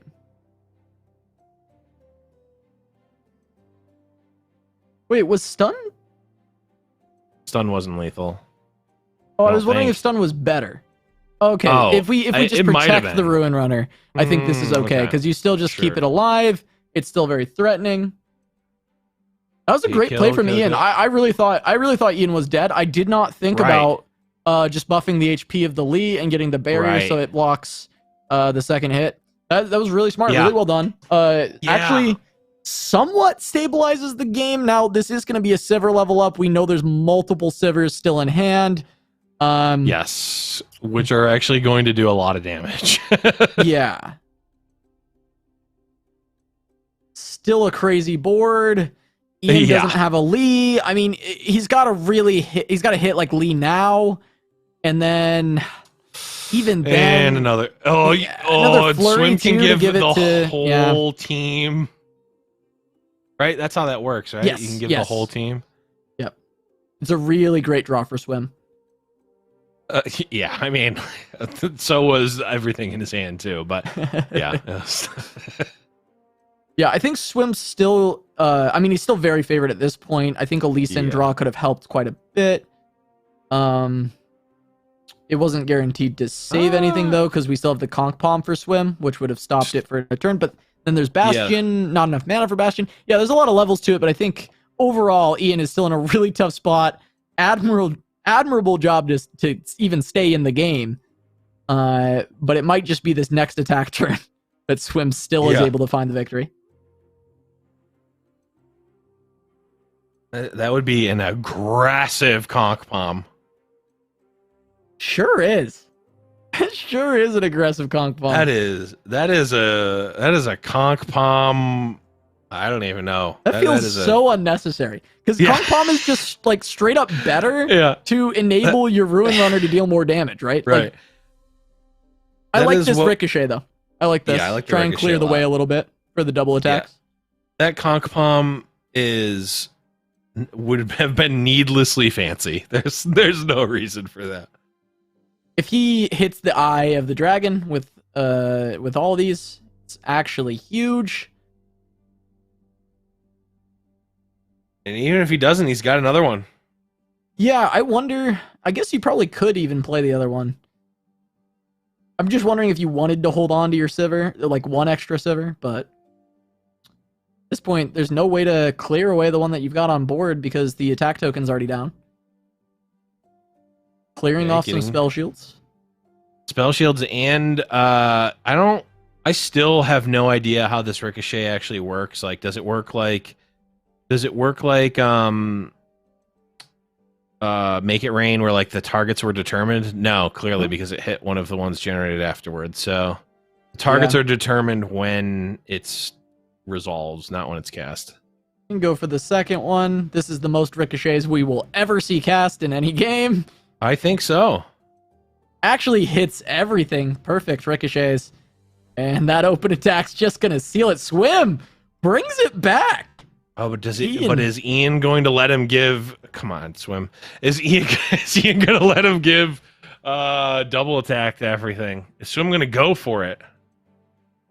He doesn't even need to, really. No, he needs to. But he doesn't need to win the game. Aw, come But on. he needs to do it. Boo. Yeah, but Swim brings it back. Game 1 going over to Gonna Ian. get an opportunity to do it. Come on, Swim. One time. Cast it. Wait, is Ian going to be the real homie and get it to the point where Swim has to do it? No! I wanted to see everything have quick or double attack. Oh, but Swim finding the win. Poros advancing once again. The Silver Yeah. Zed has looked fantastic every time we've seen it. Poros has Yeah. been hit or miss. It's been spotty, but some bright spots for that list. And we might see it find even more success as Swim moves on to the losers semifinal, where Swim will face off against Sir Turmund. Sir Turmund took down Yeah. Big Ogre after a round 1 loss and finds themselves facing off against Swim, Poros, Silver Zed. I believe Sir Turmund is playing Azir Aurelia and Tarek Jarvan. So we even have a Tarek going to be in the tournament. Still remaining in the losers semifinal. Top 4. Tarek top 4. Poros top 4. Wow. What year are we in, Casanova? This is craziness. But yeah, in the Tarek Jarvan was one of the decks we were talking about earlier today before the broadcast, just as like, hey, you know what? Tarek got hit with a couple of buffs. Mountain Sojourners got hit with some buffs. Yeah. Just you know, a lot of just like solid, just beefy dudes is what I would call that deck. It's just beefy units, and they beef each other up. We even have the Swift Wing Flight, the new card in Demacia. Just, I mean, really, just ties everything together. It's just beefy dudes. What more could I say? Yeah, Swiftwing Flight is really cool. It's a great value generator because when you're playing it, you're creating another card. It replaces itself, and then on top of that, when you're running as many challengers, right? You've got the Fleet Feather trackers, potentially Jarvan, right? You've got Laurent Protege. When King Jarvan comes down as well, potentially can give more. There's a lot of ways for there to be challenge, and Swiftwing Flight can give that 1/1. It's actually pretty high value 4-drop. Even if it is a 1/1 this round. I think it's really cool to see this card seeing play. It's made it to the top 4. I was very interested in how this card would perform or if we'd see it in tournament, but I'm glad that we're getting to. But we are going to run to a short break before we get into this match between Sir Turmund and Swim. So don't go anywhere. We'll have more Finite Legends when we return.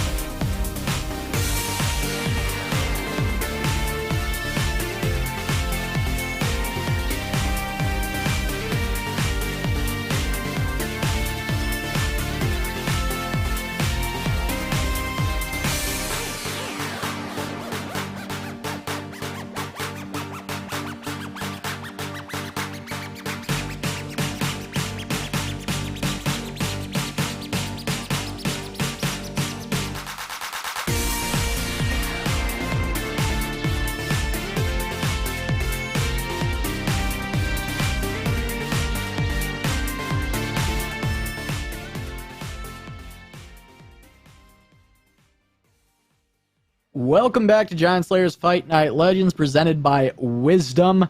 We are moving on through the losers bracket. We've got the losers semi between Swim and Sir Termund coming right up. But Blev, I wanted to pick your brain. We've had a lot of matches so far. I mean, what have been the most exciting highlights from you as far as these decks? I mean, it's a new patch. It's the first time on this patch that we've had a fight night. Yeah. At least for the Americas. So I'm just kind of curious where your head's at. Yeah, I mean, the initial goes without saying. It's got to be the Poros deck from Swim, right? I mean, it's Poros. Let's be honest. You know, but I think it does actually. It fits in a really interesting spot where it very much feels like, as we've talked in the past, like that timing attack type of deck where you build up a lot more power than other decks are able to because of the Poro snacks, because of just the ability to go super wide and also like pretty tall in a with a very small amount of mana. You get to those like mid-game turns where we saw Swim was attacking with, you know, a bunch of 3/3 elusives or a bunch of 5/5 elusives and just really putting the pressure on. But we also saw a game, I think it was the first game we saw Swim play, where it was like Swim didn't get to do that, and the game went a little bit longer than that, and the deck kind of fizzled out. And I think that this type of deck is one that we don't generally see have longevity in Legends of Runeterra, but I think in a tournament meta, it certainly can. Yeah, I mean, I think so, and it will be cool to see if Poros can take on a Zero Aurelia. We see all the champions available for Sir Termund already, but no Deus as of now, which is at least somewhat nice for Swim. However, he's missed on all of his 1-drops, which is going to hurt a little bit. He does have the patched Poro bots and the Poro Herder to at least draw some cards, which will be kind of a saving grace, as we see Lifesteal as the option on both of these. Not a bad keyword to pick up against a Zero Aurelia, especially because you're going to be wanting to block some of the Sand Soldiers and the like, and being able to heal up a bit while doing so can be quite good. Now, my question is, when you cast Iterative Improvement, does it automatically copy the same keyword, or does it give it a different one? I imagine it would be on the same keyword on that turn, and then obviously and then would it's just switch random in the after that. future. Yeah, Right. but I have not cast Iterative on a patch Poro bot in the past, so that would be cool. I also have not, so I guess we will have to wait and see here. I was going to say, isn't it just better to block the Sand Soldier? It's close to even because you would get 2 blocks regardless. Well, you could get 3 blocks on only soldiers, I suppose. Right. Yep. Yeah. I guess it would kill the 2/1, which is a benefit for sure, but oh, maybe we'll get to see. Do you get to keep the same one? I mean, it's not going to be relevant. Yeah, it because, should change next turn regardless. Yeah, I'm just curious to see if it generates the same one.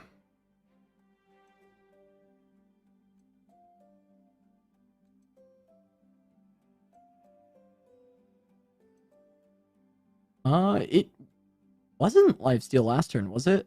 After he just generated it? I think it had a different keyword. And it just swapped over. Oh, I didn't even see. I missed it. I didn't quite see it, but we do get another patch Poro bot with Lifesteal, which is huge. Looks like chat's got our back. They saw that it was not Lifesteal, because I was pretty sure it wasn't Lifesteal. So that's a cool science experiment that Swim did for us. The Iterative a patch Poro bot, it does not have the same keyword for that turn. It is random, which also reasonably makes sense. I thought it might keep the same keyword on the turn that you Iterative. Yeah. But that's kind of cool. That's cool to know. We've got 2 Lifesteal Poros on board. It's definitely relevant because it's just a gambit, really. You don't get any sort of choice. Fury also a pretty good one against Azir Aurelia, I will say. But is it going to be enough? I mean, this is all just these Poro bots. Just they're all wound up and just running on the floor. But these Sand Soldiers, they're still crashing in.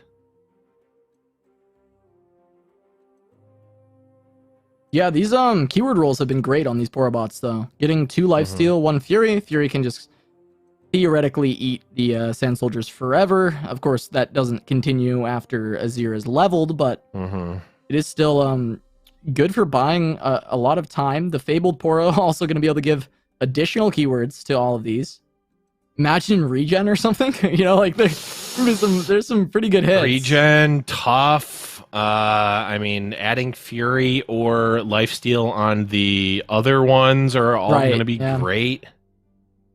Okay, and the Daring Poro just in time to deal with the Green Glade duo as a potential blocker. Yeah, now Swim has to decide, does he want to block the Green Glade duo now, or just go for the Fabled Poro and see what you get? It's like just goes Fabled first, gets a quick attack, a fearsome, ooh. Misses on pretty much all of them. Yeah, just about everyone. Troll Chant's still there, though, which is nice. Yeah, Troll Chant's going to be good for defending against this attack. Yep. Might as well play the Daring Poro to just stonewall the duo.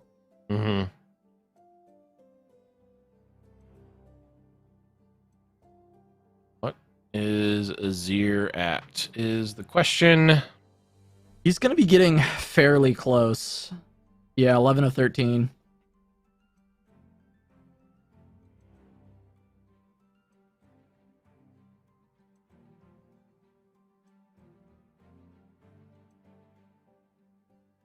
The nerf's helping out a little bit for Swim, but not sure if it's going to buy him enough time. I am also not sure. You might as well block with the one with Fury. Right.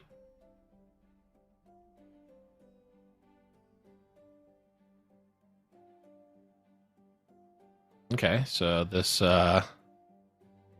exchange going to be gaining Swim a bunch of life. It feels like blocking on this turn is overall better because the Azir is not leveled, right? And the Azir is going to level, so you know that all of your future blocks become worse, right? So it feels like this block, at least with the lifesteal and the Fury, right? Like that, it makes sense to block on this attack to try and gain some life. But maybe Swim has another idea, especially because the breakpoint is going from 4 health to 3, but most of the attackers are going to have 2 attack once Azir is leveled. So the 3 is still good. But yeah, I guess. Yeah, no, I my logic could be agree. It's possible that Troll Chant throws that off. I don't know. I think it's. Yeah, maybe it affects the like Aurelia block, having the Troll Chant and the extra HP. It also might be the case that being at too high of life means that there's a breakpoint where you actually don't gain life, because you have to block earlier in the chain, in the attack chain. I don't know. I'm going deep here for reasoning. Yeah, but I think I agree with what you're saying. I'm not looking at it like it's even a necessarily obvious play. I'm just curious. Yeah. Kind of what the thought process is on gaining life there, because you know that every other thing in these future attacks is going to be higher as far as its attack value. Yep. Well, the Fury one definitely. Yeah. Coming through, and I think I agree with your logic here, Castle. Like, get the block in while the blocking's good. I mean, you can still block. If you block this one, you can still block two power units, right? You can still block the same amount of 2/1s if you block with the 3/4 this turn.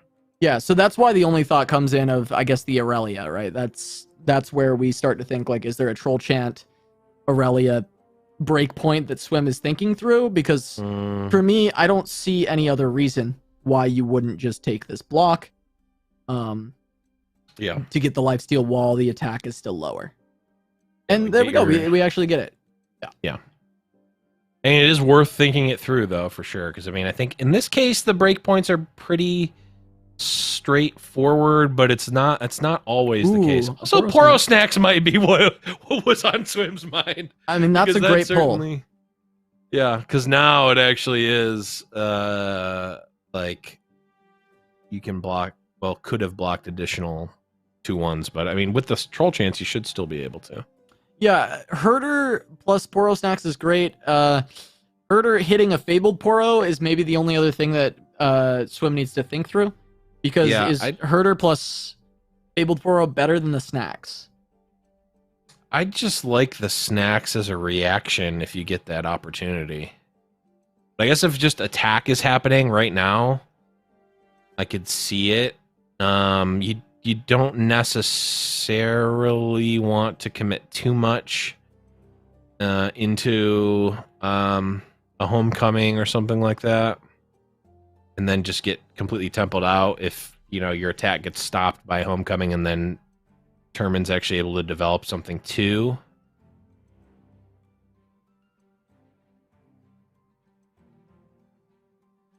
Termin just passes it right back.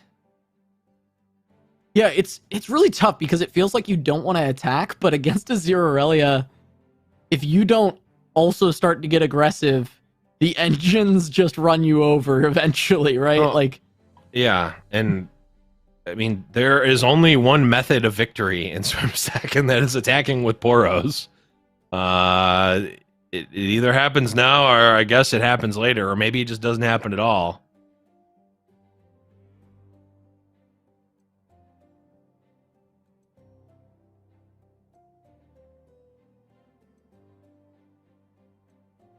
Well, funny enough, the Fearsome actually being quite relevant because only Aurelia can block. Yeah, which is nice because you're not taking any damage on this lifesteal, Poro, and you're getting the value out of it. That hurts a bit because you lose out on your keywords. Yes. Also an extra 5/2. Or Determined. I mean, not the most relevant, but I think Yeah, it still can be a relevant. 5/2. Yeah, it sure Still can be. 5/2. Oh, I missed the keyword again. I gotta really Swims very quick. Checking it. It's tough. It's a lonely Poro. Okay. Which is good because it just gives you more things to play, more fodder, but Fabled could have been pretty nice once again. Affectionate Poro would have been lovely to have pre-attack to try and take out the Aurelia. That's a great draw. Aurora Borealis. Start finding more snacks. Yeah, but how close are we to the Shurima Shuffle is the question. Looks like it is right now. Yeah, we're about there, so that may require some troll chanting. Make sure you're not losing any blockers so you can be wide enough. There's the Aurelia level up.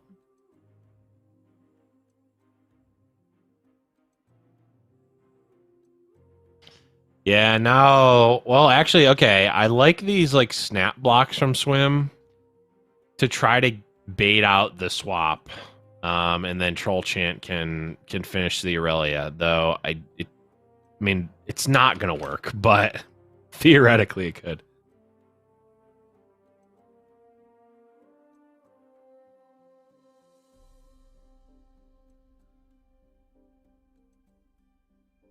There's another Fury Borobot. It's less valuable now that they all have more attack, but it's still kind of nice, right? Yeah. Helps you hold on a little bit. I think Swim might still be looking for another lifesteal, though. Try and just keep that life total as high as possible. Yeah, I don't think you necessarily need 2 Fury Poros, but don't know how much leeway Swim has to be very picky about what he's getting. 6 wide attacking board.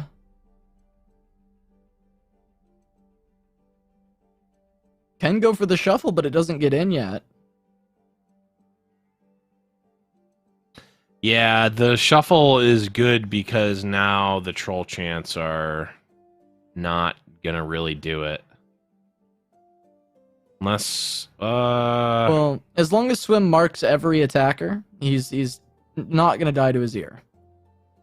yeah, not going to die to his ear, but also because of the full shuffle, we're not going to kill Aurelia either. Right.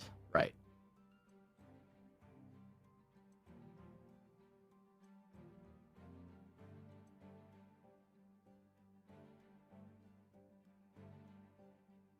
Well, technically, Azir hitting is not. Wow. We know it would be lethal, but it's not actually lethal. And I guess it actually wouldn't be because of troll chance, but. Yeah, I imagine Swim's gotta mark all of these though. Maybe he holds it back, but he does know that there can be an Azir swinging into him. He sees these Right. blade surges. Right.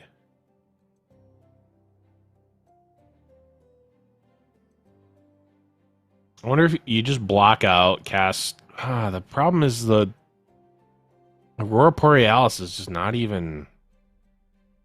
It's just too slow.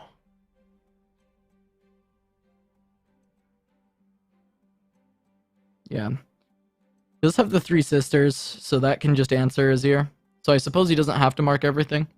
Because he could just freeze in response or in tune. Mm-hmm. Well, that is true.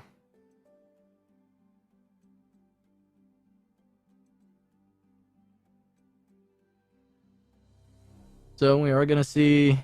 Oh, just going to be a swap to go for a better trade. Troll Chant can make it so that the second swap is just used to pull Aurelia to safety. Right. But it could also... Yeah.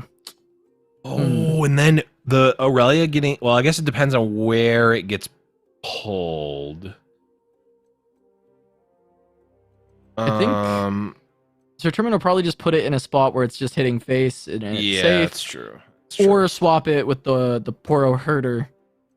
Or I guess Shapestone. that is unfortunate for And Swim. this just forces Swim to use another spell if he wants to keep this Poro alive. Yeah. And then the swap comes through. That's really well done from Sir Termin. Yep. Because this, like, from Swim's perspective, I feel bad in this spot. Like, this just doesn't feel good at all. Well, I mean, I from Swim spot, I felt bad for quite a few turns, and for what it's worth. But, Anytime someone makes a play and I, as a caster, just start feeling bad, that's how I know it's like they did something right. They're choking you out. Yep.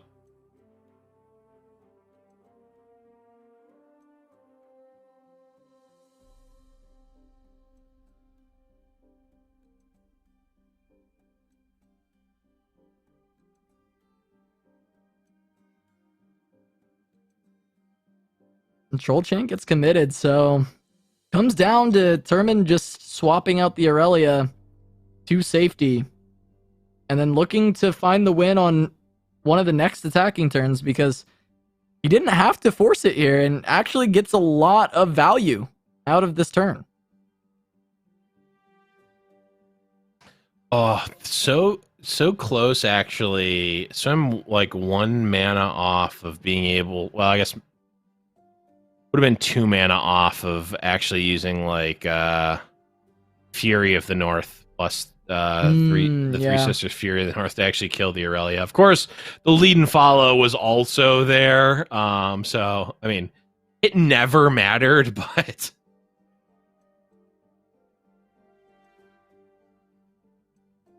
Yeah, and this is I mean, you know, its matchup against Poros is not really anything to write home about, but this is part of the reason why I've still just liked Azir Aurelia. It's still just a good deck. Yeah, it's still just incredibly strong. Swim can probably take the 4 here because Aurelia likely isn't going to get stronger. I mean, he could die to another Shapestone. Sure. But might be worth taking the risk. Yes. I like taking the risk. I mean, what are your win cons here? Is it like Aurora Borealis into like Heart of the Fluffed and Elusive. Like, is that what your win condition is? I mean, maybe, yeah. Where you just have a gigantic elusive Poro that kills in one shot. I don't even know if it would be big enough. Oh, it absolutely would. Yeah, with this board, Yeah. there's so much attack there's a value 7 on this power. board. I Yeah. didn't see that. Yeah. Yeah. I mean, but yeah, I guess you're right. It really is Aurora Borealis, hit Heart of the Fluff. You actually have exactly enough mana to do that. So, unless I'm mistaken on how much it costs. Aurora is 6. Heart is 6. Oh, it's Heart 6, not 5. I Okay. think so. Yeah, Heart is 6.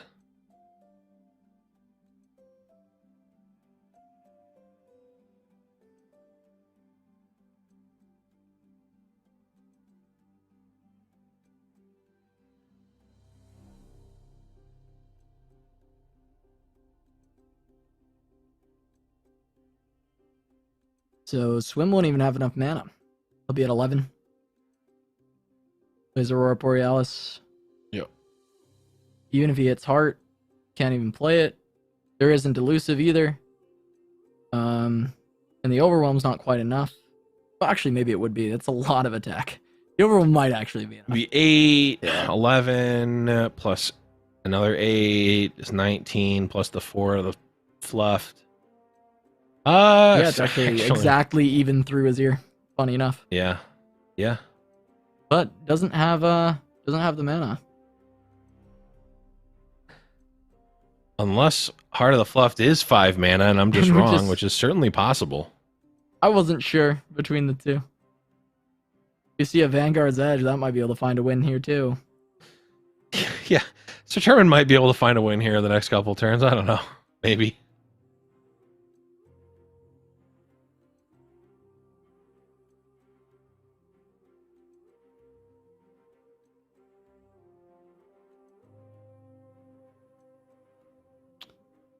Wait, he found it. Found the heart, but it actually does cost 6. Yeah, you were right. It costs 6.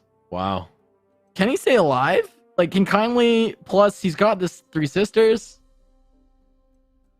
I mean, Because at this no. point, Can he I just say doesn't. no? I mean, you can say no. I'm looking at this like, is there even a shot? Because he has to live this turn on the Vanguard's Edge, maybe, and then he has to live through the attack token on the following turn.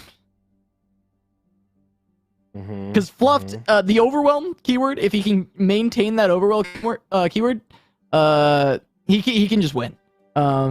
With the fluffed, like if he gets an attack off with the fluffed, he can just win. Yeah, it just needs to fade. Everything. Well, it just needs to fade Homecoming. Right. Yeah, and also everything else in Sir Termin's deck. But yes. Sir Termin is running 2 Homecomings, so there's 1 left.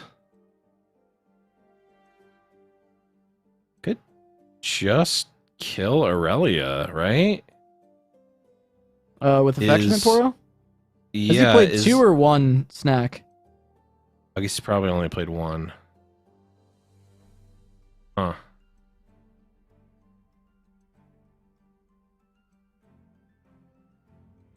He must be on only 1 play because he's on 2 mana. There's nothing else to do. If he had the Poro had 3 attack, he definitely would play that. There's like no Right. shot. I think it's only 1 because I'm looking at the Fabled Poro and it's only a 3/2. Yeah. You know? Yeah. Yeah, it should only be 1 snack. Yep.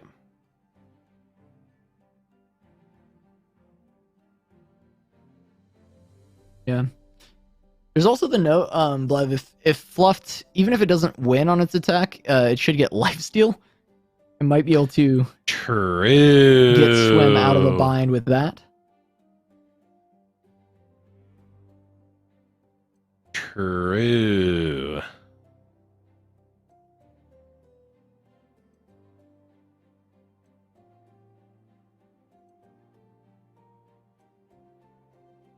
Oh, Swim's been looking at the wrong list this whole time. Swim's been going, why haven't I seen the Jarvan yet? Okay, Vanguard's Edge. Ooh, pulls in the Is Azir. this put Azir in harm's way? Yeah, Azir should trade with the other Poro, right? Yeah. I mean, you can swap in Aurelia, but she won't have enough attack. She will also die. This is interesting.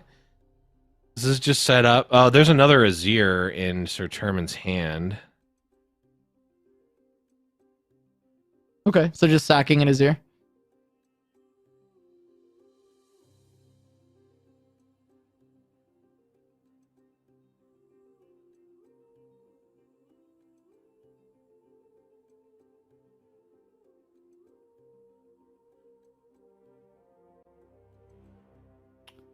I guess you can swap in the Aurelia to kill off the lifesteal and put Swim to 1. And then you've got open attack.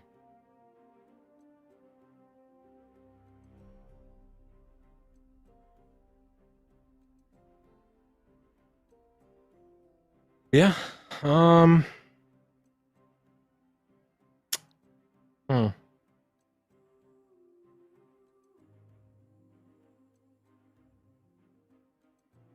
Yeah, I mean, this is nothing is looking good for Swim. I wonder if yeah, this block literally loses, right? Did Swim just put himself dead on board? Is just Aurelia swapping in? Yeah. Yeah. Wait. Oh. Oh, No, the because of lifesteal. the Yeah, lifesteal. lifesteal. Right. Sorry, I kept thinking that he was killing the lifesteal and then putting that in. No. But, Yeah. no, okay, so he's still alive. So I guess the fluffed might still... No, wait, no, there's open attack. Never mind. Yeah. Because that open attack should still... Oh, because his ear's not on board, it doesn't actually go wide enough. Swim can still block open attack. Yeah. And So he's not dead. No. And, well, maybe not dead. And if Sir Termined, even, like, Swim can actually just, Oh, but Aurelia generating that as well.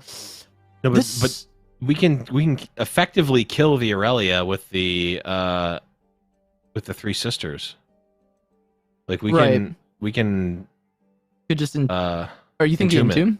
Yeah. yeah.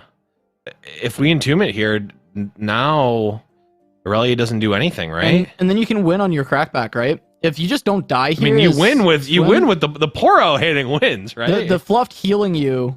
The overwhelm's still alive too. Yeah. So yeah. if you just survive here as Swim, you probably just win. So Entomb should keep you alive. He now can't it play should. freeze. Yeah, I don't. That the fluff or the snacks was interesting. I'm wondering if this is just like Swim playing around a second Aurelia, because like if you entomb that Aurelia and then Sir Termin just plays another one, you just, I guess, are boned. But Yeah, because I'm trying to think of it just from Swim's perspective, right? Because I know we have caster vision, so we know what this Right. hand is, right? The only thing that's Right. even remotely good in this hand from Sir Termin is this Azir. yeah.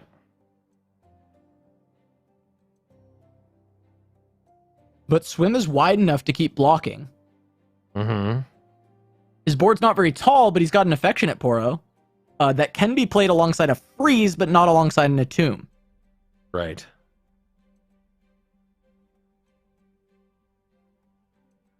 Entomb would be the rest of his mana. So if Entomb is the answer, that's all he can do.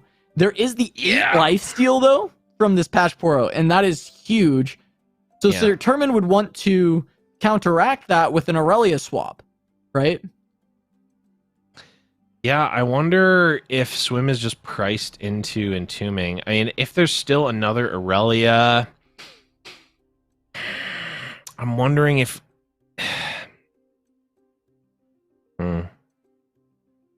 I'm just not sure that. I don't know. It's what? There's no way Oh. that this is right. Did he calc this out? I mean, Swim knows. So I'm looking at this hand. That Dune Keeper was recalled earlier. And then that charger is made Okay. from the 1-drop. So Swim knows Okay. everything. He just has to block Okay. far left. He heals to 20. Okay. Is this correct though? I think. it Well, might now be. all the extra attacks they don't matter, right? Yeah, it's as long as the second attacker to the right doesn't deal 20 total, then Swim wins, right? Well, yeah, exactly. As long Swim has to block to the far left because Aurelia swap would kill. Right. And yeah, the thing is like this flawless duet doesn't actually give extra looks, right? Unless it's It just buffs the Azir. Right? It that's does the buff the Azir, but that's what that kindly tavern keeper. That's why we didn't see the kindly tavern keeper get eaten. Okay. So we go to 9 here. Yeah, because he has to block far left. Yes. Goes to 9. Yep. He'll probably have to block far left again. Could actually go. Yeah, could. Sir Termin could do a little more damage, but decides not to. Hey, everything's face up here. There's still 2 swaps though. Oh is yeah, Swim we still have Swim's Shreema dead, Shuffle. right? He's still dead, right? Well, now Swim doesn't have to He doesn't have to. block far left. Well, he does though, because then you could double swap the Azir to far left and just win. So I'm just So we gonna still- let this play out. Yeah, I mean, it's really the like steam is coming out of my ears right now. he still has to block far left, but then he can put this Tavern Keeper on a body, so maybe that makes a difference. Azir is going to be 10, right? I don't even know if it's enough. I don't know either, Plev. I don't know either. Okay, so Fluffed always is far left. Or is Okay, so he's alive. Wait, but then you But swap then the Azir out. Swap, it's going to be -3 for +10, so it's going to be +7. What is Swim at? I don't know. You just block the most amount and hope that it's enough, I guess. Well, actually, do you Yeah. block a I don't know, Plev. 2-1? I don't even know, Does man. blocking a 2-1 do more damage because the Aurelia eventually has to? I don't know. Blocking 'cause like the this Aurelia would forces just the swap, second yeah. the second one. Okay.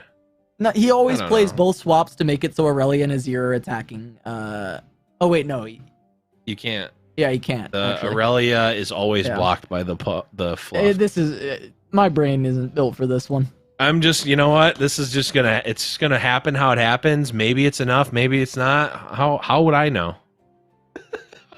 I'm just gonna enjoy this fun game of Poros. Yeah, I'm pretty sure that this is the only block that does anything. Yeah.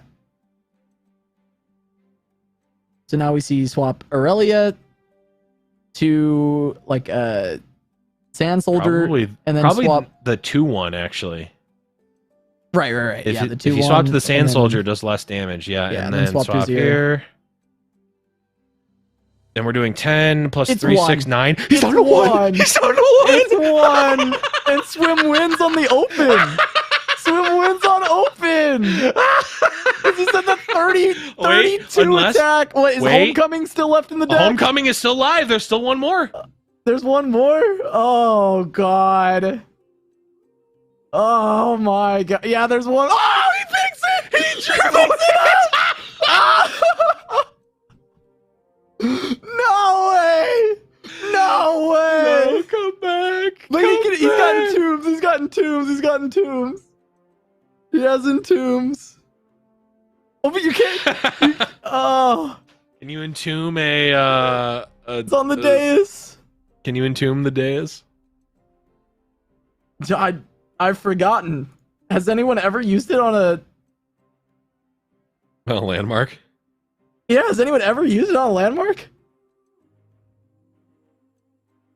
I don't think you can use it on landmarks, right? It's only on No, you can't. You can't do that. Entomb is offline because it's a landmark. Oh my god. Oh my god. Wow. Wow. That's so insane. He pulled it off the top. Top The only card. cat. and there was only one left, by the way. Oh, There's only 2 homecomings and 1 was used. Oh, And you my don't even get God. anything back.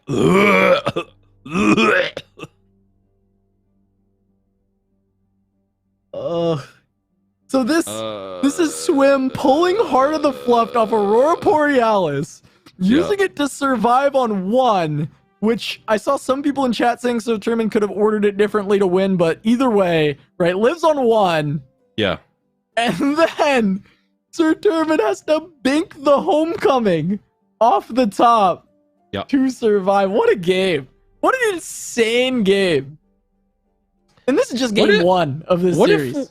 What if we entomb the Zir?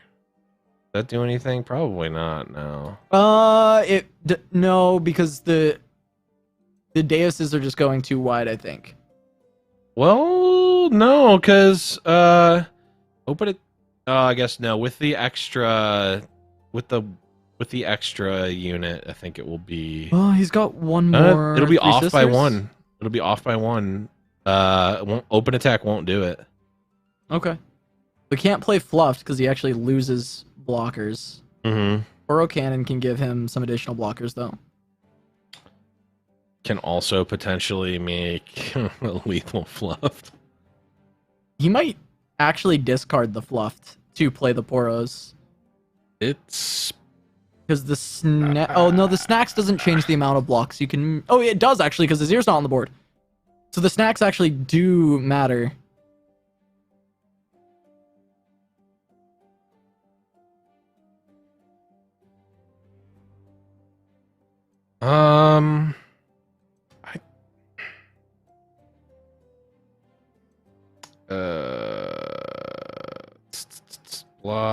Block, take 2, 4. You can't. Yeah. You can play fluff. Oh, it's already a combined. It's already a combined Fluffed, so it's not gonna. Okay, so it doesn't actually overwrite the. Yeah, it doesn't. Oh, right. Okay, so it's Welcome just to the a Poros 6/6. meta. We're learning, Blev. We're learning. Literally a card that was in the first set, and I've never seen it replayed after it was cast. Okay. So we can play that. So that is maybe better than snacks then, because you just need as many blockers as possible. You can get rid of the snacks and play out the other Poros. You have to now Poro Cannon because you must block the Green Glade Duo. Mm-hmm. And I think you have to block, or you have to discard snacks, right? Because you need to freeze. Well, Actually, no, you don't need to freeze. Sisters. After using oh, you're right. The first Daring Poro, right? Because it's still one mana, even if Poro Cannon is not. It's still 1 mana. Mm-hmm. There's only 1 attack coming through though. I think he's still dead, but I mean, I don't think Swim is dead this turn. And I think we're gonna take 2 here.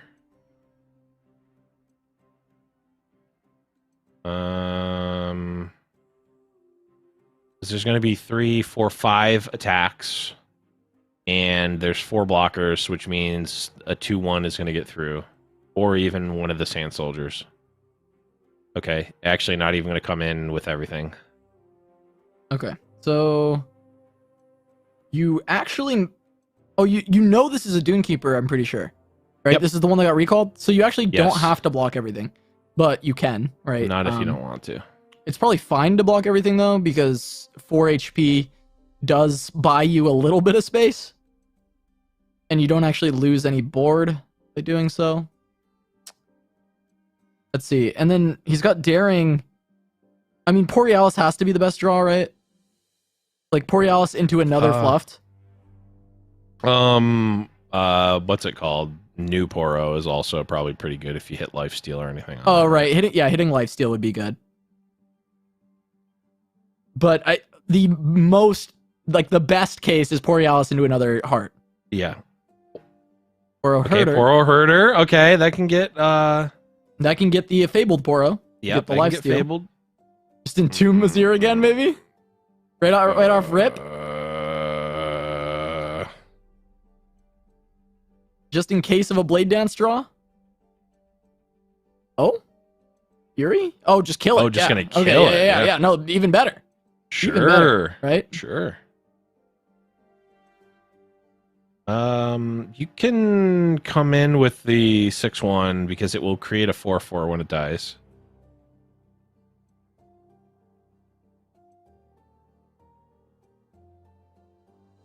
It's such a crazy game. This is certainly not the game I was expecting to cast coming back to Fight Night after. Yeah, you might also 3 value weeks. you might value this 6/1 body as a blocker because it turns into another blocker, but yeah, it seems fine to go in because it could block on offense, as we like to say, like killing off the 2/1. Swim might have it. Swim It's really hard to say, but it's starting to feel like he's turning the corner on this match. Yeah. What's he get? Another daring. Poro. Okay. It's fine. Again, Fabled is what he wanted for sure. Fabled Right. is by far the best draw.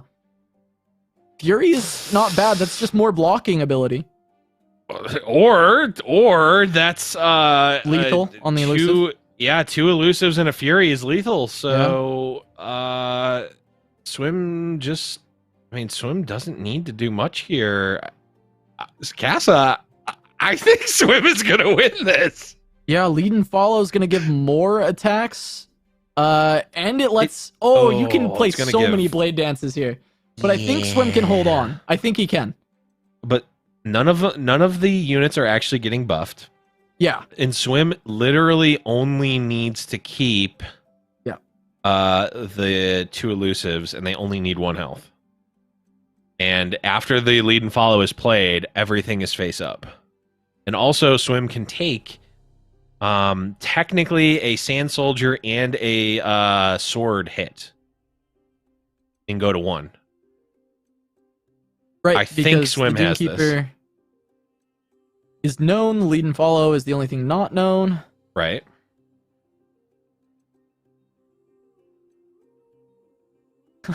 Yeah, none of the he's got you it. just block as efficiently as you can.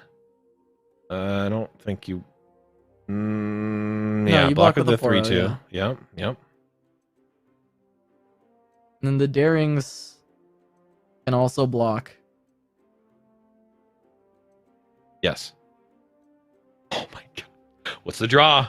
That's not going to do anything. Open attack. Open attack with the Fury. But if he doesn't open attack, but you need to pre-commit.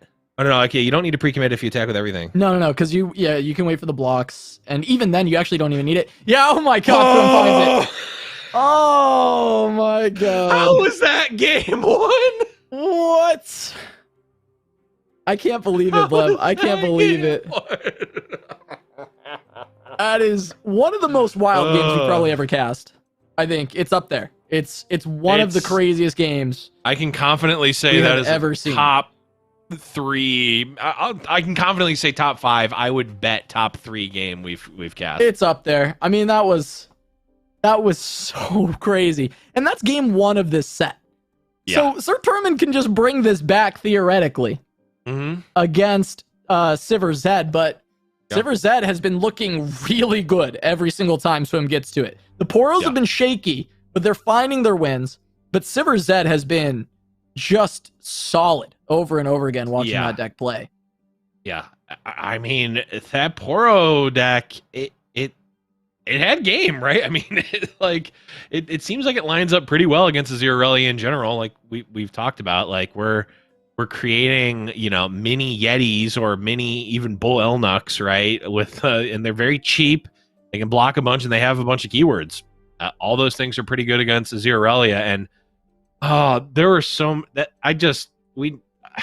what do you even say about that game? I mean, we need to turn that game into a video and just have that just play every fight night. That should just be. I'm sure that game is getting turned into all a down. YouTuber, It's all man. down. I can't imagine from here. the last time Swim had that big a banger on Fight Night, he made it a YouTuber. It was like the deck out game against Black Boss. Yeah, like forever ago. It wasn't even a mill deck. It was just. I'm pretty sure that game Black is Boss still got decked actually out. being played.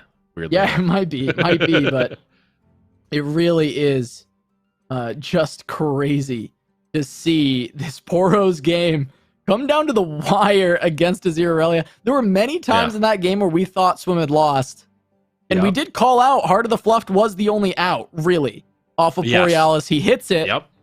And then even then, we thought he was still it was still lost, but he finds the win even after the homecoming, which could have just been backbreaking. That was the top deck of all top decks, and it still wasn't enough. But now Zed, Sivir going up against Azir Aurelia. People decided Ionia Shurima was a pretty good combo, and this is the second combo of the two that has been looking good and making a splash in the meta. Yeah, it's interesting because it's same region combination, but very, very like it's weird because it's similar in terms of like it is a beatdown deck, but they play out very differently, which is quite interesting. Yeah, and we've got Rockhopper on 2 again, no attack token on 3. We've actually seen this kind of plaguing Swim the past couple of games of Sivir Zed where he not having the opportunity to swing on 3, which you generally want to be able to do with this deck. All Zed decks love attacking on odds.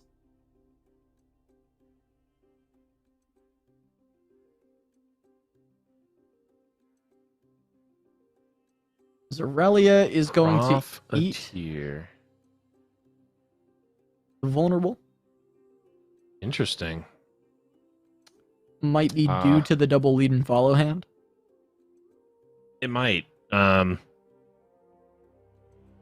think that means well, might not mean anything now with the Merciless Hunter coming out. I was wondering if that meant that Aurelia was not going to be attacking this turn.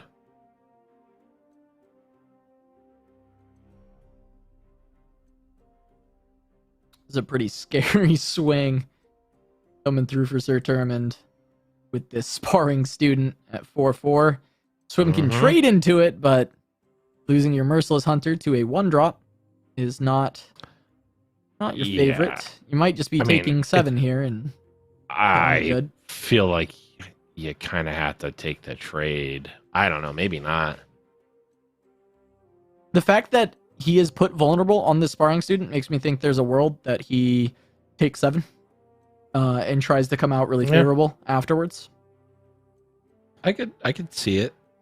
I mean, I don't particularly like it, but it does make sense that given the vulnerable was put on there, might go for that. But also maybe, no, I got nothing. I wonder if Swim changed his mind because there was no additional information given, right? Like this was all base up.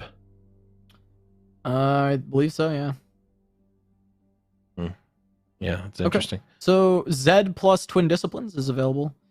This is not really a matchup where the Twin Disciplines matters too much, and that draw from Sir Termund, Defiant Dance, pretty annoying for Swim. Could just be played now onto the Zed, but then that is sacrificing Aurelia, so I imagine this turn gets a little bit tough for Sir Termund because you want to actually, you want to lead and follow your Aurelia. So I guess it's not really that tough. It's pretty deterministic. You just block Zed. You recall the Aurelia. You play the Blade Dance from the lead and follow. And then you start to develop Deus on the following turn. Yep. Got Deus for days. A lot of them. Flawless Duet. Just going to be played, I would imagine. Yeah, no blocks. I mean, the Zed, you can gain 2 life with that 1 extra healthness from healthness. It's called healthness. The healthness of Zed. The healthness of Zed. Yeah, you can gain 2 life from it.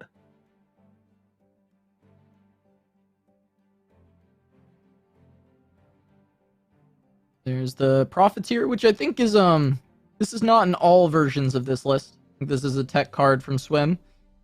To get the Lucky Find, which those buffs are just really nice for Zed. I mean, Zed just does so well with buffs, and keywords do go great with Sivir. So I actually like this tech card.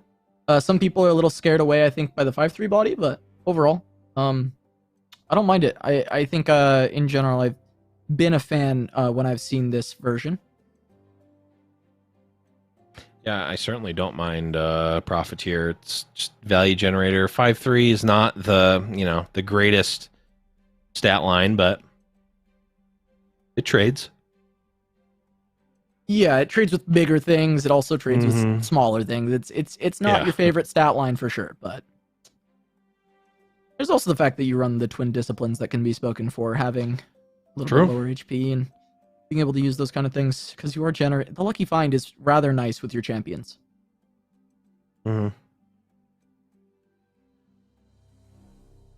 Things look good for Swim though at this point with these buffs in hand, the stuns. Has Sivir and Zed, but Zed's in a good place to find a level up.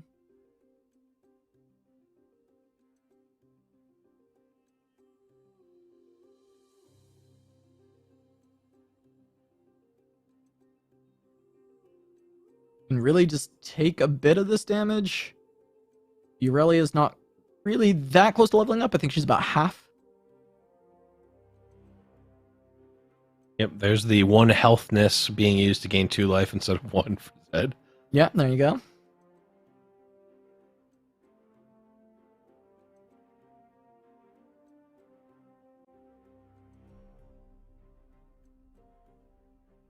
Oh, we can...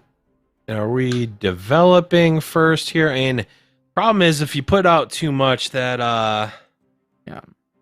that Defiant Dance, boy, is that a tempo swinger? Yeah, you can almost guarantee the Zed level up with the open attack. I think Homecoming is the only scare card for that specifically. But decides to develop the Sivir. I could also go for Treasure Hunter alongside this. You just want to slow play, full develop. Yeah, I think depending on what Sir Turman does, if you're developing one thing, you might as well develop another, right? You've already opened up the Zed to being hit by something like Defiant Dance. You don't really care about any units that are being developed. Like you're fine attacking into everything, basically. I guess like Dune Keeper would be a pretty decent defensive option for Sir Turman, but even then, not like super great. Okay, so Defiant Dance does really tap Sir Turman quite low. Yeah. Swim could find a pretty big offensive swing afterwards with the Treasure Hunter and the Sandstone Charger. But it wouldn't be like a lethal attack. Right. It would just be a lot of damage coming through. What if we push 11 with Conch Palm? I was gonna say, yeah. What if we Conch Palm the Aurelia, and then also play Treasure Hunter? You'd push 13, which is, I mean, quite a bit of damage. But the Conch Palm might be theoretically necessary to survive in Swim's mind, being so low HP. Yeah, that's true. There's only 3 cards left in Sir Turman's hand. Disciplines to answer that, I think. He's considering just letting the Sivir die, but could also Spirit's Refuge. Oh yeah, maybe that's the thought. Maybe it isn't letting her die. It's deciding between Twin Disciplines and Spirit's Refuge. Yeah. Yeah, the Refuge is pretty good. Twin Disciplines is really versatile for trying to block additional blades, so maybe that's the consideration as well, where this is just one big attack, so the barrier gets a little bit more value. Yeah. How close does this get us to level? 22. She gets so there we on can this level. attack. Nope. You can go Treasure Seeker, Sandstone Charger. Yeah, I mean, if you do that... Sandstone, if you have Sandstone and Sivir go first, then everything has quick attack and wait. 5 11 plus 5 is 16. So Swim would be one off from threatening lethal, so technically Aurelia wouldn't have to block. I kind of like the Sandstone. I like Sandstone too here. I'm trying to think from Swim's point of view, is this 2 mana relevant on the next turn? Because it might be, right? He wants to play Concussive Yeah, plus sure. Refuge next turn, I would imagine. So he wants 8 mana. So if he plays Sandstone here, he would not have 8. He would be on 7. True. So I'm like 90% sure that that is his thought process. Is I want Conch Palm and Spirit's Refuge both to be castable on this Sure. turn. It definitely does make you feel the most safe. Yeah, it's probably correct too. It's probably right because there's 8 mana on a Aurelia, and your board is not good at blocking a Aurelia. You have very low toughness creatures, only Yeah. high attack values. Healthness, yeah. Healthness, yeah, low healthness. So I think just surviving this turn and then setting up for a Z attack or something with Sivir is probably correct.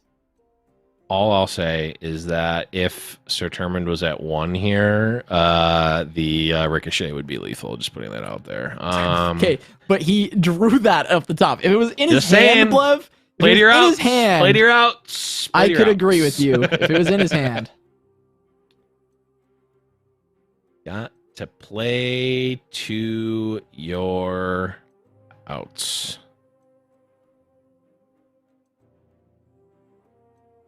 We have 9 mana. Okay. I feel like opening up with Conch Palm is quite strong. I wonder if there was consideration to lead and follow there, because it not only allows the Aurelia to attack, but also prevents the 3/2 from coming out. It kind of looks like Sir Termund wants to cast the lead and follow anyway. And there's Aurelia. On the level up, has the swap available. So there will be some level of sacrificing that has to happen for Swim. I mean, he can just take the 4 from Aurelia here, right? He can take 5 damage. Yep. Also, if Sir Termund tries to kill Sivir, we get Spirit's Refuge and Aurelia is dead. Right. Even through Twin Disciplines, and if we lead and follow, then we can't play it this turn.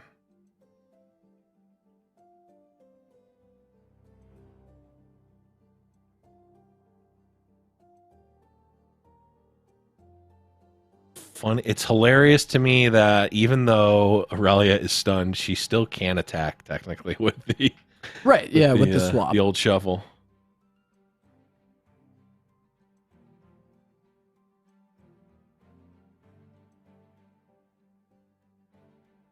Yeah, stunned is just like, you've been running all day and you're sitting down. It's not like you can't still run. It's just like, I'm not going to start running anytime soon. I mean, come on.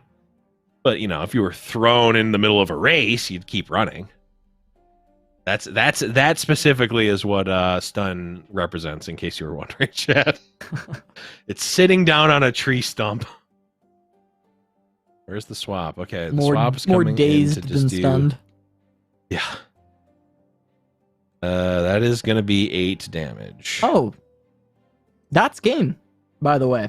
That, in fact, is game.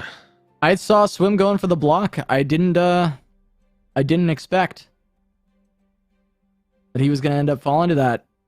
Yeah. That was the only way he lost, was by leaving 2 attackers open. And Yes, he we might have were still correct lost on the that- next attack. No, because he would have been able to block with the Spirit's Refuge on the far left, right? Yeah. So he should have been able to live? Yeah. Yeah. It's a little Sir Truman finds it. miscalculation. Yep. Yeah, because I think Swim could have held on with that Spirit's Refuge, even through the attack. Oh, lead and follow, I guess, would have stopped the lifesteal. Yeah, maybe. I don't know. Maybe that was deterministic. I'm not sure. But Yeah. at the end of the day, there was no blocks there from Swim, so Sir Turman gets to find the in with the swap and the twin disciplines, able to find that extra damage. So now we get a game 3. Sivir Zed going to be going up against Sir Turman's Taric J4. This is the deck we have not gotten to see yet today. And one we were excited about. We were really interested in seeing this. We actually talked before the show a bit. I was bringing up Mountain Sojourners, how good I thought this card was now.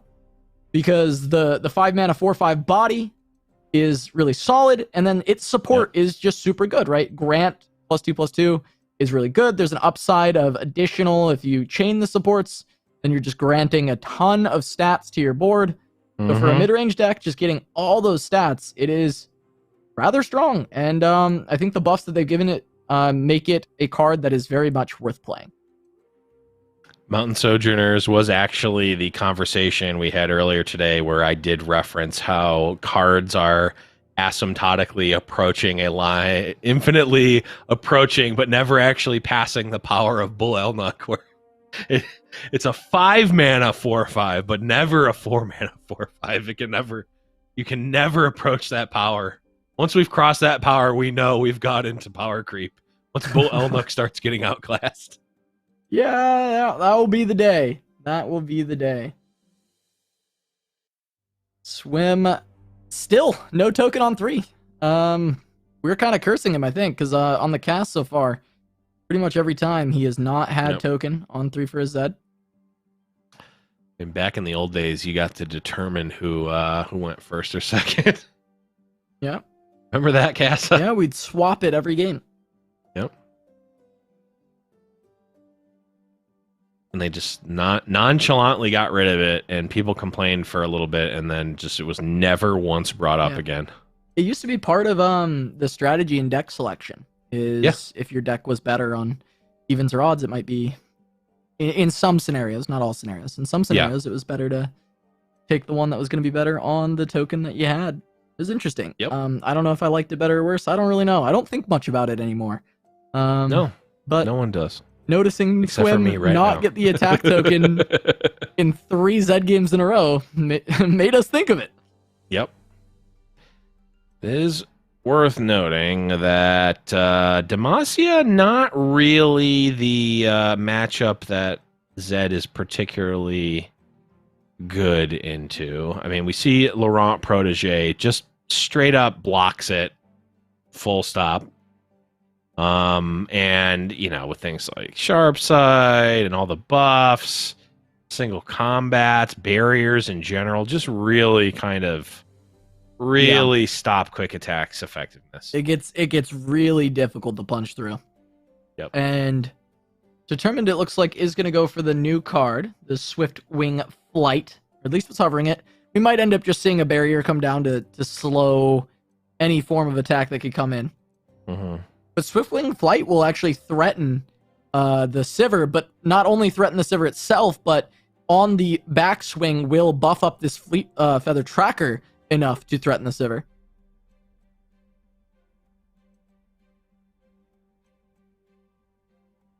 Oh, and there it is. I have not actually played this card. It's looks like it shows up like Predict, but you just get to choose which one you want. Wow, goes for the 4-drop. So once the really wide boarded challengers actually kind of makes sense against this deck that plays a lot of quick attacks that are weak in the healthness, as Blevins continues to say. But with the Swiftwing Flight, it's going to buff everything up to be able to hit those 3 HP points as far as these Silverwing Vanguard and the Fleet Feather Tracker. It's going to be really scary for Swim, trying to defend all of these low HP units. We look at the Profiteer, we look at the Merciless Hunter, we look at Sivir. They all have 3 health. All of those will die. Yeah, I mean, just the barrier challenger deck in general versus this very board-centric, like tempo-heavy combat trick deck. Not really where you want to be if you're Swim. believe in the full, if you expand the art on Swiftwing Flight, you can actually see 10 mana Cythria in the background, which is kind of cool.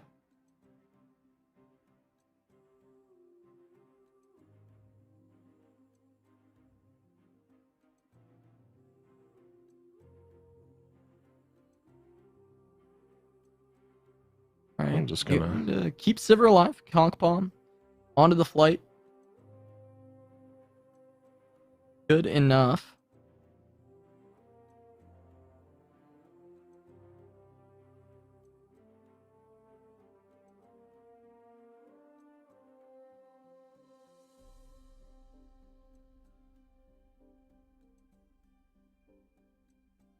Can just be a Laurent protege. Continue to just widen the board with challengers.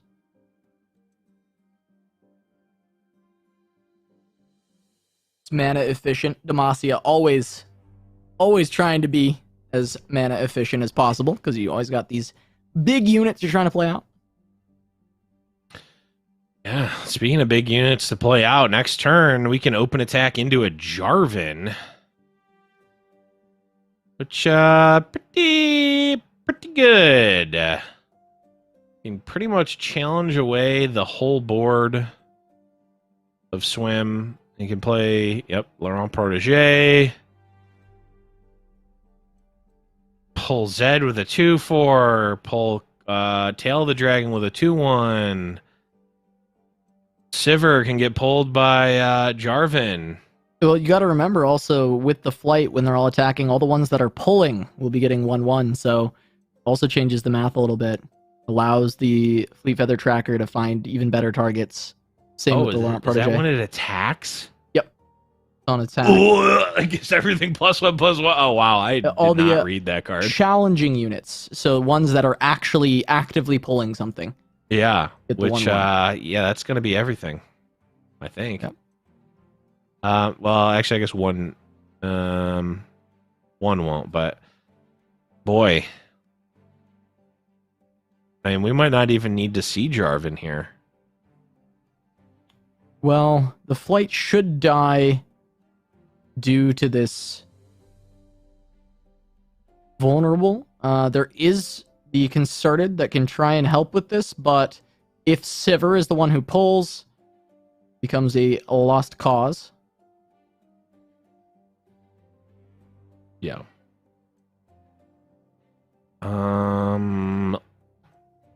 Yeah, I can't even like inefficiently double spell to keep it alive.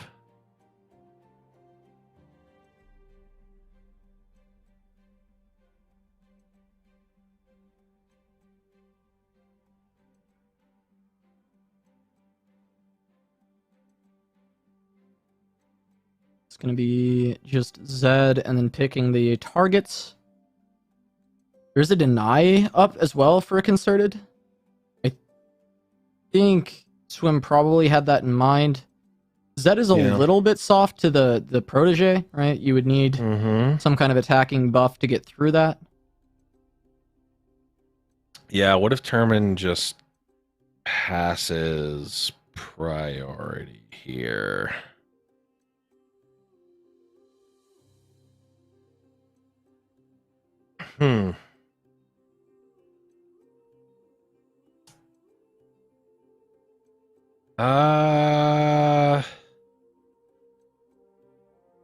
That's an interesting choice. I feel like the Zed was really not a threat.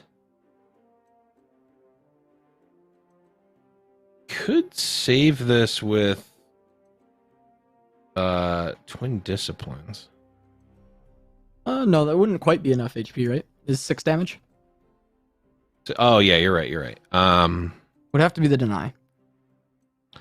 Would have to be denied. I feel like Swim is happy to allow that to happen. Still feels like Termin's in a good spot, though. With all these challengers being able to deal with a lot of the normally extremely scary threats. I will say that losing the Swiftwing Flight hurts Termin quite a bit. Because the buffs were one of the things that was going to allow these challengers to get such fantastic trades. Yeah, that card's kind of nutty, isn't it? Does it pump itself too or no? Not itself, I don't believe. Okay. Even so, I Its did allies, not give I can that read the card credit. again. Other challenging allies. Yeah, but I was Sure. pretty sure it was other, yeah. I think the cards, like, this is one, maybe we were only talking about it before broadcast, but I was talking about this card. I was like, I think this card's actually pretty good. Pretty gas. I was excited to see it. This deck in general, you know, it had Sojourners, it had Swiftwing Flight. Two of the cards that I think, you know, Swiftwing Flight being new, but Sojourners, I think, getting a very good buff. Mm-hmm. Tarek getting buffed as well. This is a deck I was excited for. And it really, we've only gotten, you know, the first couple of turns of one game of it so far, but already getting some good value out of the new card, at the very least. Yeah, I mean, Termin just has a nice hand, can even develop open attacks into Jarvan look pretty good.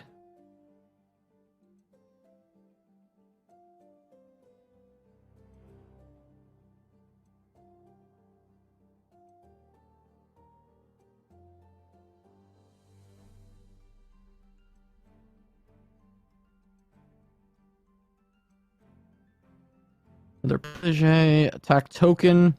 Jarvan can just get the pull. Yeah, this board's really good for just Jarvan to come down, pull the Sivir. Mm-hmm. I mean, Swim can do double disciplines to keep it alive, but that feels a little really loose. bad. Feels a little bit loose, and we're nowhere near leveling Sivir.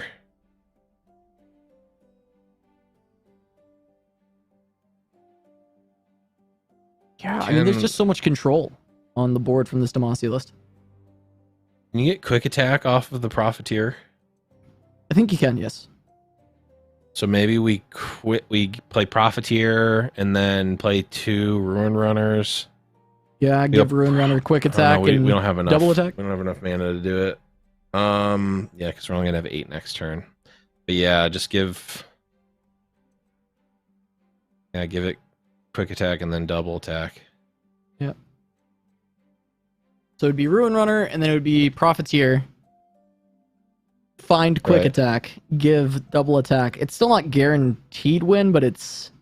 Oh, no, there's double twin disciplines. Okay, yeah, it would win. It would surely win. Yeah. Well, I mean, the game is slowly going to be, you know, getting out of reach for Swim. So I feel like, I mean, let's go for it, right? We've got 11, 4, 7, 8, 9, 10, 11. You have exactly enough. Just gotta see the options. But he has committed to this.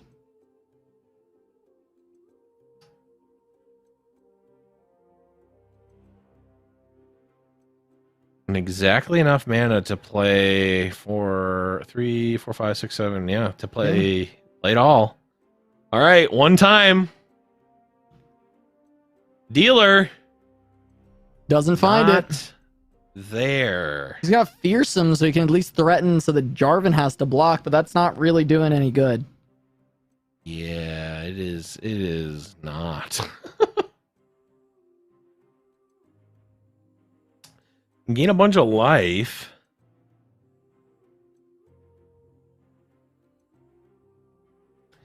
Yeah, just go for the extra damage, I guess. Just send it in. I mean, 13. This will force an inefficient block or Jarvan to block, I guess. It just forces a riposte, I think. Yeah. You just use the 2/4 maybe. I mean, you like could just use Jarvan, right? You could just use Jarvan and use riposte. Or this forces I press OK. That too. That too. Yeah, this is interesting. I mean, maybe Swim gets this. Can Swim live another turn? Pull 6, 7, 8, 9, 10, and then just anything. Yeah, OK is really just fine, isn't it? It's just, I mean, really good. Yeah, you're just going to be able to pull on the backswing. You have control of the trades with the challengers. Yeah, man, I wonder if we needed to pre-commit. I kind of want to do. I want to do attack with both, and pre-commit a twin discipline, and then Spirit's Refuge accordingly. Because if you pre-commit the twin discipline, the block is forced, right? Can't just press OK. And then depending on where the blocks happen, you can Spirit's Refuge. I guess that gets blown out by the riposte, but I don't know. The just attack for 8 and do something is not. It ain't it. Open's just lethal though. Yep. It looks like Sir Turmund is going to be the one moving on. Ends up taking out Swim. So after that, like, I don't know, what was it? Like a 45, 50-minute banger of a Poros game 1. Yeah. Sir Turmund brings it back against Zed Sivir, which I've been praising all day. It's been looking great, piloted by Swim. Yep. And Sir Turmund takes it 2-0 after losing game 1 to the Poros. Sir Turmund. Now, this was the guy in the seasonal that was talking about wanting to be the name that people feared when they ran into him on ladder or when they saw him in tournament. We talked about on the seasonal that after his top 4 performance, his Worlds qualification, he absolutely deserved that title. And we brought him into Fight Night, and look at him. Top 3. I think this might be Sir Turmund's first Fight Night. I think we might have had him on one other time. I'm trying to remember. Croc will correct me. I'm sure Croc will know, because Sir Turmund, we've known this name for a while. He's been around. Long time. Definitely has been like a ladder grinder for a long time. I remember playing against Sir Turmund in beta. I know he thinks that people didn't know him. I remember that name from beta. I remember him forever. I know this guy has been good for a long time. Maybe he wasn't a household name. I think he is now, being Worlds qualified, one of a few players at this point that have done so, but top 4 in the last seasonal. I think he's playing spectacular today. Looks like everything he's doing is pretty clean, and looking forward to seeing how Sir Turmund continues on. But yeah, Sir Turmund has taken down Swim, and he's moving on to the losers final to face off against What Am I? Gonna get a shot to move on through. I think it was Sir Turmund that took out What Am I in the seasonal. Was it not? I might be wrong. I might be wrong. It's possible I'm wrong. Well, What Am I? Yeah, What Am I made it out of the group of death, group of death, right? but then I think he faced Sir Turmund and lost. I think immediately after. Yeah. You very well may be right. Someone will correct me if I was wrong, but I think it was Sir Turmund that took out What Am I? So this is a little rematch. I'm gonna ham it up as if I am correct. And this is a rematch from the seasonal. Beyond beef. Where we got What Am I versus Sir Turmund in the losers final. Winner gets to face off against L Games BR, who's another seasonal better from the most recent seasonal. A lot of players that have continued to show their prowess in the game, in the tournament scene, doing so in Fight Night. And we always see this. I know the format is different, but the players are still top level, continuing to show their stuff. Excited to get a chance to see Sir Turmund maybe bring it all the way back and maybe take his first Fight Night title. Yeah, I mean, it's one thing. I mean, you can top 4 seasonal. That's fine. Anyone can do that. You can qualify for Worlds. Doesn't matter. But this is the clout tournament. Okay, this is the true clout tournament. You can't get that. Not everyone, can qualify for Fight Night. But only the cream of the crop are allowed to play at Fight Night now. Well, I mean, that is technically true. We only have the top players play, and sometimes Boulevard plays too. But it's always nice to see Fight Night. Obviously, I mean, it's top level competition. I mean, we see new decks. I mean, we really saw kind of the explosion of TF's start when we prodigiously called out that we were fine seeing it win every Fight Night from here until forever. And the crazy thing, Blev, right? Fight Night is where people, i.e. Filthy Gamer Weeb, was continuing to bring TF Fizz leading up into the seasonal and winning every Fight Night. And then Duckling happens to run TF Fizz and wins the seasonal. So even though the meta is always going to be different in Fight Night because it's no ban, I think people do discover deck lists out of this Oh yeah. this format and figure out the meta and what they like from it sometimes as well, because it is just a lot of the best players playing against each other. But with that, we are going to see even more of the best players playing against each other very soon. Sir Termund versus What Am I coming up next. We're going to go to a short break, but more Fight Night Legends when we return.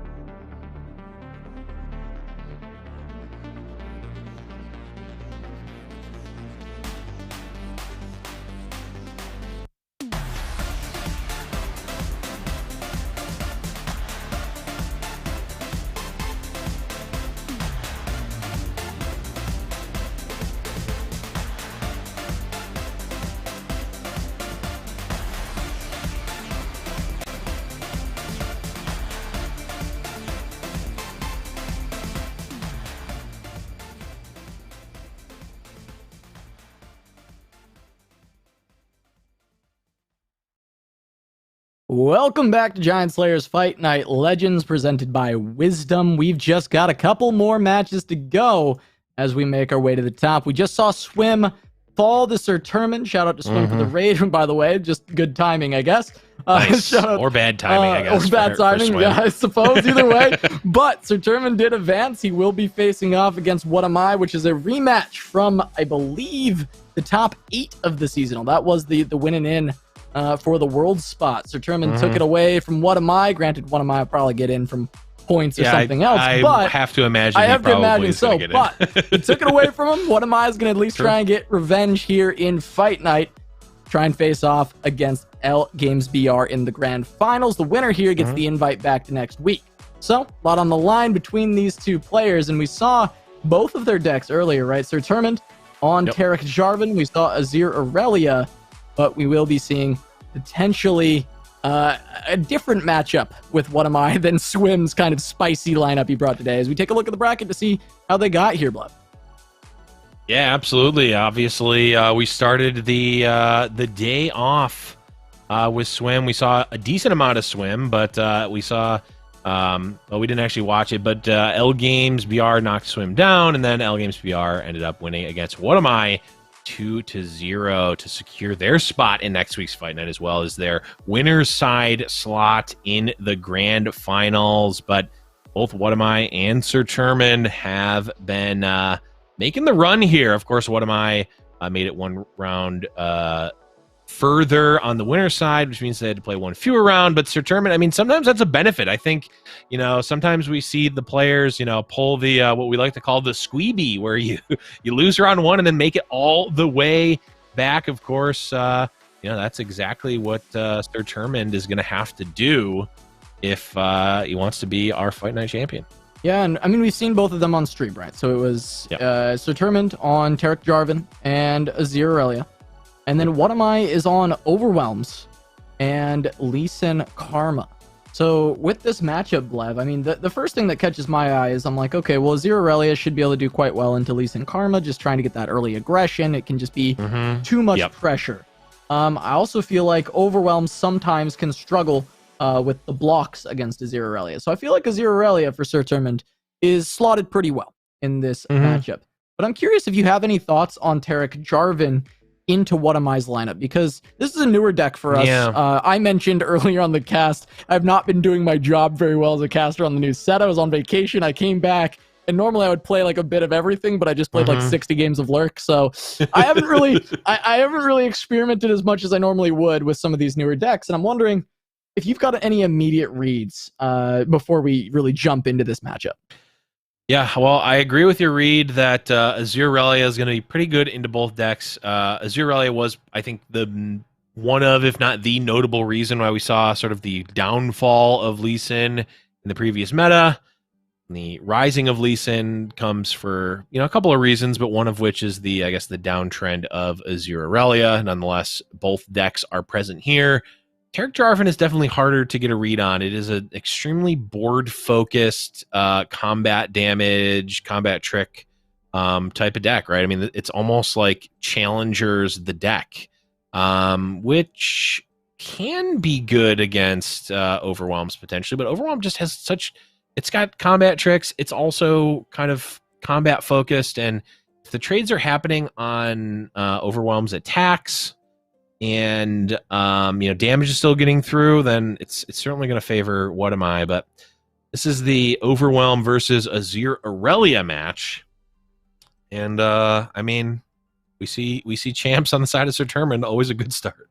Yeah, it's always what you want to see is Azir Aurelia. Now, missing any way to generate Sand Soldiers, which is actually a pretty big negative for this draw from Sir Turman. He has plenty of Blade Dances. He's got the Aurelias, but not the best things to enable with the Blade Dances, and What Am I doing fantastic with the double Ruthless Raider can actually at least block all of the blades. Now, that doesn't help you against the 4/4 sparring student coming through, but you can at least deal with the blades for now until we see an Azir later down the line that gets buffed up. I think it's generally a decent spot for What Am I, at least at the start of this game, and he does have the Battle Fury as a finisher on the back foot. Absolutely. And What Am I is perfectly content taking a little bit of damage here because this is one of the decks I can actually race, right? Like, okay, you hit me, but I hit you too, and I'm going to be hitting you hard, and I'm going to be killing your units while also hitting you a lot of the time, which is certainly, bodes quite well for What Am I here. I'm wondering what the line is here. Looking like it's potentially just a ribbon dancer, which would pump the sparring student, but that's not super great.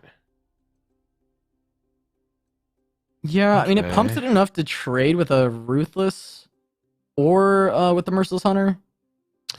Yeah, the problem is, of course, we're gonna see good old exhaust come through. And I'm wondering if is the Merciless Hunter actually in this case better than the Ruthless Raider? Weirdly enough, because the tough just infinitely blocks these blades. Yeah, that's actually an interesting point.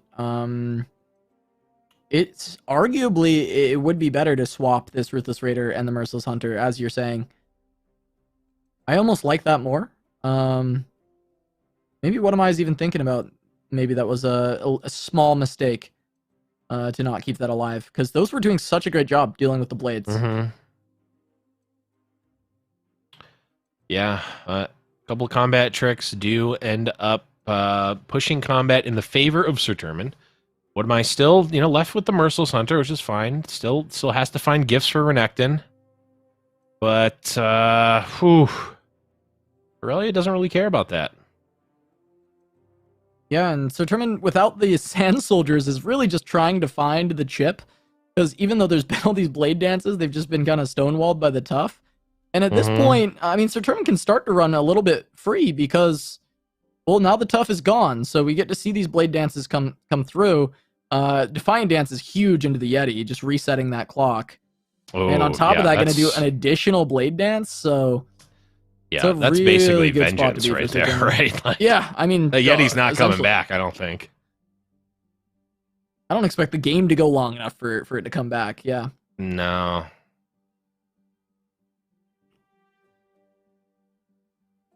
Yep, this is depending on the draw. Rune Runner. Not bad. Just, yeah, we're just not in a spot. I think we're just, well, can we set up Ruin Runner into Battle Fury? And if we do, is that even enough? Well, so I guess the problem here, Blev, is with the Ruin Runner line, What Am I needs to survive to another attack token. And by playing Ruin Runner, he might not actually survive to another attack token. And I think that's the issue that What Am I sees. And so he wants to go a little bit wider by playing Sivir alongside Rockhopper and just try and clear away this Aurelia and just have a little bit more blocking options. Yeah. And also Sivir, gets to attack, which is nice. Also, well, I mean, Sir Turman has the although actually did they fix the interaction with Dunekeeper and Roiling Sands? Or As far as gives it the- hitting the token? Sand Soldier instead? Yeah. I don't know. I'm not sure. Well, I say if you'd fix still... as though it yeah, because it might still it's work. not It's just like intended. Petty Officer and yeah, the others that might Right, just where it be works like intended. that for some reason.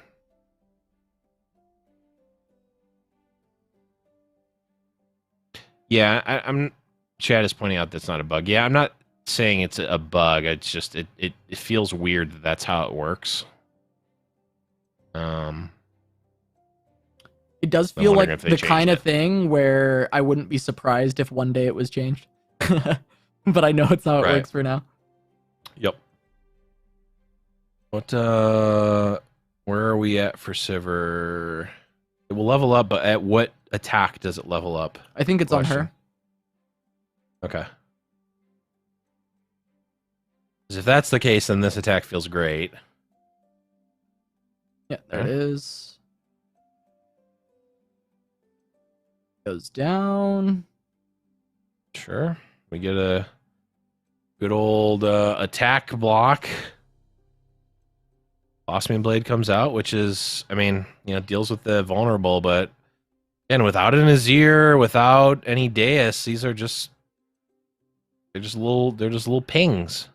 Yeah, one of mine's got to feel very good about the fact that there's been no Deus, and now it's finally going to show up. It's a little late, but it will be able to proc twice on this turn with the Aurelia coming down.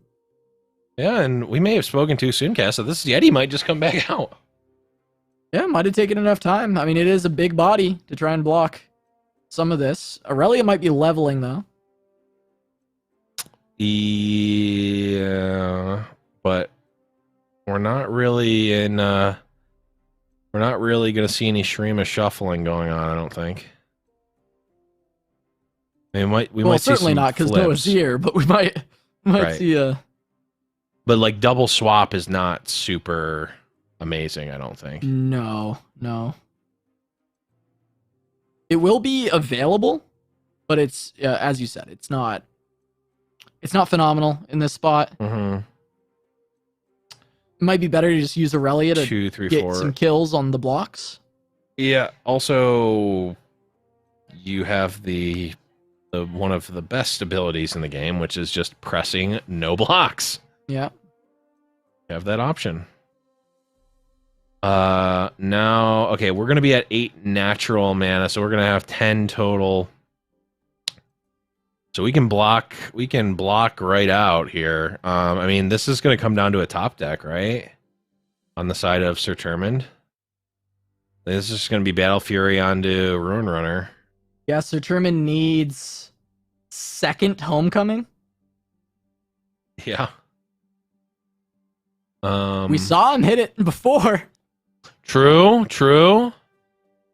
Second Homecoming, and that's it. all. There's nothing else that will target. Yep, can't twin disciplines your opponent's units.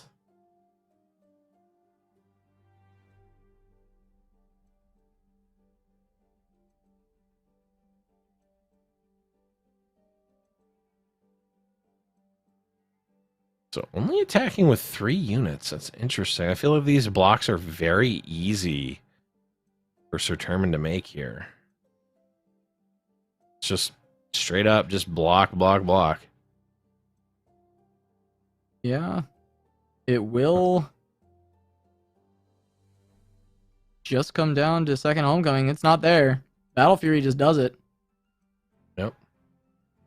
What am I? Should be taking game 1, and this is big to take down Azir Aurelia. Yeah.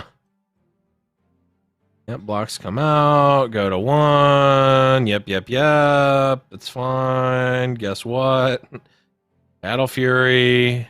Then what do you have? Then I also have leveled up Shapestone. You have something else too. It'd have to be double Homecoming. That's it. And that's not going to be double Homecoming. That's going to be, what am I? Taking this game down. Going up 1. Like you said, Casa, taking out that Azir Aurelia. It's a good spot to be. And also, like, dodging the potential just clunky draw from Overwhelm, which we've seen happen multiple times before, where it's just like a deck that just sometimes just these don't draw things in the right order. You get these clunky, draw these like turn 5 7-drop Yetis. It's like, guess I lose. Yeah. And now, I mean, it leaves 2 chances for Lee Karma, which, of course, Lee Karma should have a really bad time against Azir Aurelia, but maybe it does okay against the more mid-rangey Demacia deck, where the stuns and the recalls are going to be a lot more value.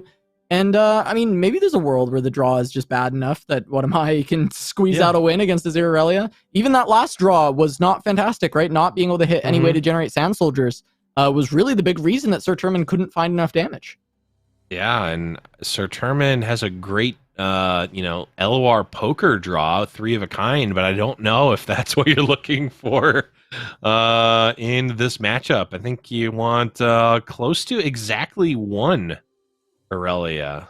Yeah, I mean, it's like, for me, the 3 Aurelias is fine if you have a Sand Soldier generator, and then you can be a little bit more just like willy-nilly with your Aurelia, and you always have her on board, right? Right. But not having a Sand Soldier generator once again is the worrisome thing for Sir Termund.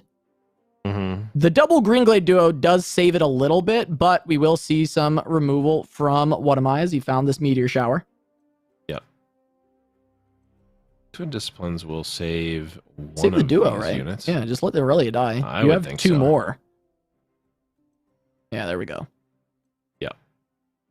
Yeah, these duos are... this might be a fast game, Bluff. This might be a quick one. It sure might be. Because these are getting in. We do have Hush and no Conk mana for Palm, it so for now, so 10 is Yeah. coming in right now. sure. You take 10. You need life. You need to lose life to gain the life back, right? You gotta lose life to gain life. Doesn't even get a Yeah. Dragonling though this turn. It's a little bit too early. You are right. There is Hush. There is Conk Bomb. There are ways to stop these duos. Yep. So Termin snaps Ooh, there's his ear. the turn, and yeah, that's the one you want to see. Yeah, even better than Deus is the Emperor himself. Mm-hmm.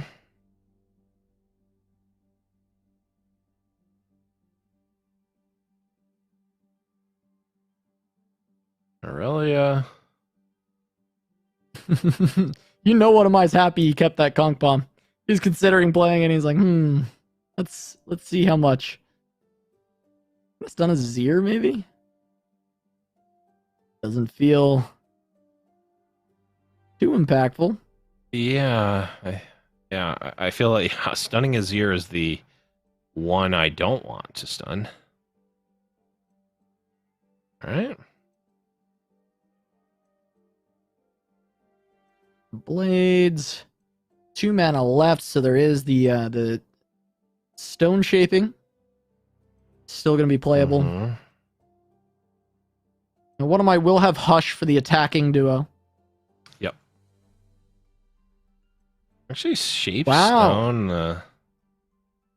Just trying to take down the eye. Yeah, I don't hate taking down the eye. I mean, it definitely is annoying. So I think, because it's just a 1/1 Shapestone, it feels like that's just a higher value moment to use it. Because okay, it's not sure. giving you as much damage. It's like if it trades and Yeah. kills off this Eye of the Dragon, that's really good value. Yeah, that makes sense. So this is going to tax Hush if the attack goes through, which it should. Not much reason to not attack. Yes, you have to worry about Hush, but also you kind of just, I'm going to present lethal. Mm-hmm. Walks down, can take the 3 from Aurelia. But there is still just another Greenglade duo hanging out. Hasn't been dealt with. It's still there. Yeah, but there is another Hush. It's nice. That's true. Oh, and we have Sonic Wave, which can deal with Aurelia or Greenglade duo. Vanguard's Edge with duo is such a scary thing, but we see that One of My has plenty of ways to respond to that. Unless he plays Lee Sin. If he plays Lee Sin, he's dead to Vanguard's Edge. Start the attack with the duo. Yeah. Or you can Defiant Dance it. Okay. Huh? Wait, I think there's literally nothing that would save him, right, from Vanguard's Edge on duo. Maybe I'm wrong. That's Either gonna way, be enough. either way, That's that's gonna game. be Either way, enough. no matter what, it's game. It's very much game. Very much game. Pretty much no matter what you do there from Sir Termin's side. But yeah, One of Mine's like, okay, yep, that's expected. Azir Aurelia beats my Lee Sin Karma deck. Yep. Fair enough. But now, Lee Sin Karma versus Tariq Jarvan. Now this is the matchup that we were a little bit unsure, right? It is more of a mid-range deck, so therefore Lee Karma should have a better time. But it's still Demacia. They can just flood the board, attack you over and over again. I think there are rallies in this version. Golden Aegis? Yeah, there's 3 Golden Aegis. So rallies are a big way to beat this kind of thing. You gotta play Golden Aegis with Tarek. That's the combo. Absolutely. Yeah, I mean, 100%. Golden Aegis in general is just such a fantastic card. Yeah. I played, it wasn't Jarvan. It was Tarek Fiora I played before pre the nerf. I guess pre the Tarek buff and post, or pre the Tarek buff and pre the Fiora nerf, and it felt decent sometimes, is what I would say. Mostly on the back of the Golden Aegis combo. You just like, I mean, you get 3 attacks that turn. Like, it's insane. And if what am I, gets caught with his pants down, it will just end the game. Yeah, I mean, we've got Tarek and Aegis in hand, so combo getting ready, but there's a lot of steps in between to make it fully happen. There's really not ways for, I mean, there's the homecoming, but there's not like a ton of ways for what am I to actually interact with this board. Like even just like putting a gem on Tarek and attacking, like this is just gonna start picking away at the board. Yeah, you get to give the gem over to the tracker to just clear one of these eyes, forces a homecoming, which of course the tempo advantage is to what am I, but Sir Turman doesn't really lose anything but tempo. Which can be a problem against Lee Sin decks, but I don't know. It feels okay. Generated another gem off the Mountain Goat as well. Yeah, he lost some tempo, but he was very far ahead. So Yes. it's like closer to neutral right now, not like behind. Of course, with the Dragonling certainly help that, but okay, we did grab a deny. So again, like interactable. Being able to interact with the Tarek combo, certainly helpful. But you see, again, Tarek, another card, asymptotically approaching the power level of Bull Elnuk, but never actually getting there. They keep buffing him, but they can never buff him to a 4/5 or higher for 4 mana. It's too powerful. We know what the actual peak of power is, and that is Bull Elnuk.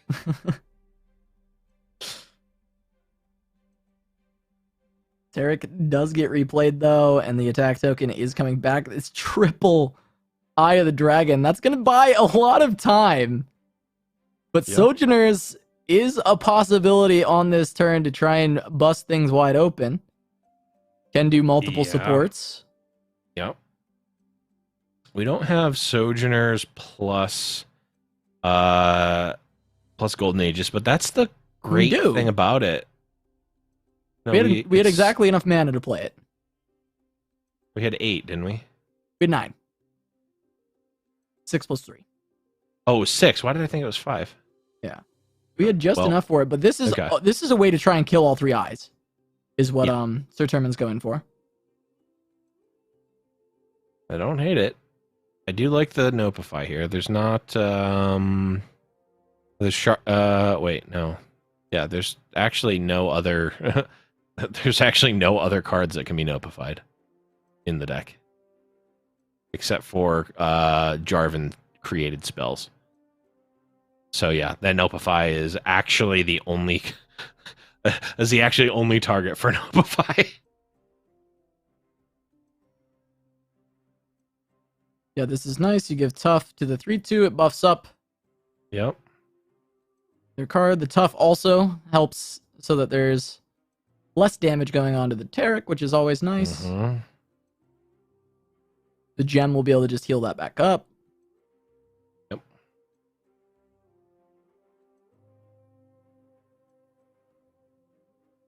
Yeah, and I mean the beauty of the Golden Aegis is you can just play it on your opponent's turn, and you still get you'll only get 2 attacks, but you'll get 2 attacks into your open attack.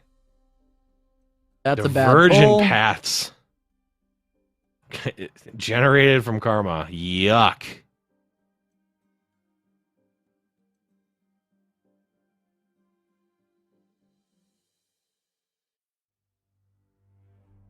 Okay, and this is the somewhat rough spot for what am I where Singular Will That's actually not bad. That It's nod of actually like, not bad. okay, we can work with that. Yeah, when especially like if Sir, It's like, gonna destroy some of this board too, because the hand Well, is so full. what if Sir Turman plays a Mountain Sojourners here? I mean, I think you just Well, he snap might. it off. He might play a Mountain Sojourners here, Yeah. right? Why wouldn't you?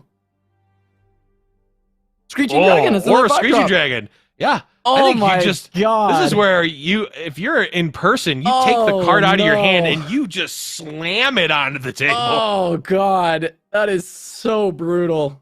Yeah, that is a beat down.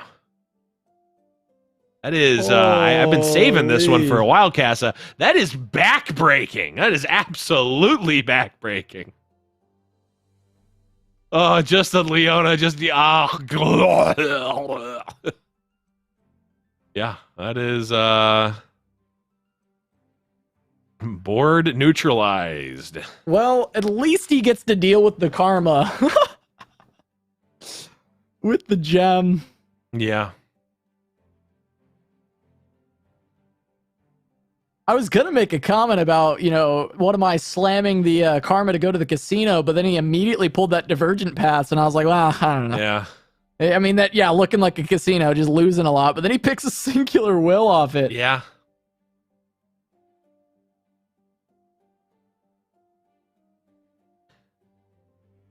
It's funny because he played singular will, but his hand right now only has a singular will in it. That's Get it? true, 'Cause there's Blev. only one Yeah, will of got it. Ionia. You Got get it, yeah. Get it. I sure did. Chad didn't get it though. Chad Sure didn't did. Get it. Screeching Dragon, the Sojourners can come back out on the attack turn. This is kind of asking to get sharp sought. Yeah, you only get the 3 healing anyway. It very much is asking to be sharp sought. Is that what we're going with? You could say sharp sighted, but that Yeah. that just feels wrong. Sure enough. Okay, but we he's got hush. the hush. Okay. Okay, well, this is gonna be turn 10. Sojourner into Sojourner, or Sojourner into Aegis. Or Jarvan. not Sojourner. We could see the other one, the new card whose name I just don't know, even though I'm looking at it. Swiftwing Flight into Jarvan. Yeah. Oh, that's true. Wait, is the open attack good here? I mean, I guess it's. Oh, J4 and Aegis could be good. Yeah, J4 Aegis is. Yeah, no, this is good. This is good. Yeah. Yeah, you still have your. Or this puts out a all right amount of pressure. Oh, it's a leveled Jarvan too. That's actually Oh. Yeah. It's been a long game. Of course he's leveled, but that was not like when I was thinking about these plays. It was not going through my head that he's leveled. Yeah, that's I think he just has to be good, but there is deny mana, so it looks like Turman's just gonna pass it. Mm-hmm. No need to go in on the Aegis while it's unsafe.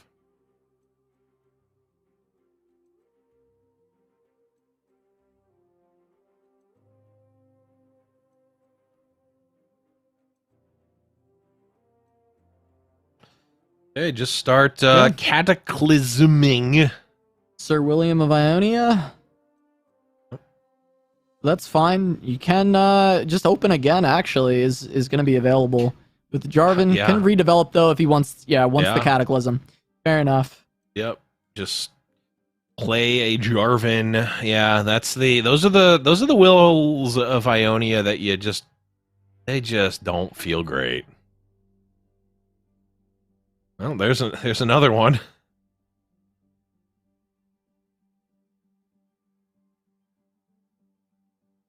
And this is definitely going to be tough. I mean, what am I not? Okay. There's not a Bastion. So this is nice because even though the Will of Ionia is going to potentially bounce the Taric, still got a blessing on a goat, which is nice. Yeah.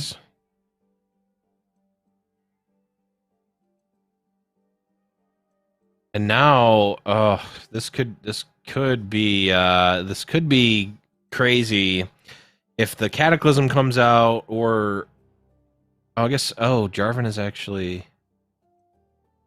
Oh, we could see. Hmm. I mean, we could see Tarek, Golden Ages now. It's pretty. I think it's pretty safe, actually. There's only 4 mana left now for Sir Tournament. Well, now there After is. the I mean, Cataclysm. before the You Cataclysm. mean before the and Cataclysm? the gem. Yeah. Yeah, it could have been done. Because Deny has been tapped out. Yep. It just takes the Cataclysm, takes the kill on the lifesteal. Level J4 is so hard to beat sometimes, man. It gets really tough with the Cataclysm every turn. But now we have Deny. The Cataclysm can happen. That can just get denied. Or if the Cataclysm goes on the Phoenix, you just go, okay. Yeah, it'll probably go on the Silver Sister. Right. Just trying to stop as much damage as possible. It wasn't quite enough damage that What Am I could go for like Deny on that and then Twin Disciplines and attack in. Right. Just to go for it, right? Like obviously we see Concerted, but it does feel like What Am I is in a pretty dire situation, right? Having to go for as much as he can. Yeah, I mean, Release In is nice too. That potentially can help push a little bit of extra damage. The thing is I mean, we see there's no life gain, and there's actually just no life gain in Sir Turman's deck that I can see. So it's not like you're worried. Like you just need to survive at 1, right? And then you can go for like you can attack, you can do all these. There's so much you can do. You have Deny backup, which is great. Lee Sin will probably be just a little bit off with Twin Discipline.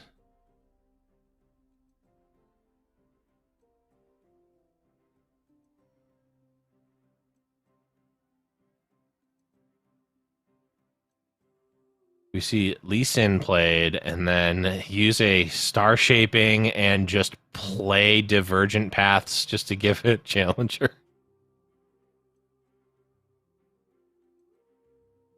Yeah, I mean that might end up being what happens on this next turn. This...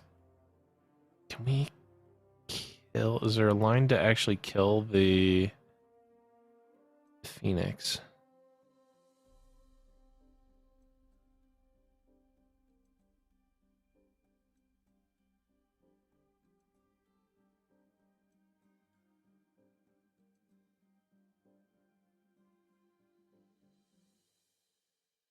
Swiftwing Flight has a Fleet Feather Tracker to go alongside, so gonna try and pull everything to the side and look for lethal. Doesn't want to rely on any spells because knows that all the denies are still left in deck. So it seems like this is Sir Turman playing around Deny. Mm-hmm. Although the Fleet Feather won't have Challenger.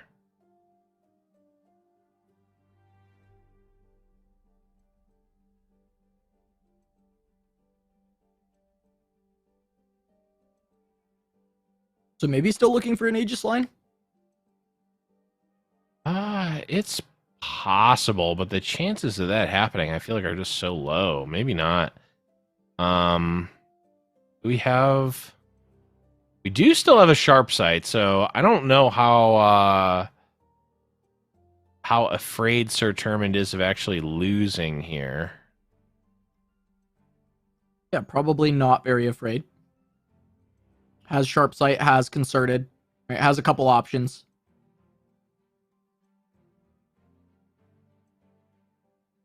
Even tries to get rid of the first life of the Phoenix. Mm-hmm.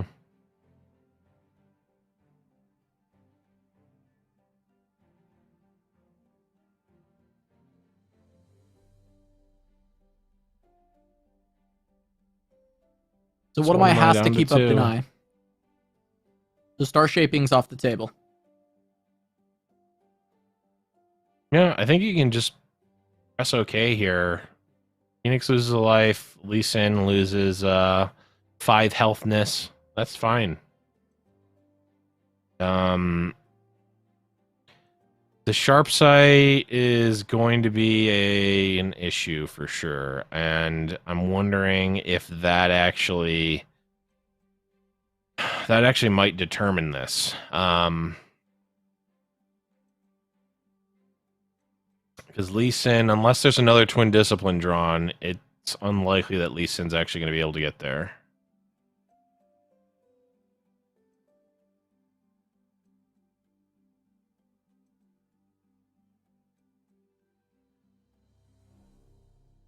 Yeah, because he can push 7 with Lee. Sharp sight stops the Phoenix, so the Phoenix not getting in. No. Karma.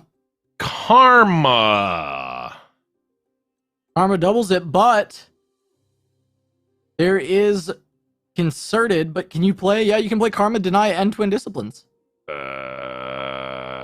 this. No, Karma has to be right? I don't like this. Sharp has to be sight, Karma. friend. I mean, I don't think there's been a single sharp sight used this game. You have to. I mean, this game has gone on for. I don't even know what round this is. 30. There's got to be at least one sharp sight, right? It has to be. You've got 13, 5, 9, 10, 11. Yeah, I mean, you've got Karma, Deny, and Twin Disciplines up. He plays Karma. Sir Turman plays what? Cataclysm onto something. Yeah. But then what am I can play the Twin Disciplines in response or Deny. He has 2 denies, but he only has 8 mana, so he needs to hold 1 deny for, I guess, Concerted Strike. Like, this can go through. Cataclysm on Karma? Yeah, no, I think you're fine with that. Because now you go. Now you push There's only Twin one by going Twin on Lee Sin to give him enough attack, and then you have Deny to back him up, Just right? you double twin Lee in response. Yeah, this is good. Now the question is, Back Lee. Yep. Then we see Concerted, which gets denied. And then That it's should game. be it.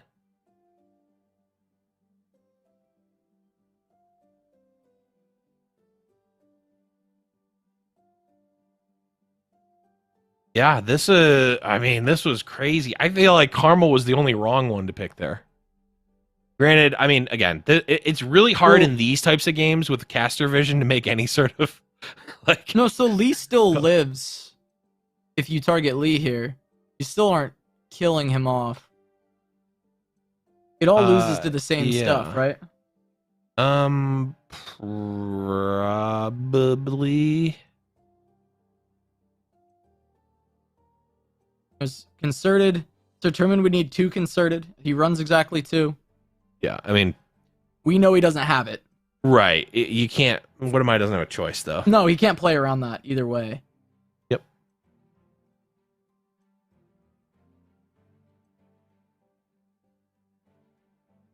Singular will.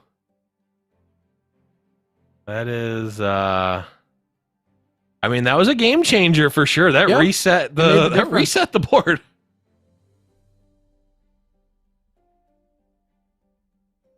We have like. Is there any other out? There's no single combat in the deck. There's no single combat doesn't even just do the anything one other either. Concerted. Yeah, single combat doesn't even do anything, and you can't pale into Concerted. You don't have enough mana. And you pale into there's no life gain. There's not even there's no life gain whatsoever. Single combat, the one thing it could do is kill Lee's target. so that he doesn't get kicked. True. But single combat Very is not in the true. deck. It's not in the deck at all. Yeah, yep, it's not in the deck. True. But yes, I did not think about that line. Wow. And that is Singular going to will. be one of my... Singular will. Wow. Although there was a singular will, and I think 3 other Will of Ionia's played, and maybe even a... actually, no, there was. There was also a Homecoming played in that game, too. So, whew, recall. Absolutely insane. I Getting think some Sir value. Turman was playing a really solid game, really well Yeah. done throughout the entire tournament. Mhm. What am I also is just so good on these Targon lists, and now, yes, he got bailed out by the singular will, but after that, what am I just always putting himself in the best place for the victory? Yeah. Ends up finding it at the end of the day in a very close series with Sir Turmund. And What Am I is going to be the one getting that invite back to next week and moving on to face off against L Games BR. We're going to take a look at the bracket to see how both of them did reach this grand final. Got L Games BR taking down Sir Turmund, then Swim, then What Am I, and now going to get a rematch against What Am I in the final. It looks like L Games BR actually beat everybody in the top 4 to get here. So cannot argue his strength of schedule. No, you cannot. Definitely putting up a performance here, and certainly going to be awesome to see them coming back next week, as well as What Am I. Of course, both finalists will be invited back for the next fight night, but there can only be one winner, Casa, and we're going to have to wait and see who that is. Yeah, there can be only one champion. We have one more set to go, potentially 2 if we get a bracket reset, but only one more matchup to go. We got the grand finals coming up. We're going to take a short break, but when we return, more Fight Night Legends.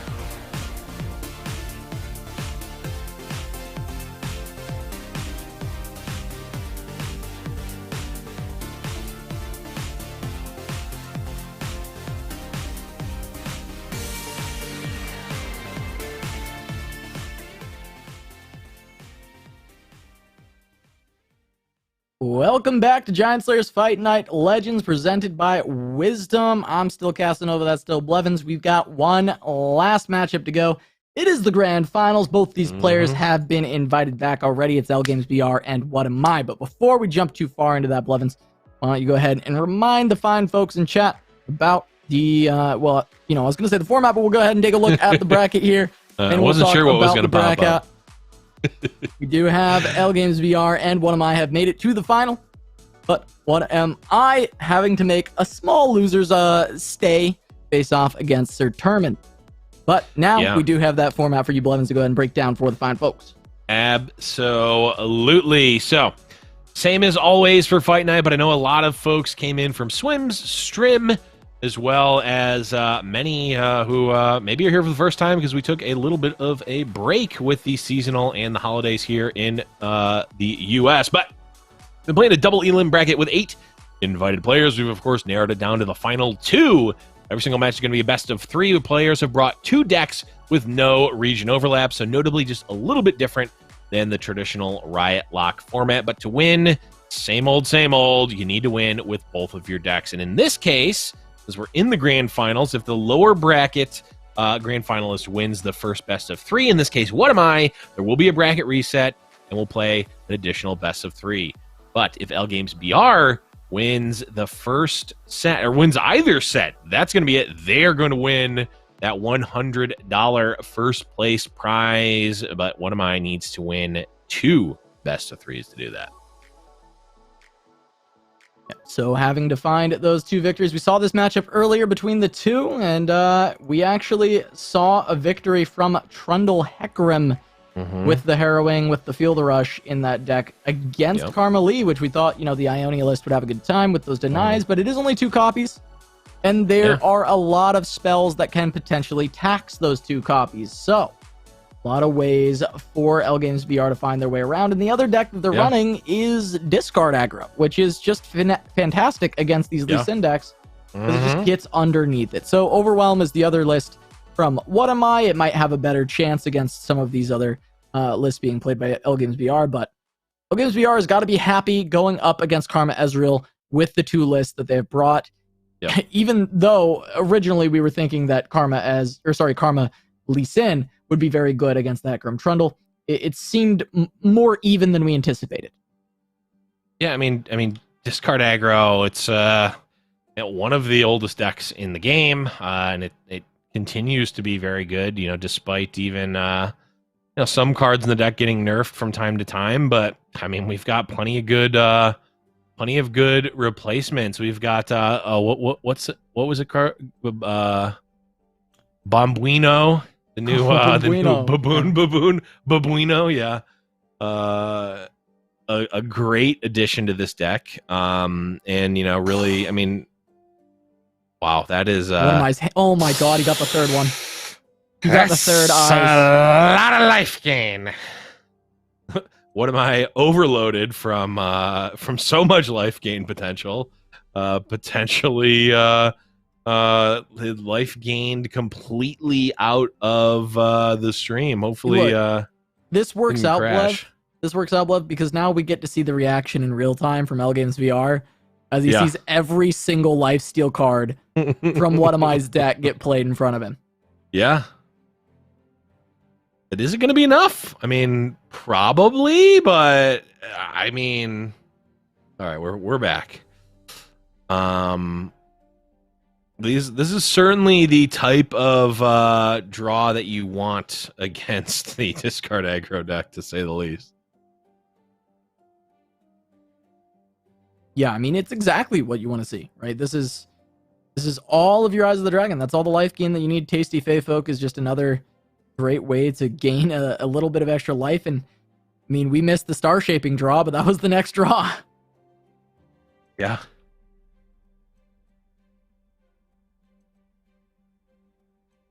So starting off very well for What Am I? Yeah, and this is L Games BR just, I mean, gonna have to deal with the full Monty here. Oh, actually, oh no, okay. I chose Calibrum as the okay. The phase. is the Yeah. phased weapon. I'm like, okay, I can see picking Calibrum. You know, you kill a, you kill an arena battlecaster. Yeah, I mean, the craziest part, too, is just these gifts from beyond are just turning on the Eyes of the Dragon as well, because it's two spells in itself. Yep.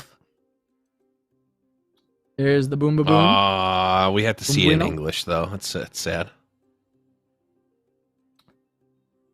Oh, poor L Games. Yeah, what emote are you spamming here if you're L Games, Casa? I mean, Monka Ez, any of the angry emotes. My new one is the new Echo emotes. Have you seen those ones? Yes, yeah. The Drake meme. Yeah, those are great. I use those for basically everything. That's been my go-to. Oh, I missed my lurk trigger. Just nope. I don't want that. And then I missed 3 lurk triggers. I hit no on that. Then I hit concede and really quickly hit the good Echo emote. It's perfect. Gonna have the Sonic Wave Resonating Strike to even just try and kill off another target. Doesn't actually go for the Resonating Strike. I was thinking Draven might have been the target. Just deciding to go for the Arena Battlecaster, which is also quite good. Represents a lot of damage coming through. Yeah, I think you want to save the Resonating Strike in case it basically means that Draven can't block, right? Can't free block. I guess if you were pulling Draven, that would make sense, but you're already gaining the maximum amount of life, so yeah, and we're actually just going to be getting a we're going to be playing the Deep Med for the second spell cast, so you don't even need to play the Resonating Strike. The only thing that it does is progress Lee Sin slightly at the cost of 1 spell mana, which is unlikely to be worth it, I think, in this scenario. And oh, how about more life gain? Wow, just gonna cast it on the one with 1 health to avoid Pale Cascade. Sure. Reasonable. Very reasonable. Okay. It's the Visions proc, can just pass, try and hold on to these buffs. Yep. Double Fey Folk as well. Yeah. And this is looking insane, but I mean, L Games also has a pretty great board, and it's looking like, you know, it might come down to the same moment that so many discard aggro matches come down to, which is, well, if their last card is Jinx or Augmented Experimenter, I'm in a bad spot. Yeah, I do feel like L Games is playing this really well, considering how hard this game is to navigate with the triple I. Yeah. Yep, I agree. What am I? Just gonna take the pass here.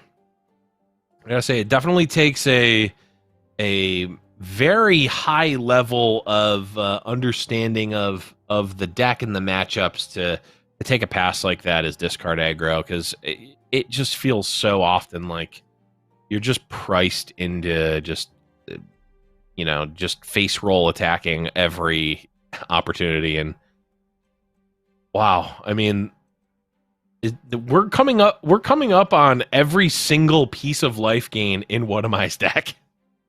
Yeah, 1 more Star Shaping, 1 more Fey Folk. I think there's actually only 2 Fey Folks. Oh, are there? Correctly. Yeah, So there's only just 2 1 Fey more Folks. Star Shaping.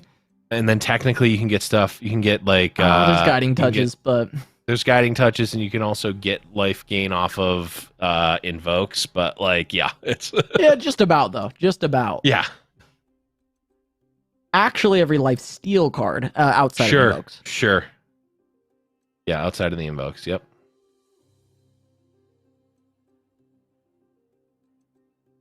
And these blocks are feeling good. I mean, attacking with Draven makes sense, right? But yeah, I'm not sold on the Augmented Experimenter attack. God, just Imagine being a Targon deck against discard aggro and star shaping at full health.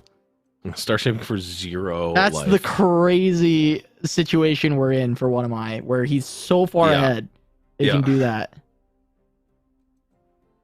Imagine being discard aggro and just throwing flame chompers away. Yeah, just have to keep throwing things away too. Yep. Well, we see Viscid. All Viscid is doing is opening up room for what am I to gain more life? I mean, Viscid can just get hushed and killed on a future turn. Yep.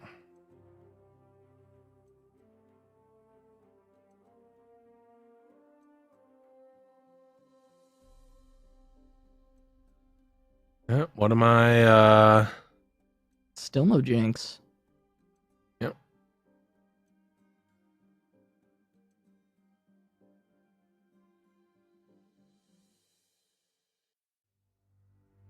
Hush on Viscid can just block that. Still winnable for L games because of the fact that it's augmented. This is going to be a full board refill after some of this trades away. Yep. But we are getting to the point where What Am I can just play, you know, late game invokes. Mm-hmm. Still has a lot of life gain, has the karma. It's getting pretty bad. The leveled karma, I think, it may just be a little bit too much, but... Leveled karma and star shaping. I mean, no big deal, right? No biggie. No worries at all.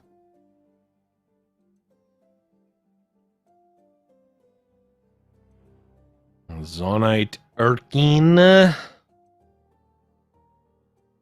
L Games does get to go wide here. There's Jinx, finally. There is our good friend Jinxie Poo.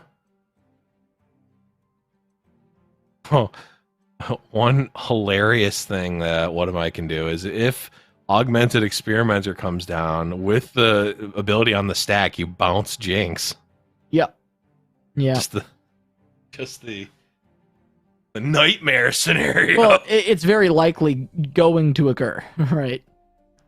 I mean, if L Games is alive and if Jinx is alive. Yeah, because I mean, you shuffle this Jinx, playing the Get Excited, and then you play your Augmented. Yeah, and now there's not Will of Ionium. Yeah. That's true. But is Jinx just dead before you can actually even play the Augmented because of the challenge? Maybe.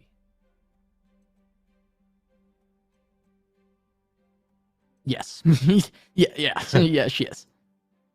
I mean, there's always. I mean, after tonight, I mean, I don't plan or trust anything anymore. Anything is possible in my mind. Does opponent, does opponent pull a unit and present lethal, or do they not instead and lose? Do we see a 45-minute Poro game that Swim ends up winning? Maybe. Tonight we did. Jinx goes down.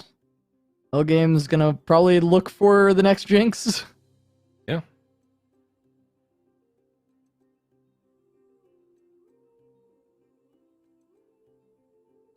Yeah, what am I mean, has the inevitability, right? I mean, eventually we're going to draw into a Lee Sin, or we're going to get, the star shaping is going to pop and get an actual win con, or, I mean, even just casting spells and killing the Dragonlings with the... with the Scourge, yeah. Yeah, with the Scourge is possibly just going to be enough. Actually kill one of the eyes. Yeah, the Augmented Experimenter. Feel like I would have, if you're gonna cast those, if you're gonna cast that just to get the spells, like I feel like you can attack with something. Especially since everything has overwhelm, you just it's leaving a lot of damage on the table. But just Get Excited on the visions is pretty scary. Yeah. Sure is. It's actually going to make the other eye be threatened. Well, the eye's already being threatened, I suppose, by this swing with the Arena Battlecaster.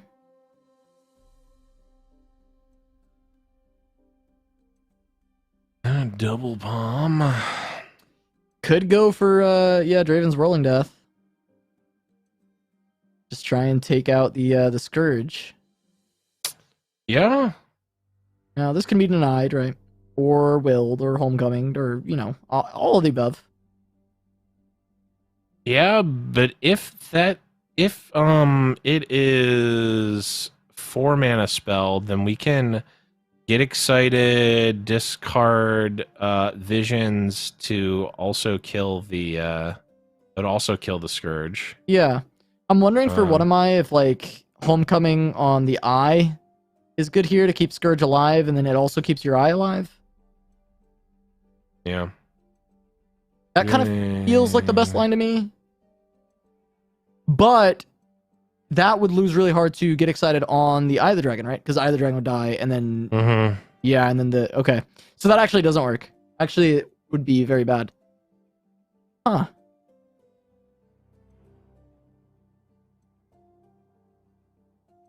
Just Heal 8. heal 5 8. win conditions. Immortal Fire, that'll do the trick. Okay, Supernova, hedging. You just go Living Legends to have the option. I'm a simple man. I see a Living Legends, I take it. Living Legends. I mean, he could miss everything on the Living Legends, right? Sure. Sure could. Oh, there's Lee, though. Lee will at least... Well, we'll clear the board and put a clock on.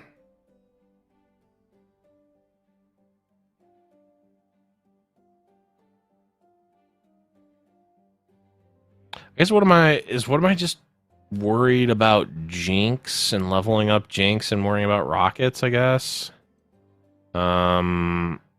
Or maybe the Seed, another crowd favorite, though I think there's another Hush still, right? Yeah, there is. Yeah, there's a Hush in hand.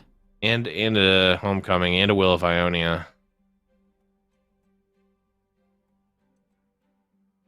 Okay. Oh, there's Jinx.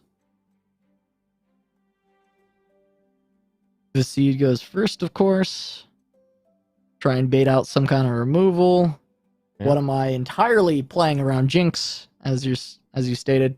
Yep. Now we send in the clowns.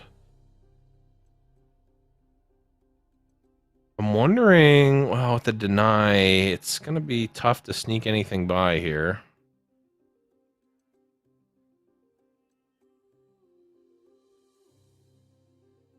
But I wonder...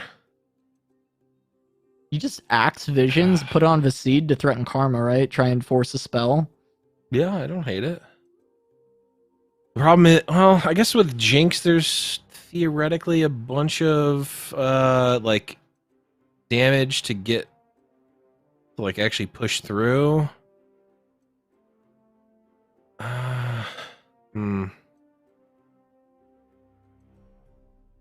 Yeah, it feels like you got to put the threat on the Karma. Like, there's you're never thinking it's actually killing the Karma, but I think you need to put the threat down. Yeah, you get to put the threat down at not a mana cost, which is nice. Now, actually, I guess, do we?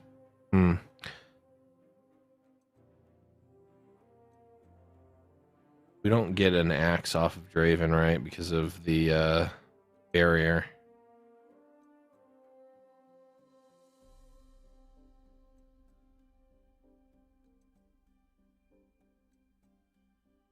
So we can't actually play... Oh, no. Well, I guess we do get an axe. Okay. But since two things are... Wait, you get an axe off of that? That's weird. Yeah, it's just strike. It's just strike. Yeah, I always forget that. That's striking, even if it doesn't do damage, it still counts. Or dealing the no damage to break the barrier counts as it. If it does 0, you don't get one. But yeah, we can't play Jinx and level her this turn, unfortunately. There's another Karma. Okay, so the deck out plan for L Games PR is now off the table. And a Fallen Comet picked up for Jinx. Yeah, it feels pretty done here. Yeah, I mean, whenever we get to the point where it's Enlightened Karma on board with a handful of cards, it's generally safe to assume it's going to be done, but it did feel like L Games just had a good setup, that there was a world where he was going to get the damage through. I mean, we've seen him get a lot of damage in, even after this Karma has hit the board, but we might be past the point of no return with the answer to Jinx being in hand. Right. Yeah, I mean, theoretically, there's the damage here. Jinx is going to level up. So, I mean, if there's another Jinx off the top, and I'm thinking from L Games perspective here, like, we draw Jinx off the top. That's great. But, I mean, there's still, another answer to Jinx. Yeah, and it would be the last Jinx right off the top here. It's not Jinx, but even if it was, yeah, because we saw one get killed earlier, right? So it'd be... Wait, did it? I think so. Oh, yeah. Yeah, to the Scourge. To the Scourge. Right. Yes, that's... Yep, 100%. So we had one die earlier. If the next one came down, it would just get supernova'd, and then there's just no win con left. So we are at the point of no return. We may have been here for a while, but at least now it is... more evident. It's guaranteed. It's just down to one of my slowly finishing it up, or L Games hitting that concede button, because there is nothing left to do. Yep. How about this mini star shaping? Is that enough? No.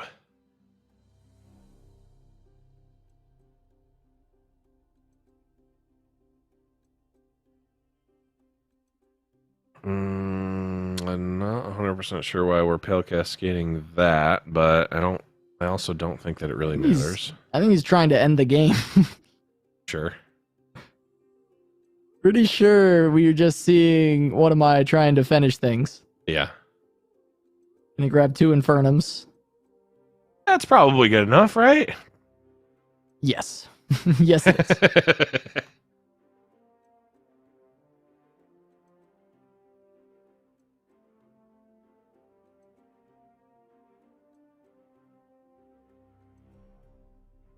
Yes. Get excited himself. Okay. And then throws the... Only took every single lifesteal card and heal card in one of my deck, but he did take down discard aggro with Lee Karma. Wow.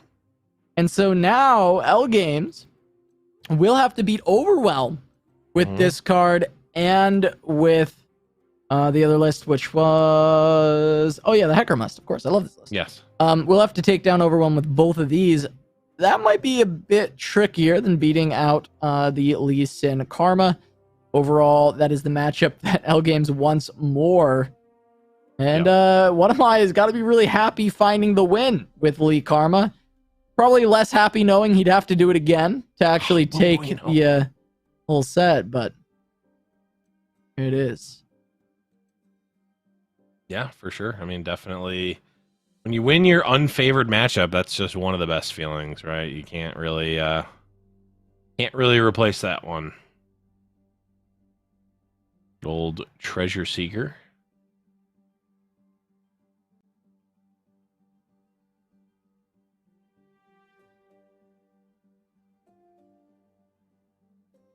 Decent curve for L Games once again. Double the seed, probably not something you're stoked on, but gonna have the Daring Poro just to deal with that landmark.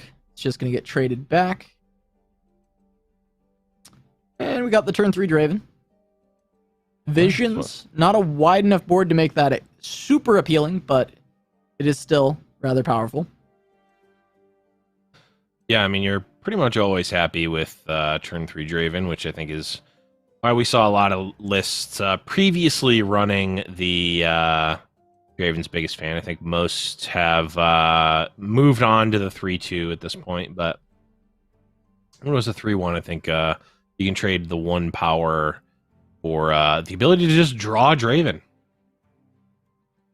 All right, we can axe onto Visions to trade with the Renekton. You definitely want this Renekton to die while there's no mana for combat tricks. Yep. The Visions still get a little bit of value because it will be able to buff up the Poro. Mm-hmm. I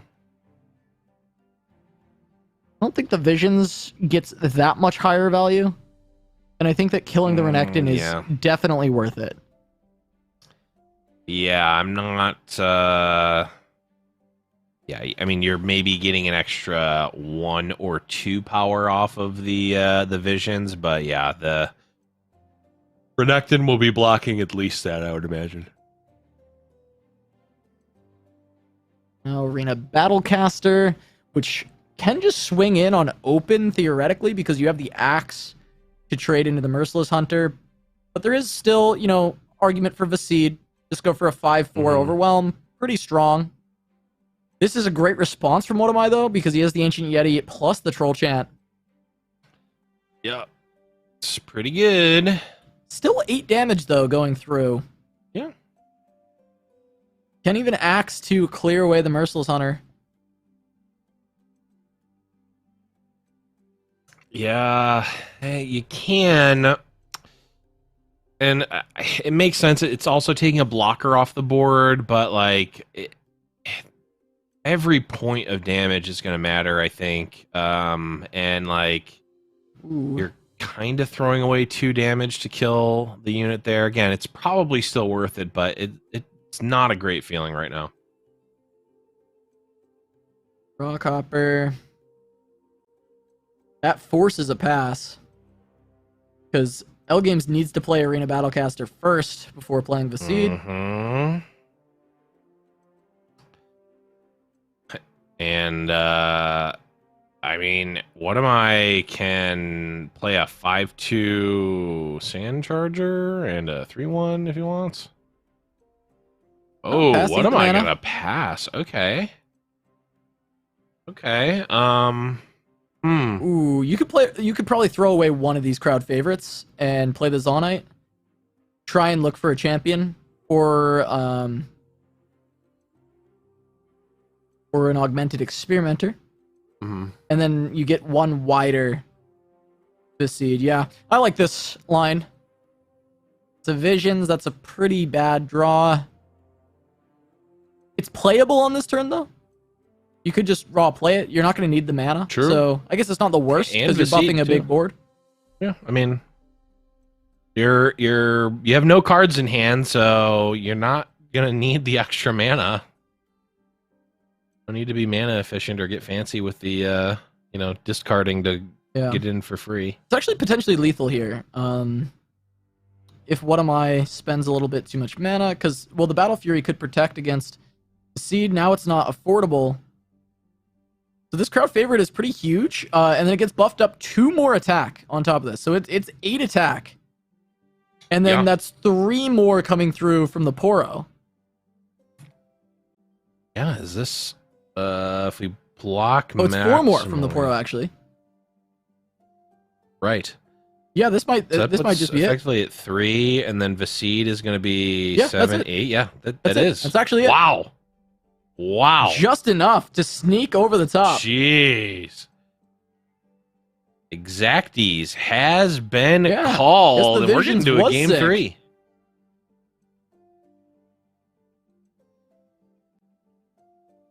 And I'm imagining, What Am I saying? I just need to dodge Visions. Or get excited. I mean, there's definitely, there's a lot of outs, right? Yeah, what a great pull off the top. That's just gonna be exactly picks up the win. L Games, that hand was looking a little rough actually for L Games. It started getting a little scary because like you know when you get that many crowd favorites, it can be pretty bad, but it ended up just being just enough, right? It was just enough crowd favorites to push through the damage. The overwhelmed became the overwhelmer in that spot with the overwhelmed deck not being able to put it together and just gets taken Mhm. down by all those crowd favorites. And now it's just the Hecarim deck going up against Overwhelm. This matchup feels like, I want to say it should be slightly favored towards Overwhelm, but I do think it is still a winnable matchup for Hecarim Trundle. Overwhelm cannot answer things like Harrowing or Feel the Rush, but Overwhelm can be aggressive enough to take down this Trundle Hecarim deck before it can actually even get anything going. So that's what we have to watch out for. Can L Games survive the early game in order to make it to that late game where Hecarim and those big bombs will actually just be able to run over the rest? That is really the question. I mean, this is a hand. I mean, it's not quite the craziness of What Am I's every single lifesteal card in their entire deck, but this is pretty. I mean, it's a pretty good early game, right? You got sentries and even an avalanche drawn. I mean, this is feeling pretty decent right now for L Games. Avalanche looking pretty good. Avalanche looking good. I mean, granted, I mean, What Am I can still push damage if he wants. Okay. Not even going to go for the Avalanche, just going to go for the block, which is also just fine. Yeah, block is perfectly fine. Just block twice. In fact, Avalanche would be a little bit rough because there's another Sandstone Charger in hand, so right. You would know you're basically guaranteeing you're taking 5 by doing that. Tavern Keeper, hitting a lot of the cards that L Games needs in this early game. Box is also quite good. Oh, yeah. Box kills Renekton, kills Merciless Hunter. Sure does. Wait, no, Box doesn't kill Renekton. Oh, yeah, sorry. For some reason, I had him as a 4-3 in my brain, but that never makes any sense. Didn't think he was a 4-3, but then when you said that, I'm like, oh yeah. You just were like, Box does 4 damage? Or... No, I was like, no. Renekton is a 4-3. You're right. But it's still good here because it sets up for Avalanche or Blighted Ravine or gotcha. Withering Will even. Full price gotcha. Yeah.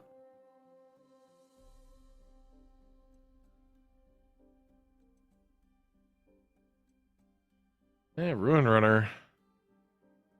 Well, you just pop the Spell Shield with Whale or Avalanche, I suppose. Gonna take a lot of damage from the Ruin Runner.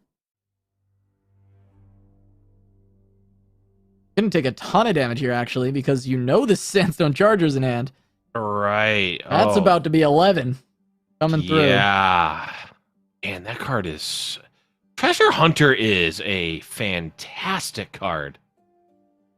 Yeah, it just punishes so many board wipes or just overspending of mana. Yeah. It's just like, if you spend too much, here comes 5 damage for 2 mana. More than a Decimate. Right. Everyone's like, oh, 1 mana Decimate's too strong. Let's stop that. And then the Treasure Hunter comes in. It's like, hold my 5, please.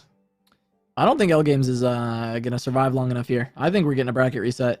There's been no champions for L Games to help stabilize the board. The Harrowing is not good yet.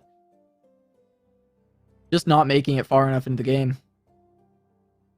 Yeah, just too much stats for One of my just pushing through. Yeah, this will be a block. I mean, this will actually end up in favor of L Games, I think, because we're going to see Vile Feast, which will likely get Shapestoned, which will then get another Vile Feast. Yeah. Could just let it in. And then you use... Well, Shapestone actually isn't turned on because there's not been... No. Yeah, okay, it's probably worth just using as a 1 health. But, what am I not going to do it?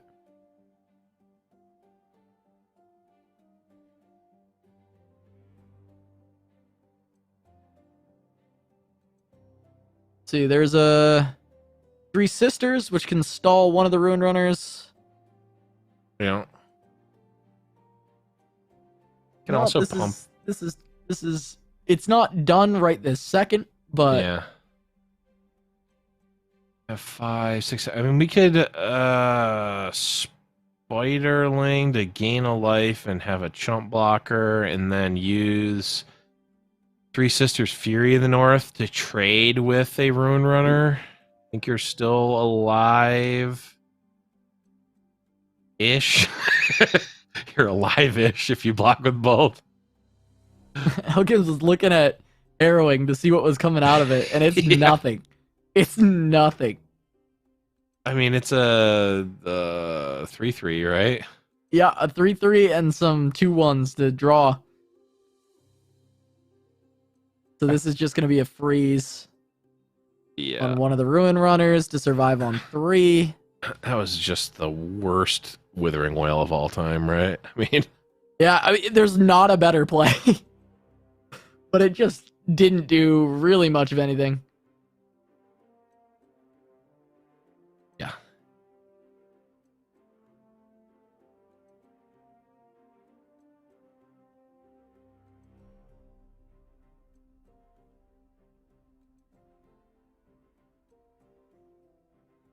I feel like what am I just like, okay, sure. The problem is like none of this isn't even like set up for Blighted Ravine or anything. Nice. I mean, 2 of these are removed, but he's still dead to everything. Yeah. Yeah, Ravine kills 2 units. There's still 11 power on the board. Also, yeah, we can Shapestone to heal for 1 if we want. Which I feel like is close to worth it, I guess. What am I maybe worried about? He's like still dies to Vile Feast or Whale, probably. whales. Maybe just thinking. Yeah.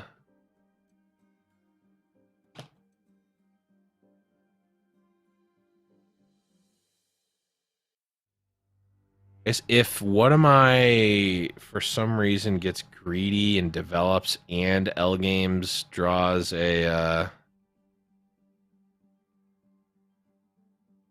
Ruination.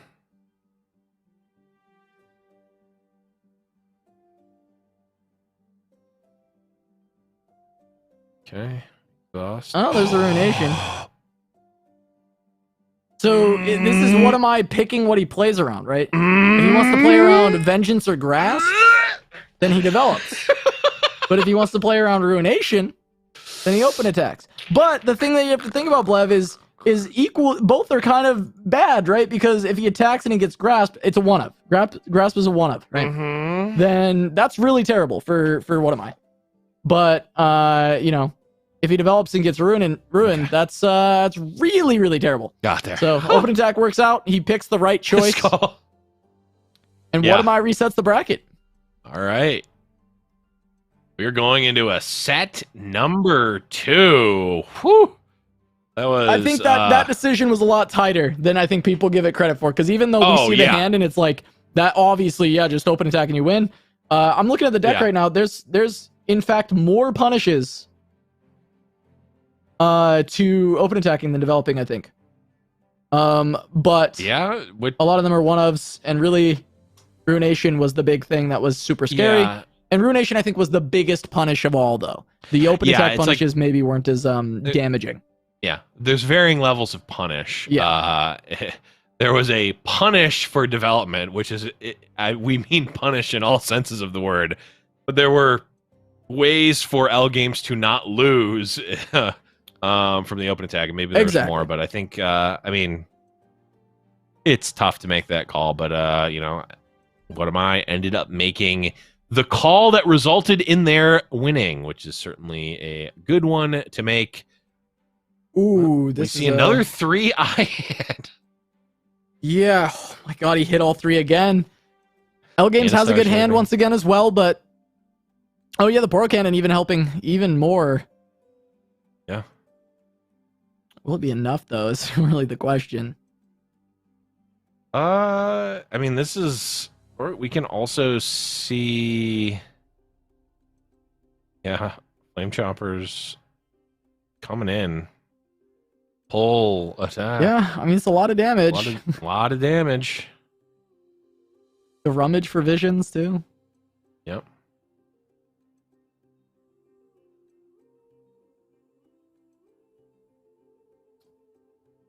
How about Crescendum. another eye? Yeah, I mean, the saving grace, I guess, is that L games can use the poros to attack over the eyes, but True. this is what Jordan needs. This is what one of my needs. Look, he's got double star shaping. He's got tasty Fey Folk. He has it all again. This is how he wins. Yep. Sure is. Goes with everything. Has the vision's bait. He's holding it. Yep. If one of my goes to block the crab, it's a big punish. Would force a conch palm, most likely. Yeah, I would think so. Can still just go, instead of the rummage, you can still, yeah, just do the poro cannon. Mm-hmm. Push a lot of good damage. Take out one of the eyes. Still so much healing available. Yeah, this massive attack only doing 5 damage. And also a good chunk of L Game's board is being destroyed.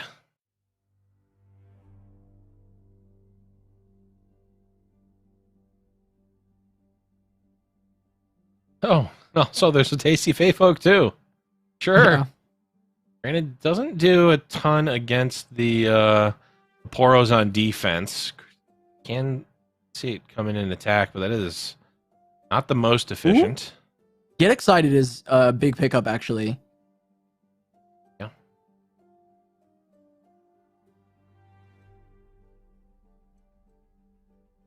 Finds Karma as well. Lee can kill off one of these Poros. Tasty Fey Folk. There's definitely an argument to get excited the Fey Folk now. Just discard the rummage. Yeah. Stop. Deal 4, essentially. While there's no way that it can be protected. I think that's probably the right play. And then you just have this Augmented Experimenter. Yeah. Yep. Refill the hand on the next turn. Try and kill off the eye with it. Yeah. Yeah, I mean, this is big, doable. right? I mean, after all this life gain, what am I still down to 10? Oh no, the Bumbuino. No. Bueno. Not going to make it. Okay. I mean, there is another eye. But this is a wide board. Jinx picked Jinx. Oh, that's okay, you can make a trade, refill your board with House Spider, and then also still have max power up.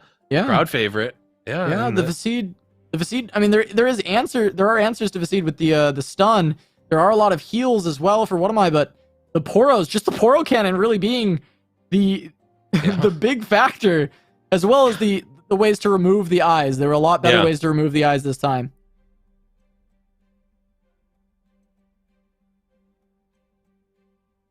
Okay, I mean, we see late game threats, but we got to get there first.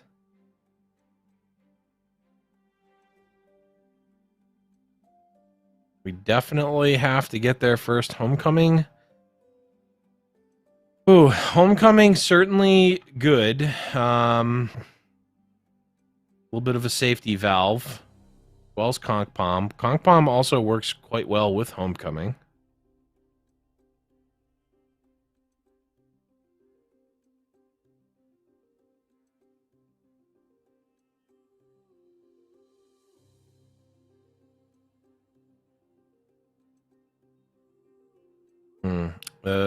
It's interesting. I guess Setting up the Conch Palm for Homecoming on the next turn, I imagine. yeah, that part is fine. I'm surprised that I guess it doesn't really matter what order you do it in. I know. I guess this makes more sense. Okay, yeah, this makes sense. Given that one unit's gonna die, so we still get a max power of a seed. It's nice, but Homecoming, Boom Bueno. Oh, does that allow for I think it does. Jinx to get a rocket too. Oh, not with the crowd favorite getting bounced. That's true. It would have though, I believe, because yeah, Right. it empties, and then the next time you empty. Yep.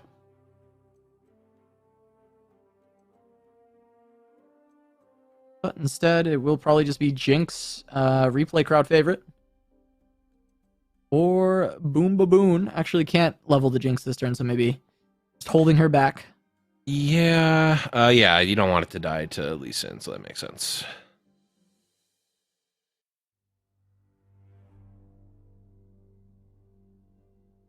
Holding back the seed as well. Yep, makes sense. If one thing die, that's an unfortunate draw for the leveling of Jinx purposes. And the leveling Jinx and keeping crowd favorite purposes. Yeah, it would mean you'd have to throw away the crowd favorite. Yeah.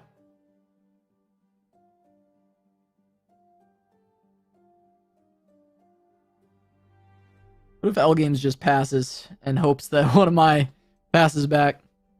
Play it all out on the next turn.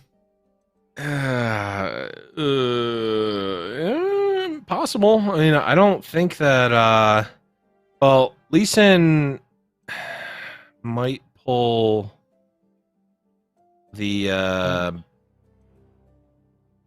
Okay. Well, now you're not worried about get excited, and there are no there's no mystic shots, so I guess Lee Sin, if Lee Sin has barrier, it's good.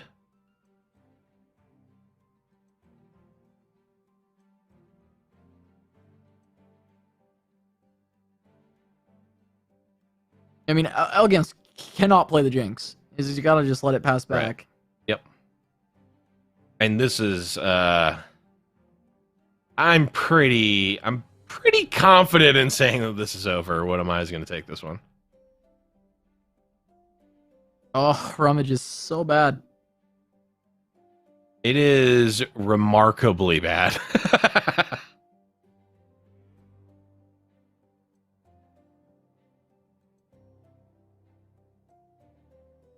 Yep. What am I setting up the just need to deal with the win cons? You only have so many, and I don't really have an end to my value. Karma decks are back, Blev. What in the F is that card? The 3-mana one? Yeah, it's definitely one of the new cards, but yeah, it is. Boy, I would fail the pop quiz. I think I would too. It does something silly. I know that. Starlit something. Starlit, I'm pretty sure it does something silly. Like it does like replaces your whole deck with something, or No, that one's not 3 mana, is it? The replace the entire deck with the Behold the Infinites? I mean maybe that's not it. Maybe it is. Maybe I thought it just cost more mana. If you have, I think it might be. Oh, chat saying you're right. It is it's Starlit Epiphany. I didn't think it was Starlit Epiphany. That's funny. That's really funny. I didn't think it was. Play it. Yeah. I thought that card cost more mana when I was looking at the reveals. That is funny. Nope. If you want to do that, you can do it at the low cost of 3 mana. 3 mana. It's Explore Ungoro. Yes. That is a reference I barely get.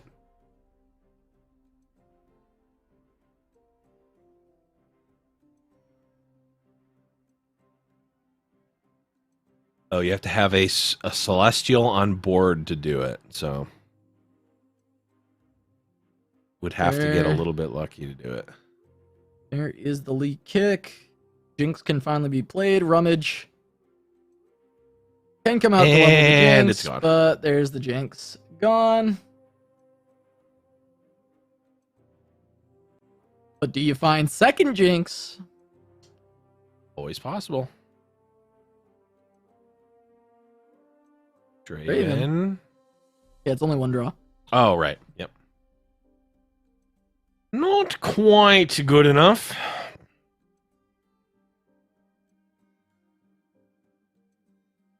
There's the Jinx. Hey. Sky's Descent How about for 13. whole board Oh, gone?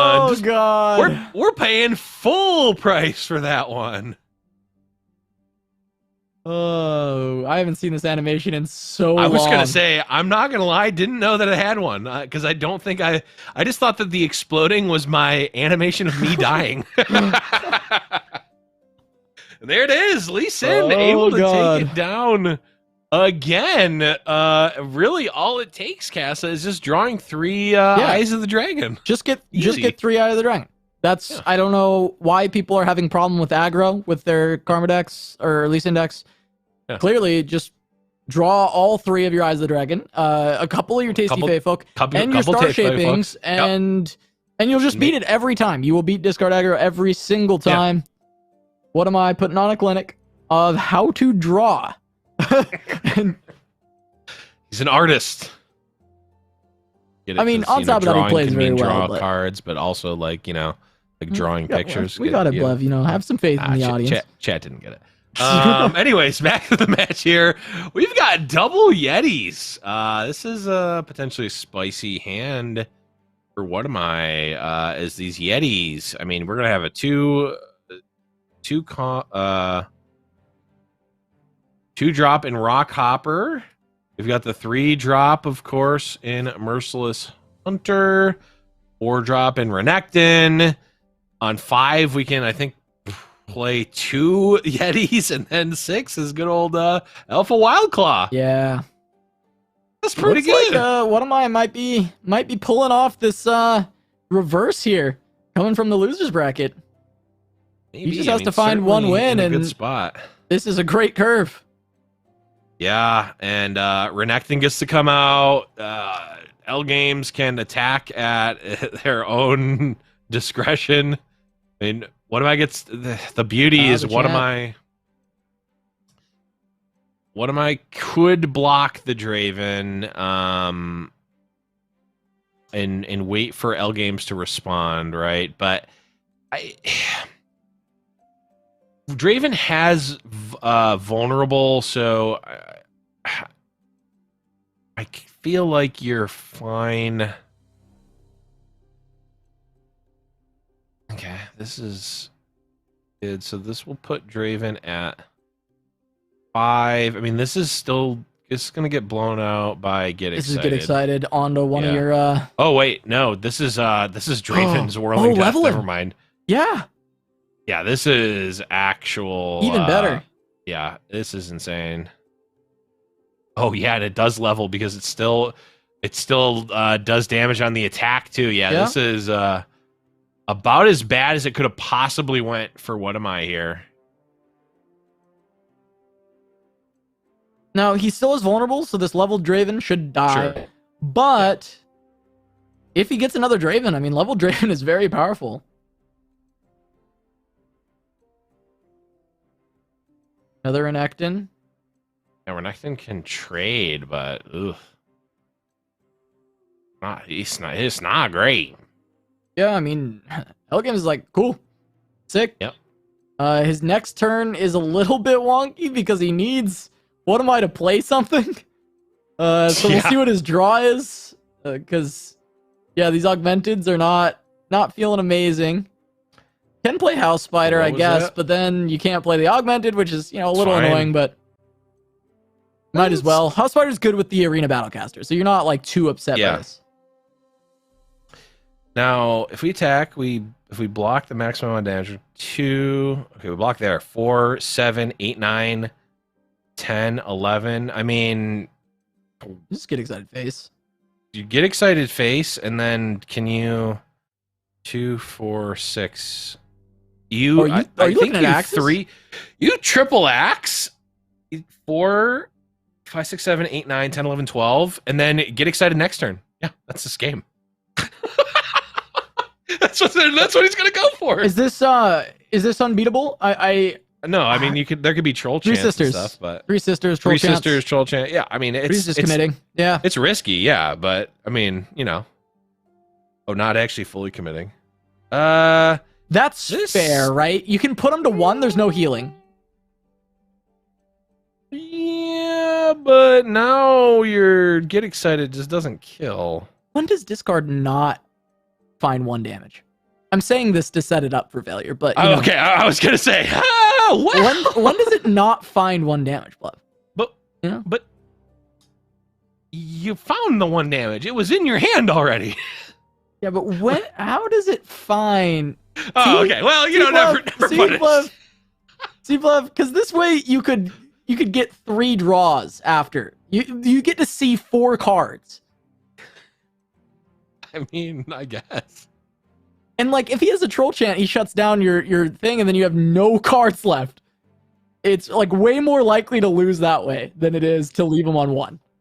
Yeah, but can't you just like He fights back. axe 1 at a time? And He fights see? back. We thought one of mine Yeah. might just be taking it there, but there was a Yeah. line. The Draven level up was huge, and L Games fights back. Just needs 1 more win to take it down, and it is going to be a matchup that looked rough in the first set of the grand finals. Is the Hecarim Trundle going up against Overwhelm? The deck needs a little bit of time to get off the ground, and Overwhelm can take you out quickly if it curves out properly. Might see the box passed away. Ravine being kept. And Trundle being kept. Trundle makes sense. I like Trundle. Yeah. Even if it just trades with a Ruin Runner, you're pretty happy. Wait. Wait, he kept all that? Is this, wait, Cass, is this Overwhelm or is this Underwhelm? Because this hand is clunky. Jesus. This hand is clunky right There's now. a Treasure Seeker. That helps out. Oh, Treasure Seeker. But it is very always slow, does. and that's what all games needs. Well, okay, so I think this is probably just next level from what am I of like, okay, well, L Games is keeping all sorts of, all manner of Vile Feasts and Avalanches and Blighted Ravines. We go, you know what? I'm just going to only play stuff that's bigger than that. Ooh, what am I just deciding? If you should just slam the Merciless Hunter to try and have a good open attack? Could go just Treasure Seeker, though. You can bank the mana because you're going to expend the mana on either this Sense of Tomb or the Battle Fury. Mhm. Pick up a Troll Chant as well. Another Battle Fury.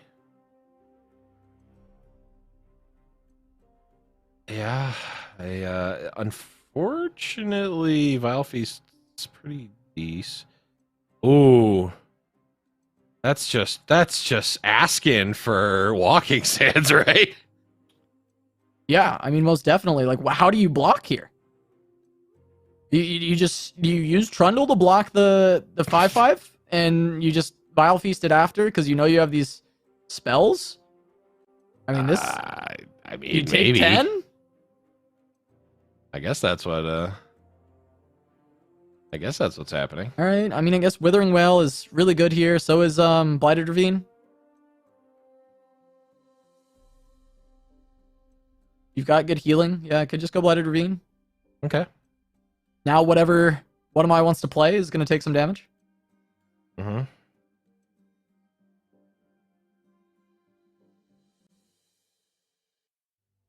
The double Yeah, vengeance is really good, by the way. This is a Oh, yeah. These are good pulls. The only thing that gets destroyed by it is, of course, Ruin Runner, but every other unit is like, yeah, this is. I'm okay with. I'm kind of okay with vengeancing, an Ancient Yeti or an Alpha Wild Claw. Sure. Like, this is great. Yeah, Yeah, this is you just vengeance the Wild Claw. Yeah, and this could also be, I mean, theoretically, it could be Ruination, right? And that's pretty not super great. Oh, you Vengeance the Wildclaw, and you get to block. I mean, this will likely eat a Troll Chant, but that's fine. You don't really care about, I mean, this Tavern Keeper, you never really cared about anyway.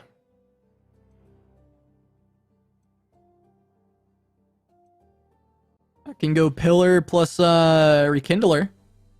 Get another Trundle back. True. And then you can use the you can pull the Renekton with your Trundle.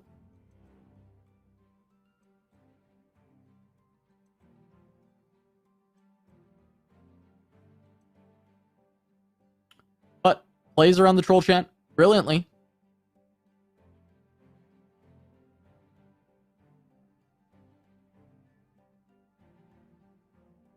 The one bad thing about Pillars against Renekton is it's just kind of food for him to try and go to his level up. Yep. That sure is. It's like... No, you gotta you're always pulling that with Renekton. Yeah, you want to get him.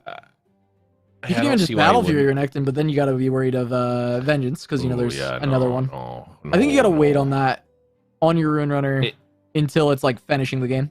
Right. Yeah, because now it just dies to unfortunate. Well, this can. Oh, this is not going to be good. Oh, this is is Vengeance Vile Feast. Yep. That is huge for L games. That is so big.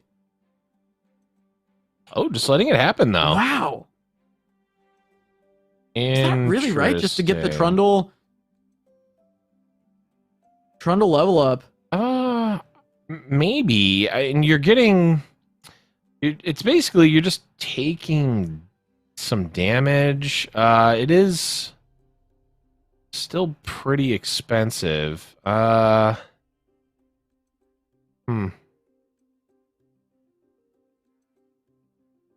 guess you're not taking a ton of damage. I don't know. That seems steep. That was a steep life cost to pay. Is he to level up that Trundle?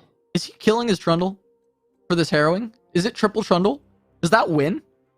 Because there's no way to stop harrowing. This is pulling 3 Trundles. Is it 3? Yeah, I believe so. And he drew another. Is he going to be up? I don't think he'll have 4, though. I think it's still 3. Because I think the Rekindler one might get bumped now. Maybe it's 4. I think he wins.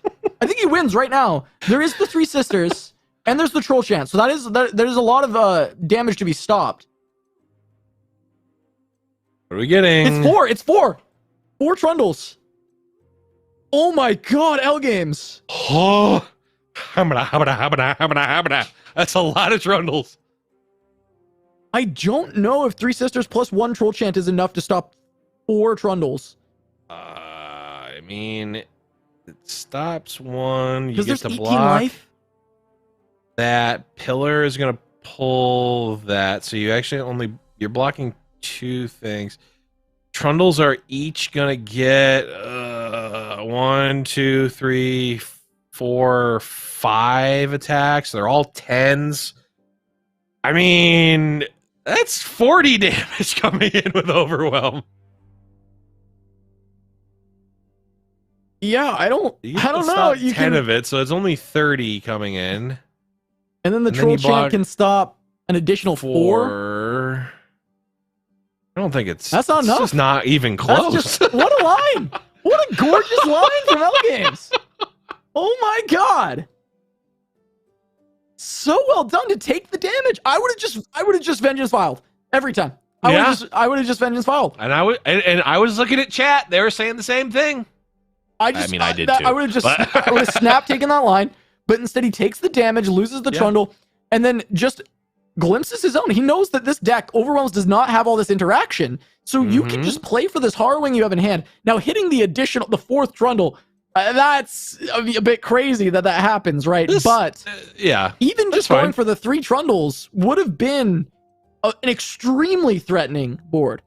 That is such an amazing play from L Games. Well-deserved victory. Oh my god. Yeah. And Hecarim, I talked about it when we saw it. Why did they keep showing up in spiking tournaments? Now it's been a while since it happened, right? It was like Blood Riders. It was like Blood Riders might have been the last time we really saw Hecarim around spiking tournaments, but it always comes out of nowhere when people are like, you know what, Hecarim's still bad, whatever. Blood Riders, that started being played when Hecarim got that 1 attack buff, and people were like, nah, he's still bad.